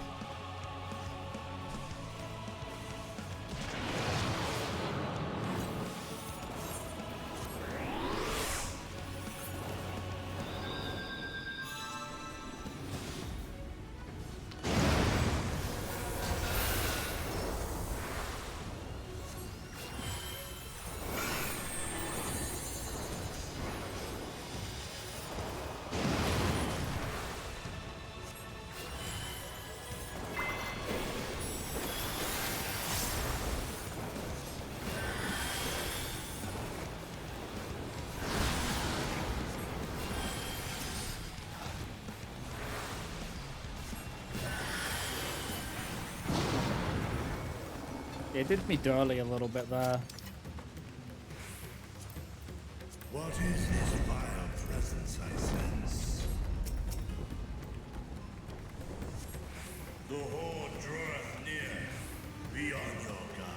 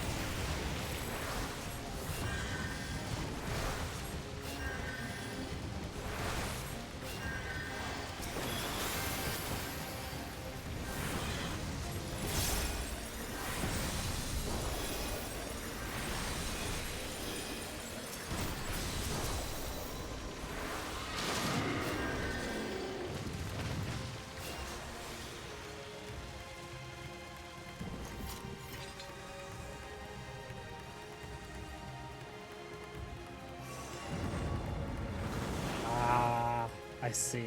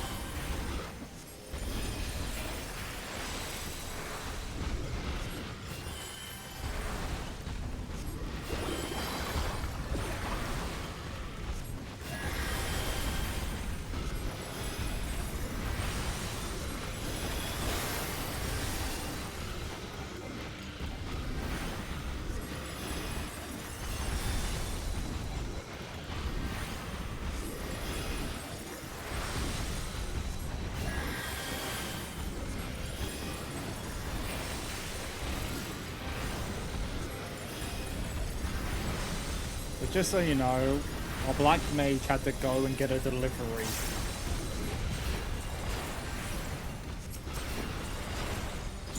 Because yeah, that's just what you want happening.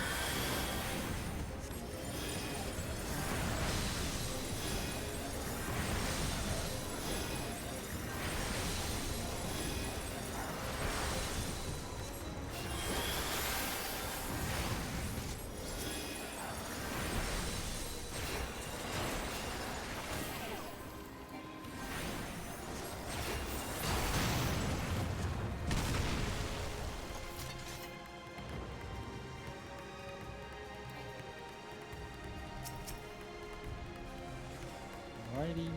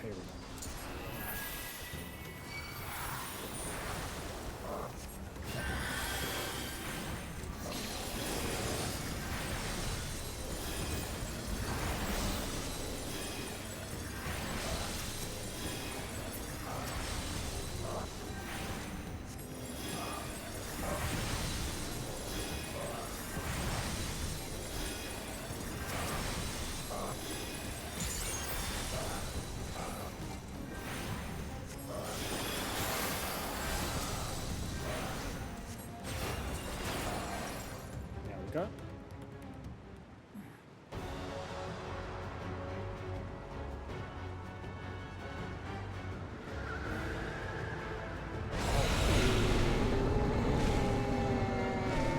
What the fuck is that?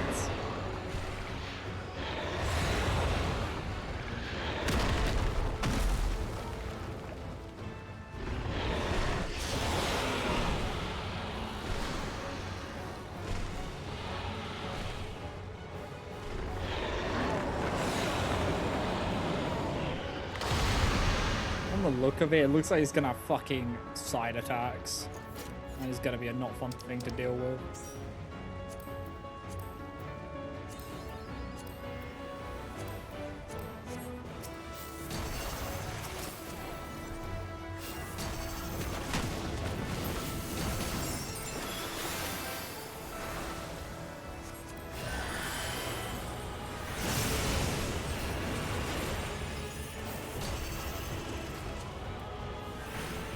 Opposites.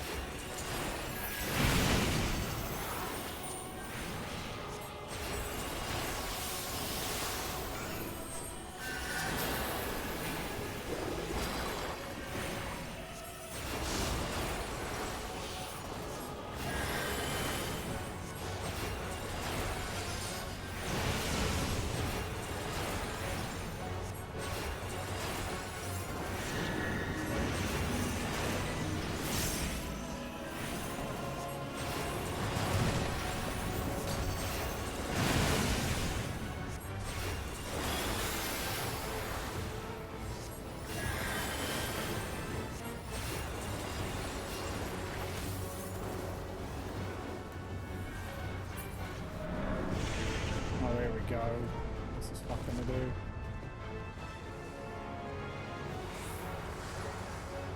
It's there. Okay. Yep.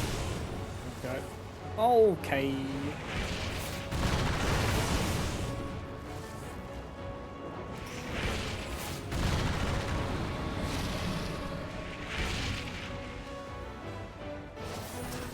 Like you in particular for that one, guy.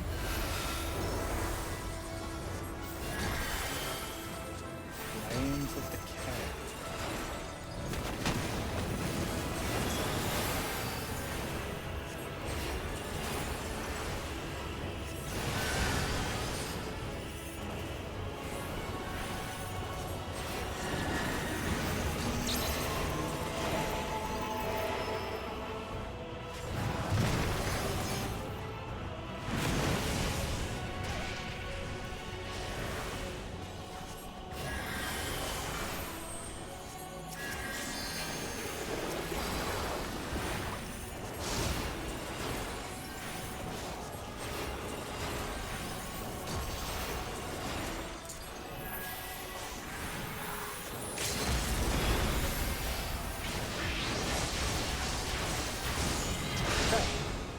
Let's go.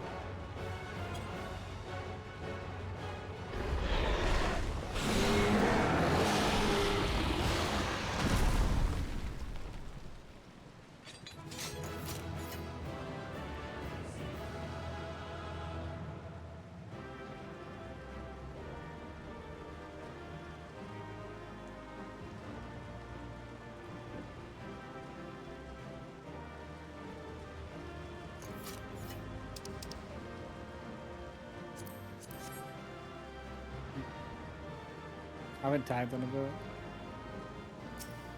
It's nice that I have a mitigation, so you didn't even have to use a mitt when the tank buster. I would just shield and mitt you with the tank busters, so you just took no damage.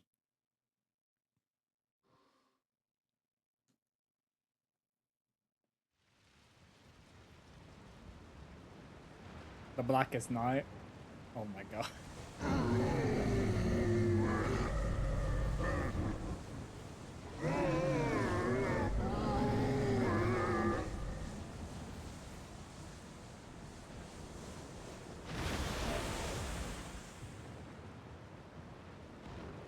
As I feared. What is it? The beast was there, and now it is no more. Yes? Indeed. We saw it plain. But you didn't, did you? I saw nothing. Not the blasphemy that perished here, nor the other men turned beasts. And because of this, I now see all too well. There is no ether.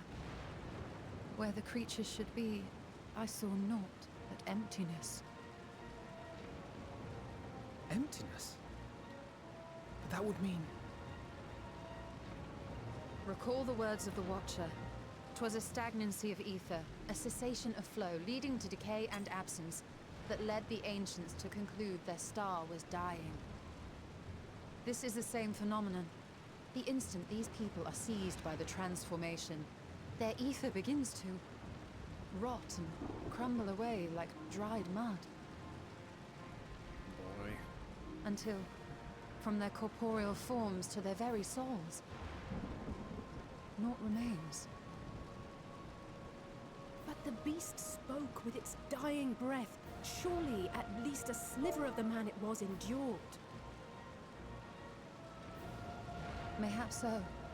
But even if the process was incomplete, it was little more than a faint residue. Gods be good. You're saying they cannot be saved? Not by any means known to me. Or by any means at all, like as not. For there is naught left to save.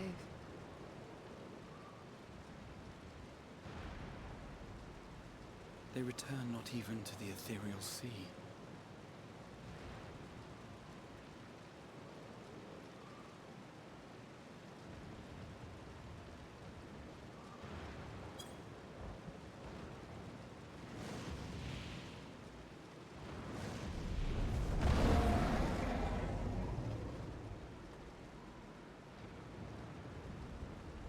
The beasts rage on, their hunger insatiable. Even deprived of their master, they perpetuate his legacy of hate.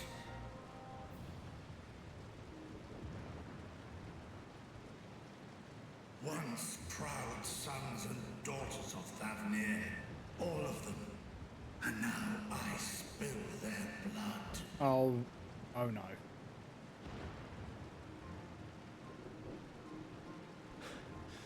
Vitra, my friends, I am heartened to see you safe.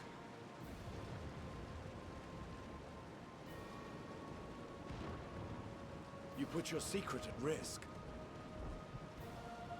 Those closest to me already know the truth. A truth I must now share with one and all.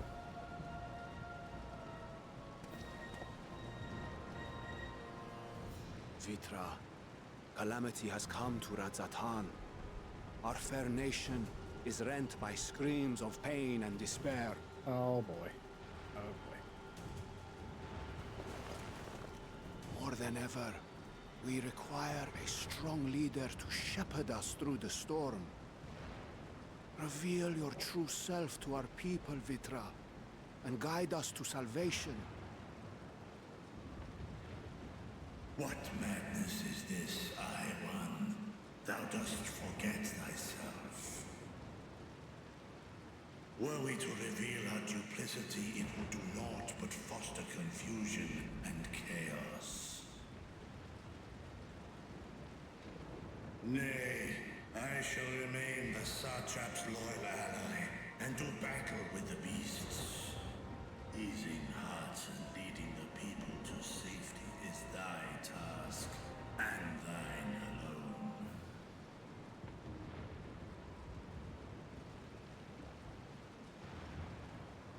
I ask that you remain at Ahewan's side, and render unto him what aid you may. I know not what lies ahead, but without you, Ra-Zet-Han will not survive.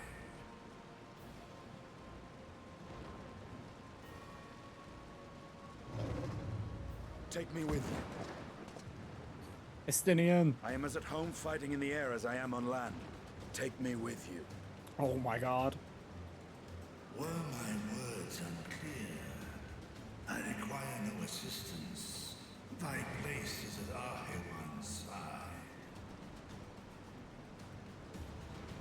Estinian, here.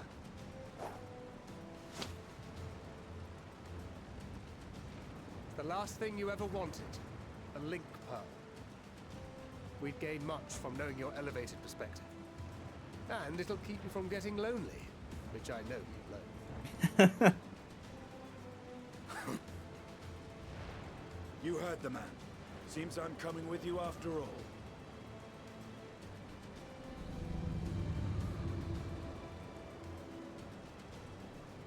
Then I pray thy grip is iron. Be it on thy head if thou dost chance to fall. Fair enough. Now, shall we?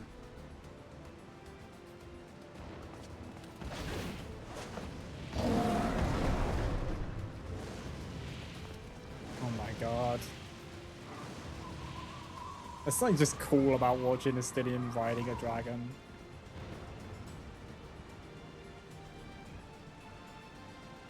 I fear it is as Vitra says. We will not survive this on our own. While I am loath to impose upon you again. I would insist if you did not. 'Tis the very reason we have come. Then once more I find myself... Yeah. without words to thank you properly. Let us return to the capital and plan our next course of action.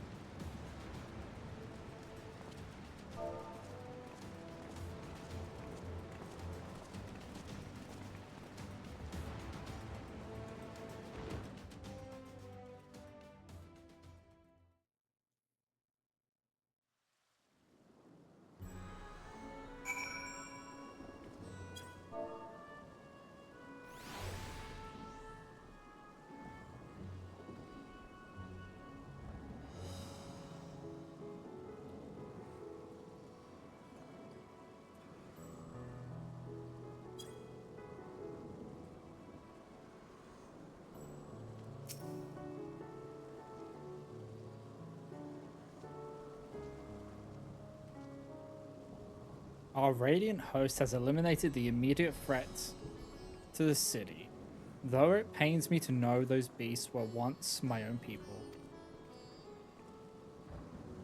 There is no telling when or where the next transformation might occur. We must remain vigilant and steel ourselves for whatever is yet to come.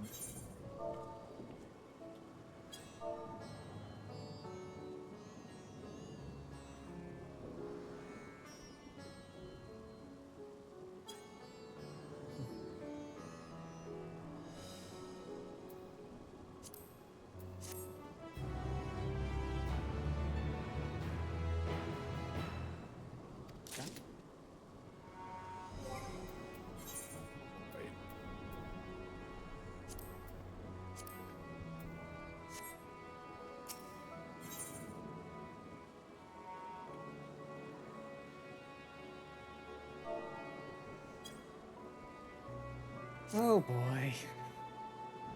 Forgive me, my friends, but I must return to Mekduta for the time being. There I can better manage this crisis and dispatch my troops as the situation demands.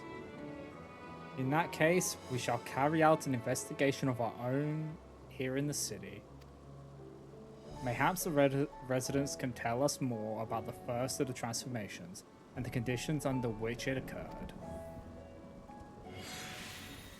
If we can ascertain what exactly triggered these tragic events, it may give us some insight as to a possible solution. Time is of the essence. Let us split into 3 groups that we may cover more ground.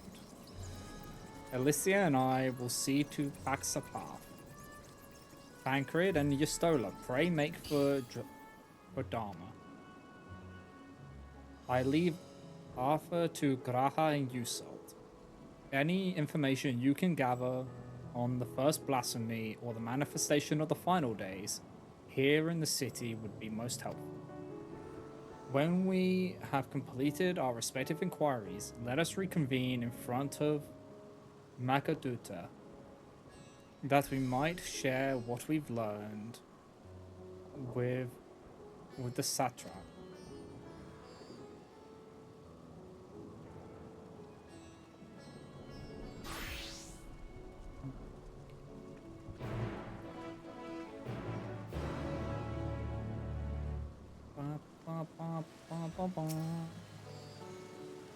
Shall we be off then?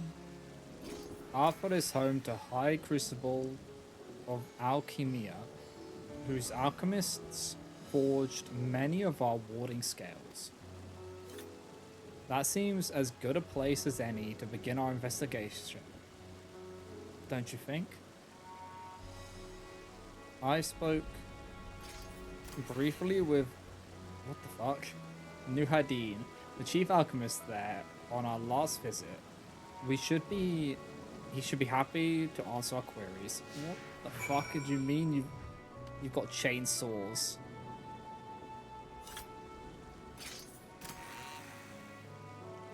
Oh my god, they remind me of like the Gears of kind of weapons, funnily enough.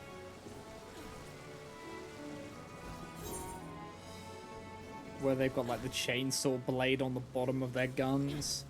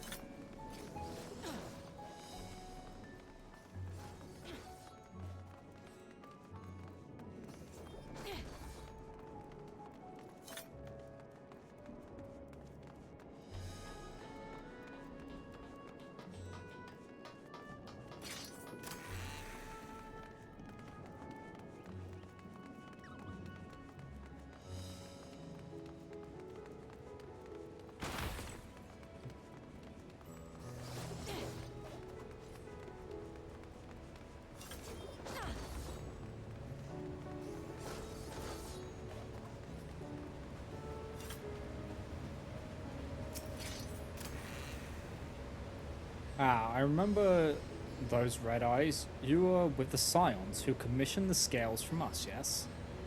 I welcome you back to the High Crucible. What brings you here in these troubling times? We're assisting the satrap in investigating the crisis that plagues the city. Did you happen to catch sight of any of the creatures? I did. As I was going about my work, I was disturbed by crashing footsteps so powerful that the very ground shook. I rushed outside and could not believe what I beheld. The night sky was burning. Suddenly, I heard panic screams from the direction of the Balsahon Bazaar. In the next instant, a monstrous beast poked its head out from amidst the stalls. A handful of the Radiant rushed to the scene, only to be sent sprawling as the fiend and his minions propelled themselves skyward. So the blasphemy came from the vicinity of the markets. This knowledge may prove useful. I thank you for sharing your tale. Well, I do believe we now know where we should inquire next, to the bazaar then.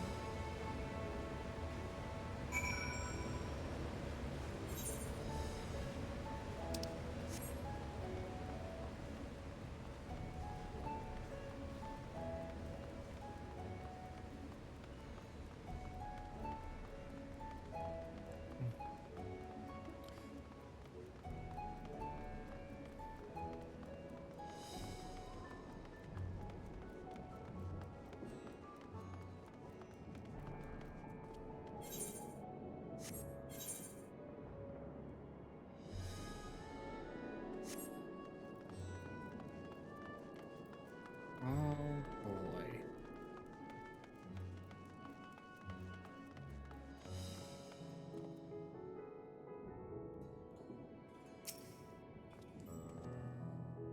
Sisters, have mercy. What is happening to the world? What am I to do? Is nowhere safe. Settle down, friend. The danger has passed, at least for now. If it's not too painful to remember, could you tell us what you saw?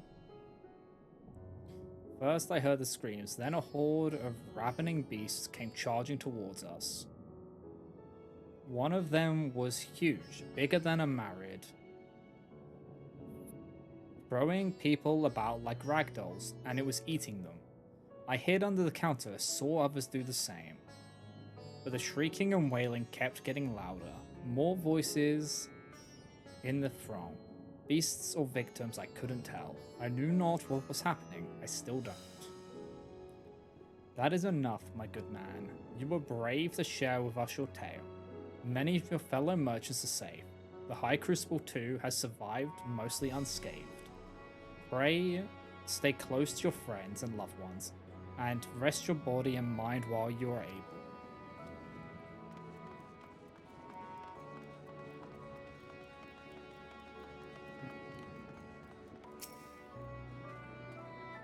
Is something the matter, traveler? If you are lost, perhaps I could be of assistance. Your offer is most appreciated. We are not lost, but we are in need of information. Might you know anything about the gargantuan beast that rampaged through the bazaar? Aye, I saw it all, though I wish I had not. I was going about my work when all of a sudden a piercing scream cut through the air. I turned around and there was the fiend, his massive body bursting through that entryway with the force of a tidal wave, and then it was gone, as quickly as it came.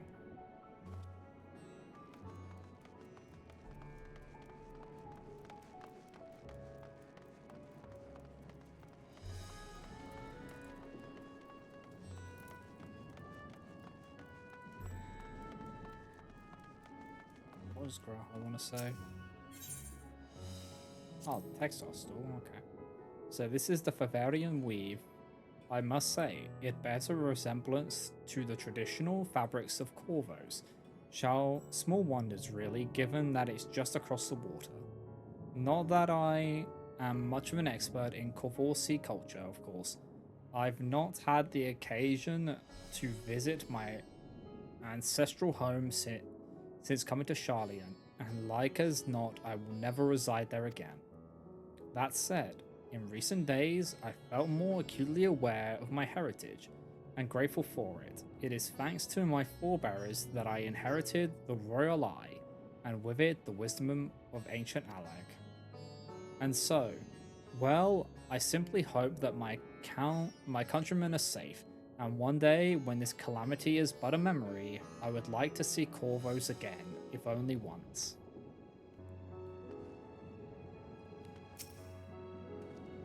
Forgive me, but my shop's closed until further notice. Needless to say, we've more pressing concerns these days.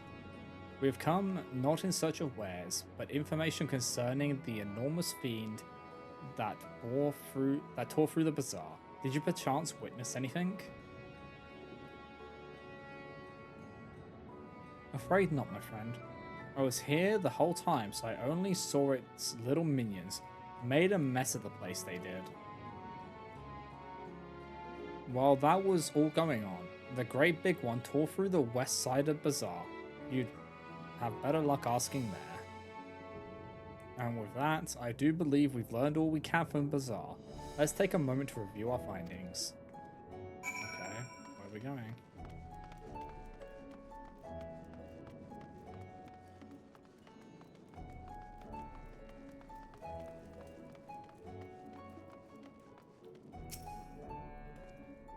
Judging by their accounts, the transformation had already occurred by the time the beast reached the bazaar. It tore through the west side of Bazaar and headed towards the Aetheryte Plaza. In other words, the blasphemy may have first appeared in the vicinity.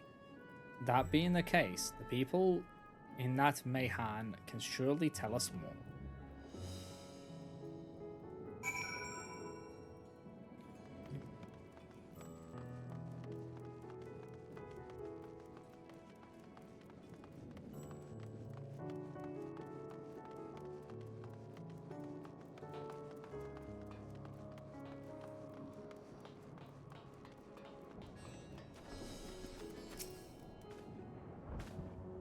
Going off the enormous beast, are you? I saw it, including the very instant that poor bastard transformed. Damn the gods for putting me there. It started over there by the window. A few men, merchants probably, talking and drinking. Conversations must have taken a turn for the worse. Next thing I know, their leader, I suppose he was, buries his head in his hands, and black mist was swirling about him. Then his whole body burst apart, and there stands a hideous, slavering beast, massive and foul, all gaping maws and bulging eyes. His friends started shrieking, then the black mist comes again, until the change takes them too. The stuff of nightmares, I tell you. Nightmarish indeed. Incidentally, do you perchance know who those merchants were? No, I'm a decorator by trade, nor much cause to mingle with their sort. Saw Milel, the barmaid, chatting with them though. She might know something.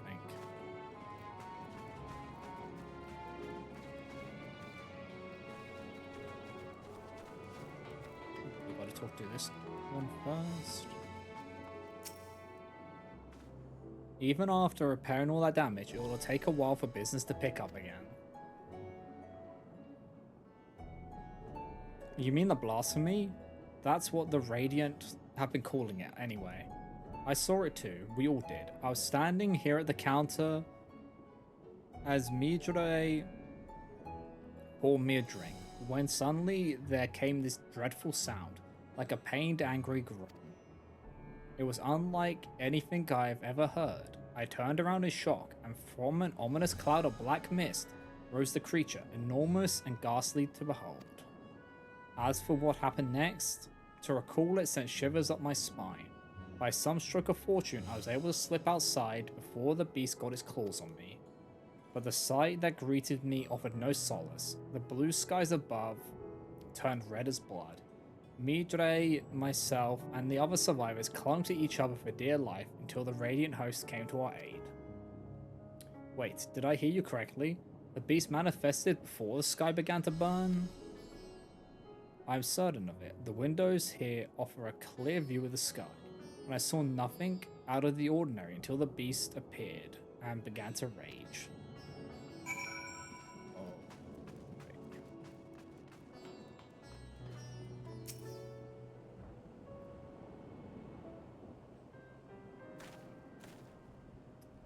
Oh, hello there. Welcome to Midre's Mehane. What can we get you? We have come not for libations, but rather for information. You are Milel, yes? We are investigating the so-called blasphemy on the satrap's behalf. We hear it was one of your customers, a merchant, that first underwent the transformation. What can you tell us about him? He was something of a regular here, especially of late. Kalzal was his name. He ran his own consortium, dealing primarily in the exports of Venerian specialties. Where have I heard that name before? It definitely rings a bell. Come to think of it, didn't you meet a Khazal when you first came to Favnir?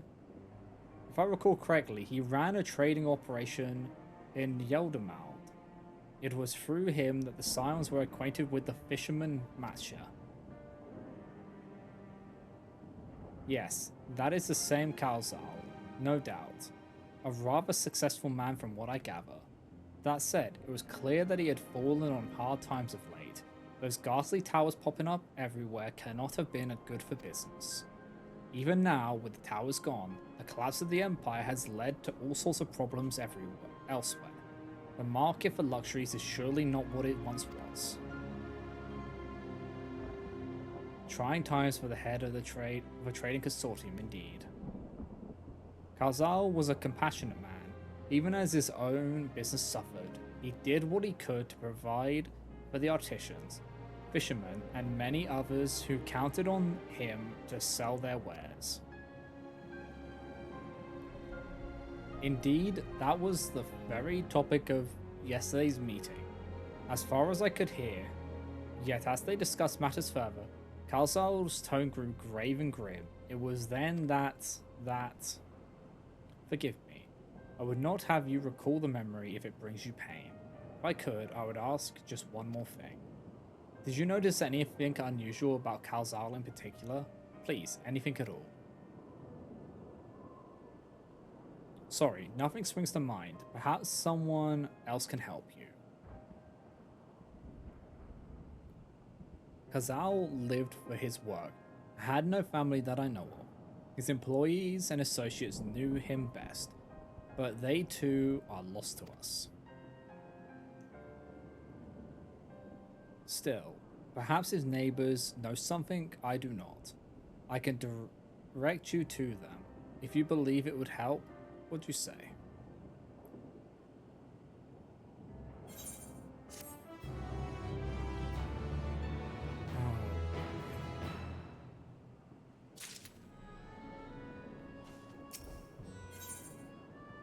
I have a theory, but I'll talk about it with you later, Zara.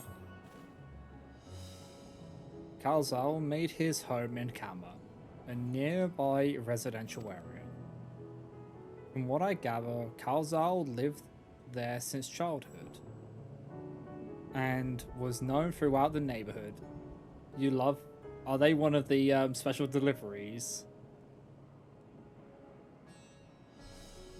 You want to lick her cheek. No, she's just cute. Yeah, she is. I'll give you that. Kama, the name is new to me. How do we get there? I'll write down some directions. I cannot promise that you will find what you seek there, but if nothing else, it is a start.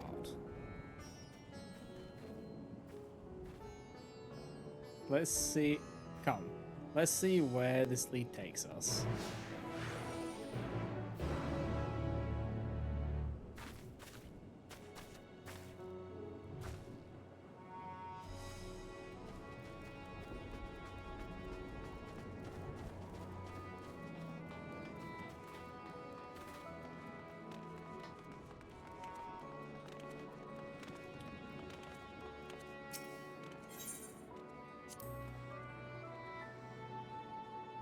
Let's see, after leaving the Mehan, we're to retrace our steps and head back towards the Aetheryte Plaza. It had like a unique dialogue, so... Oh, they just probably directions. Yeah, they look like they're just directions. Run, Graha, run!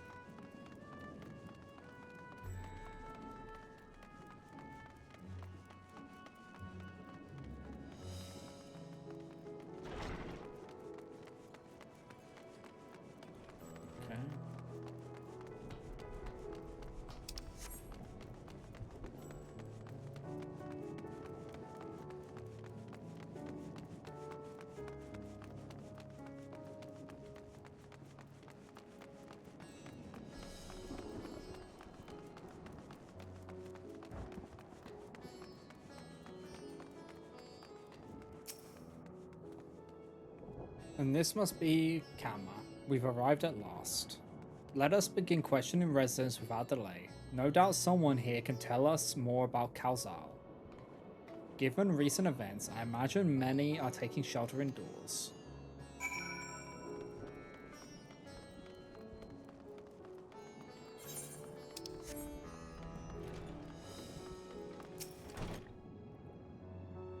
Kalzal, you say? Yes, I've known him since he was a boy. If there was ever a man who was born to be a merchant, it was him. Always early to depart and late to return, he'd spend his days procuring the finest wares and seeking out willing customers. You could say it came to him as easily as breathing. Sadly, business was flagging of late. No surprise really, what with how dangerous travel has become. He was cooped up in his house from dawn till dusk the other day, no doubt racking his brain for a way to turn his fortunes around. Then, at night, I heard the door open. I looked out to see Kazal sitting on a bench, his head hung low, a man with the weight of the world on his shoulders. I see, this situation must have been quite dire indeed. Did you notice anything else out of the ordinary? Nothing to speak of, other than the troubles with his consortium. He was the same old Kazal, cordial and honest like always. These questions you're asking, has something happened to him? He wasn't caught up in that terrible incident at the bazaar, was he? I don't travel much these days, but my daughters told me not to venture outside. Stuck in here as I am, I've heard little about these bizarre goings on. Rest assured, the city is safe for now, but the situation may change without warning. I urge you, stay close to your daughter, and be prepared to take refuge should the satrap order it. Good evasion there, Graha, not telling her about Kazal being dead.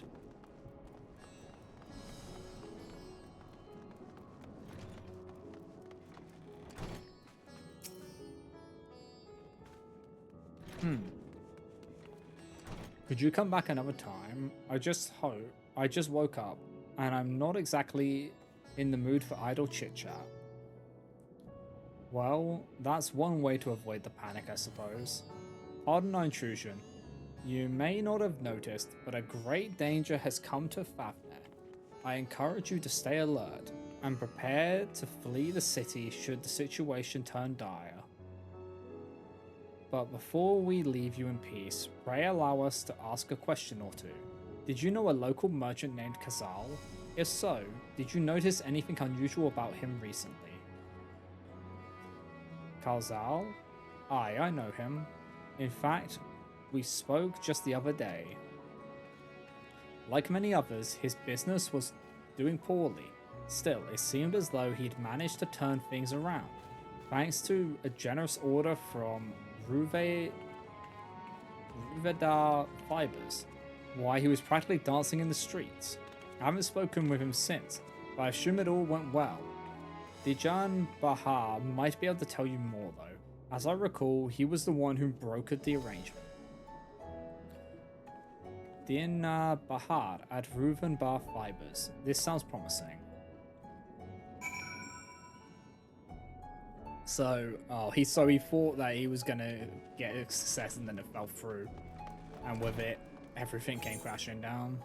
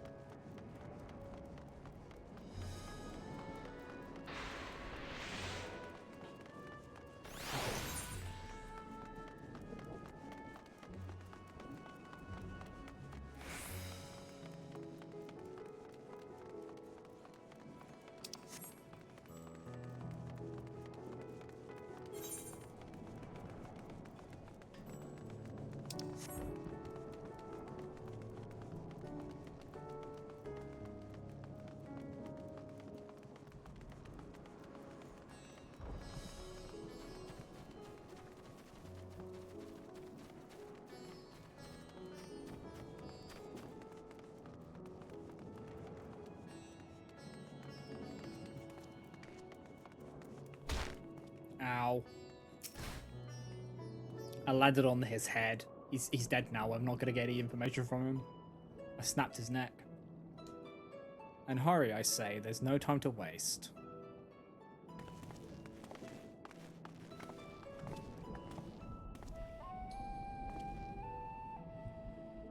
Pardon me, but you are in charge of buying and selling here, yes? We have a few questions that we'd like to... I'm sorry, but I simply don't have time to chat. If you haven't noticed, we have our hands full at the moment. We must carry all our wares and equipment to safety before those accursed beasts return.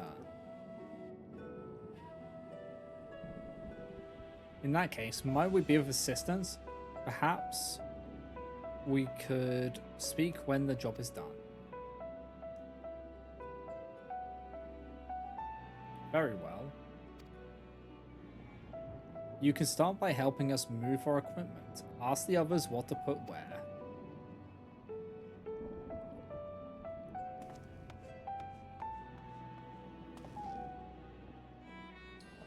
And you carry our fibers. Or fabrics. Go through that door and speak with Kamala. She'll tell you the rest. Remember, these textiles are our livelihood. Handle them with care.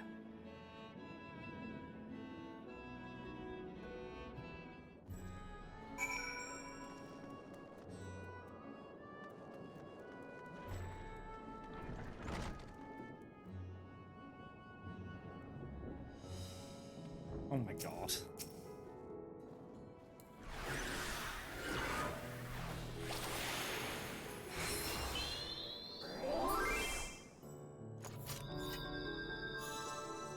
Why did you do that? You gremlin.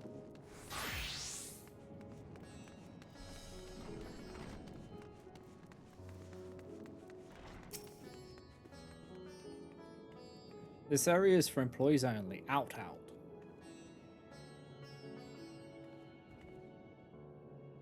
What's that? You've come to help? Oh, praise be to Minerva. Kind stranger, I welcome your assistance. On your way here, you pass 3 storehouses, yes? I'd like you to carry that small crate to Nahebrehal by the storehouse near the hatchery. The crate of clothing is for Manuha, and the massive crate there goes to Zaymira by the middle storehouse. Watch your back with that one. Those are all the crates we have ready. Once they've been delivered, consider your work here done. Oh,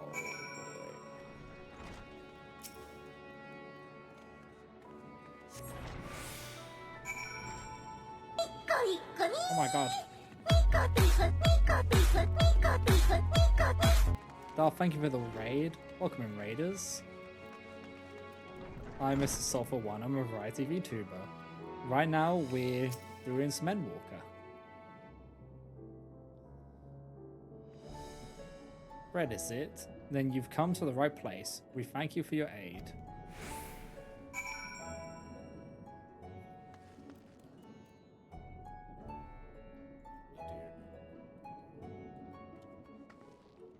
If I remember correctly, you were playing Outer Worlds too? Yeah. I hope that was good. And that you're able to play it.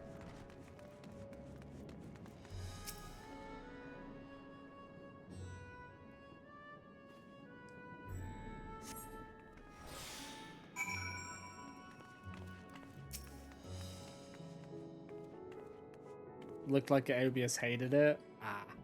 Yeah, that happens. If you have any crates of finished products such as carpets, clothing, and the like, pray bring them here to our primary storehouse. A crate full of clothing, is it? I can take that off your hands. Many thanks for the delivery.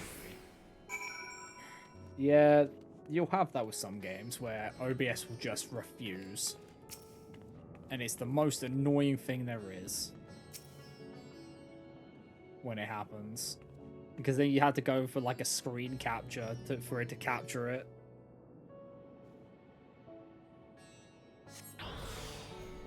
if the preview was stuttering, that might just be that because the game was so intense, it was taking like processing power out of OBS, so it caused stuttering on the OBS preview and stuff like that. So you may have had like your emotes lagging as well for you.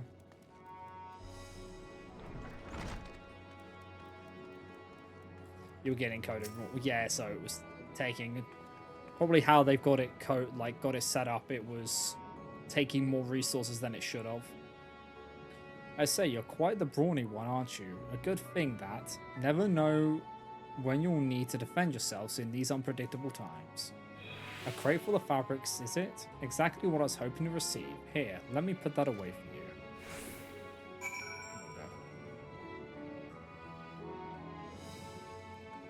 Yeah, the best ways to fix that is like capping your FPS to 60 and some like tweaking the graphics processing, and make sure your graphics drivers are up to date as well, because that can affect it. You've carried all the crates to storehouse, as you say, and so quickly too. Why, I've never seen anyone so strong. And I and my associates will see to the rest, so please return to Dilhajba and assure him our work is proceeding apace. To tell the truth, we're grateful for this distraction. Too many terrible happenings of late, but generous souls like yourself give me hope that we may emerge from this trial even stronger. I pray we meet again in more peaceful times. Because I don't even joke, when I first like loaded up FF14, when I first streamed it, OBS did not like it. I had to like tweak some of the settings because OBS was having a fit. So it happens quite often with games. You just gotta, certain games that it will just not like because of how the engine is set up. Done as I asked, have you? Yes, I have. If Kamala is satisfied with your work, then so am I. You have done us a great favor, traveler. Another thing that can help is if you set the resolution to like 1920 by 1080 or lower, depending on, like, set it to what you stream to. I too have delivered the instruments and apparatus entrusted to me. You both have my thanks. With our wares safely stored away, we will not lose any more to those fiends. I take it that your establishment did not escape the attack unscathed. We did not. Thankfully, most of our workers had already left for the day, but those of us still here saw it all. I captured 1080 and downscaled to 800. Ah, I see. We looked to the burning skies in confusion, and then, before we could even begin to make sense of it, a hideous creature burst through the doors shrieking. We ran for our lives, but one of my colleagues was not so fortunate. He cried out, a scream of such agony, such terror, and in the next instant he too sprouted fearsome claws. It probably would be 720, because I wouldn't downscale to 800, I don't think. The sight of it caused another fellow to panic, and then he too transformed.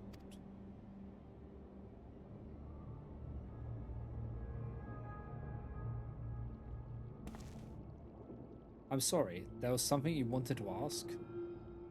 Indeed, you knew the merchant Kalzal, did you not? I believe he had some dealing with your establishment.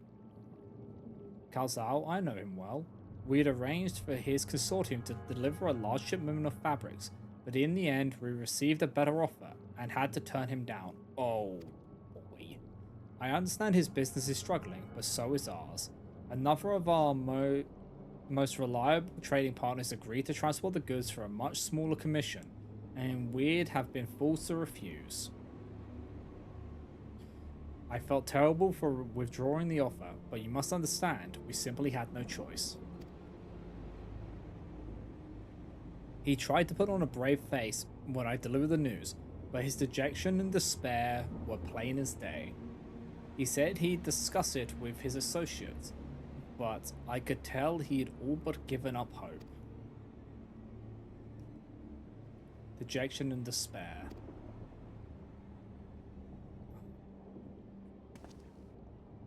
You remember what we saw in Vanaspati, yes? Soldiers and jungle dwellers pushed to the very brink, turning into beasts one after the next. It would seem the same phenomenon occurred here.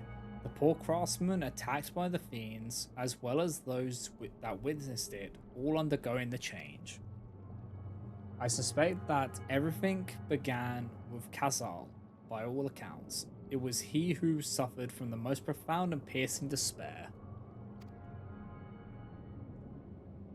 Wait, could that be it?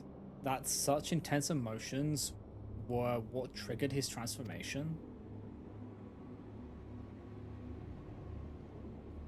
Much remains unclear, but I believe we are drawing closer to an answer. At any rate, we must discuss our findings with the others.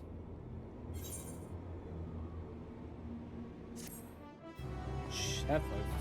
Wait, what's that one?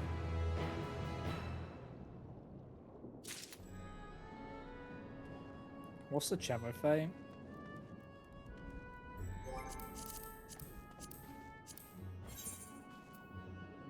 Oh, the locks one.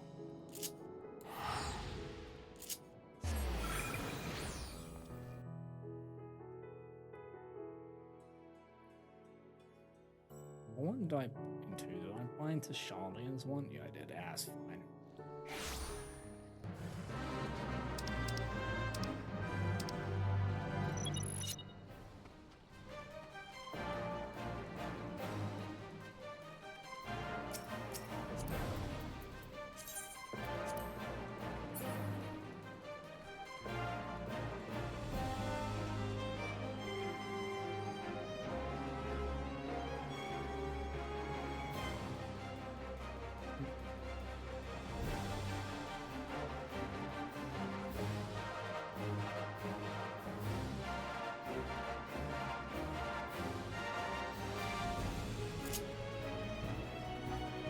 This is an achievement fate.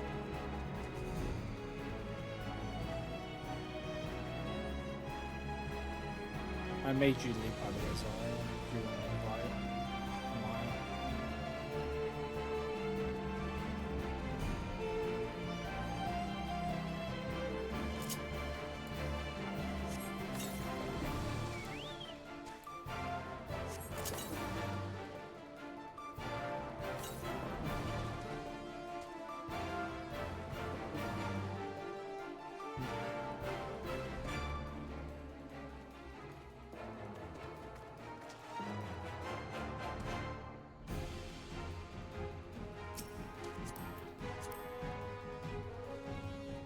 What even is this one?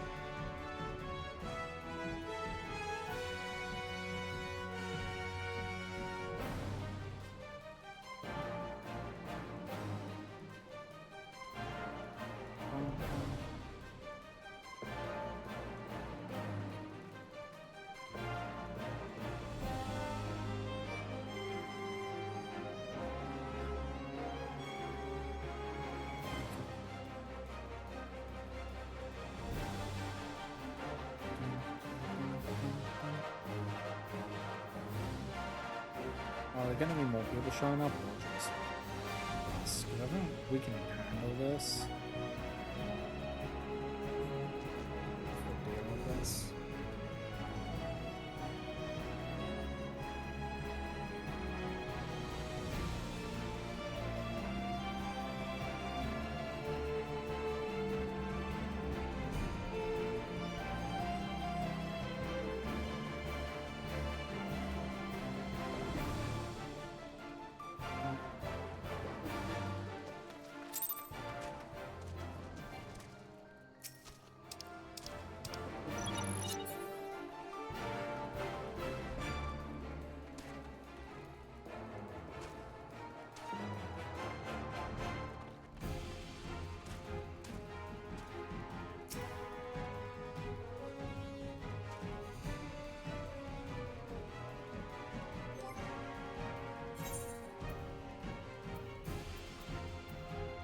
should just start it.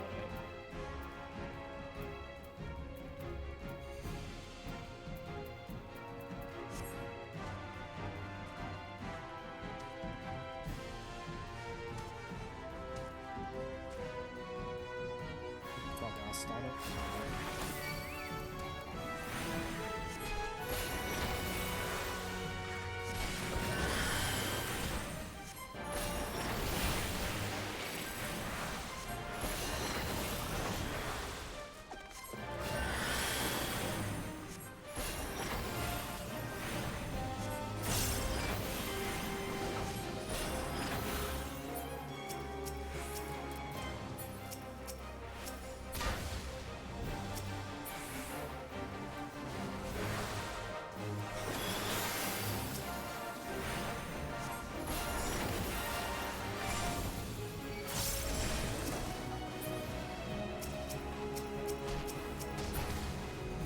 Hey, can I focus? Okay, it's not letting me focus up. I know. Yeah.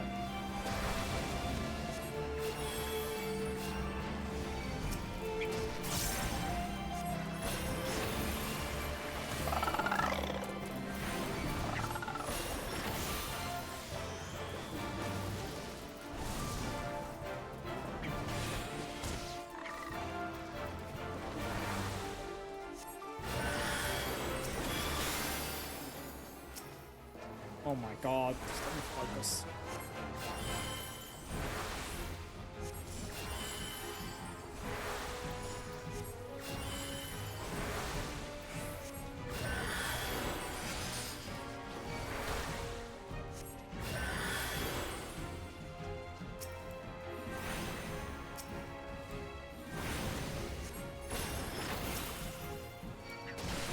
I'm having to like balance between the two because she's not in party, so I can't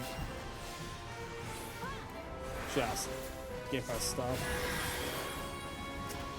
There's no way it's doable.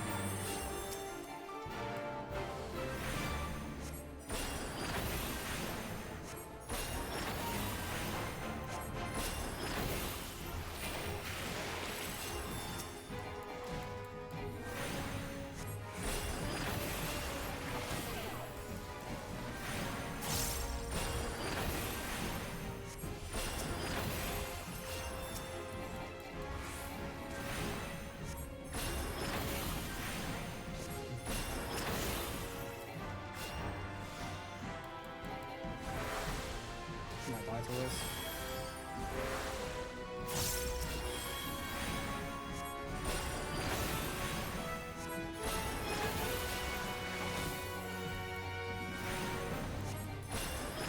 Yeah, this is not happening.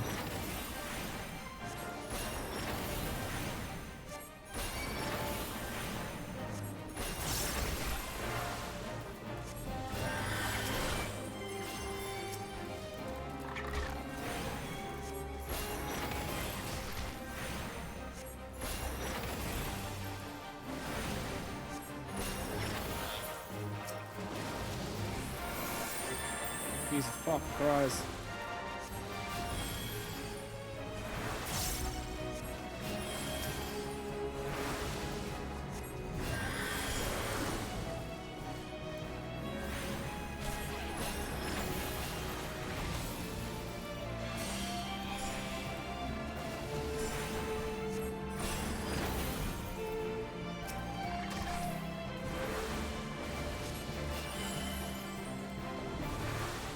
We've only got the shiny charm.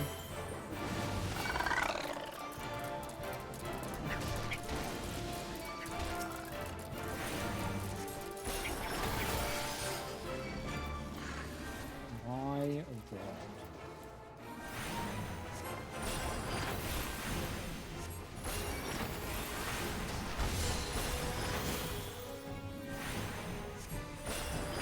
This ain't happening.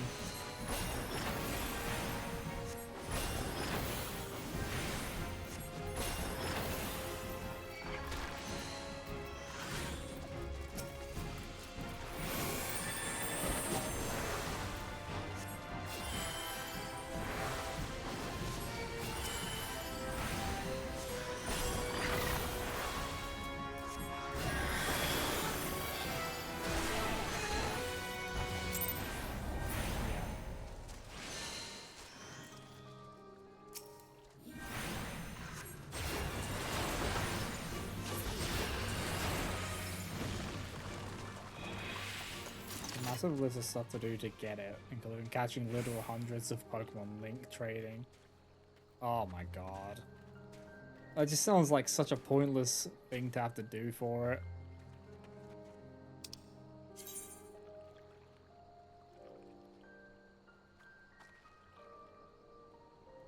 Wait, I haven't attuned to that? Oh.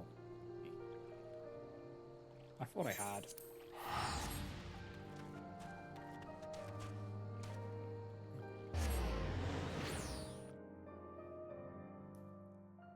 Let me go attune to that. Ah!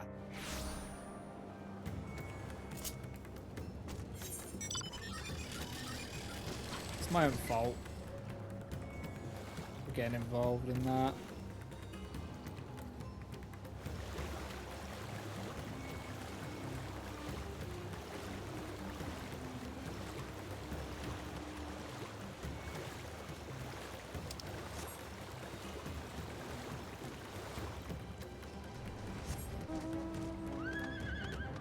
I tried to help her clear it, but it just wasn't gonna happen.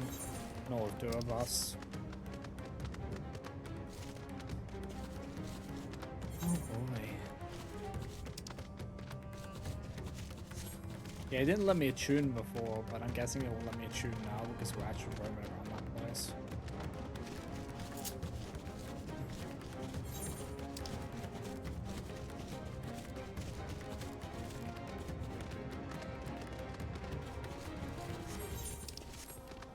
Or at least you would assume it would.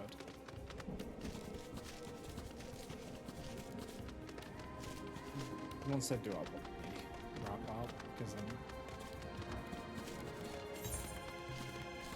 getting a little tired.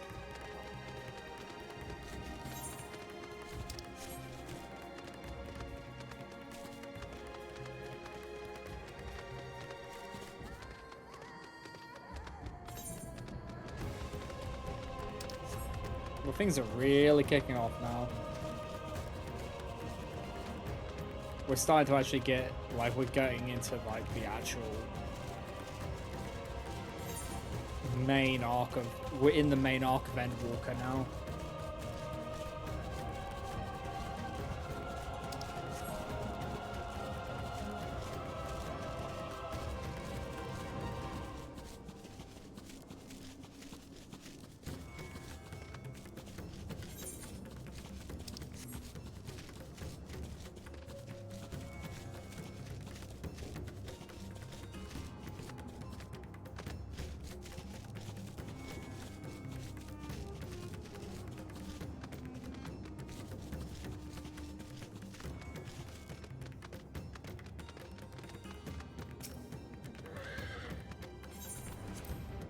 Center.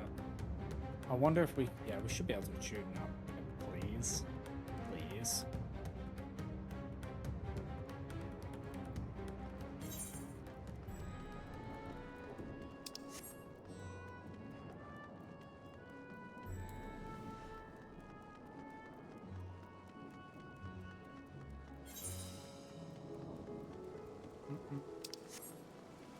Okay.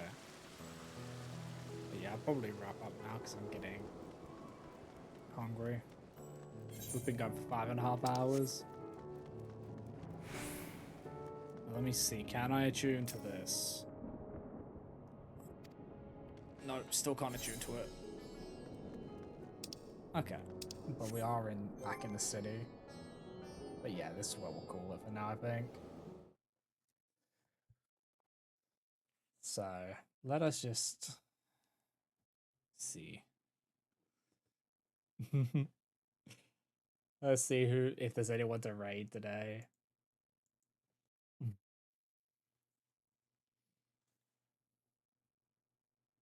Um,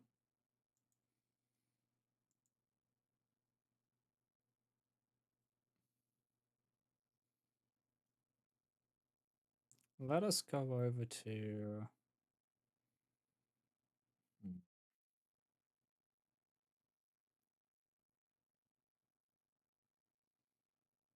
we'll go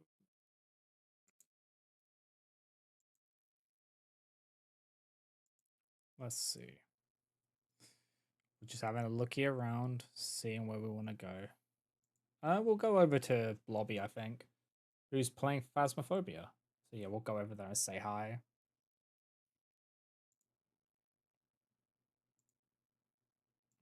So let me set up that raid. So here's the follower raid and the sub raid. And yeah, I appreciate everyone stopping by. I really do. It's been fun. And thank you again, Dolph, for the raid. I really do appreciate it.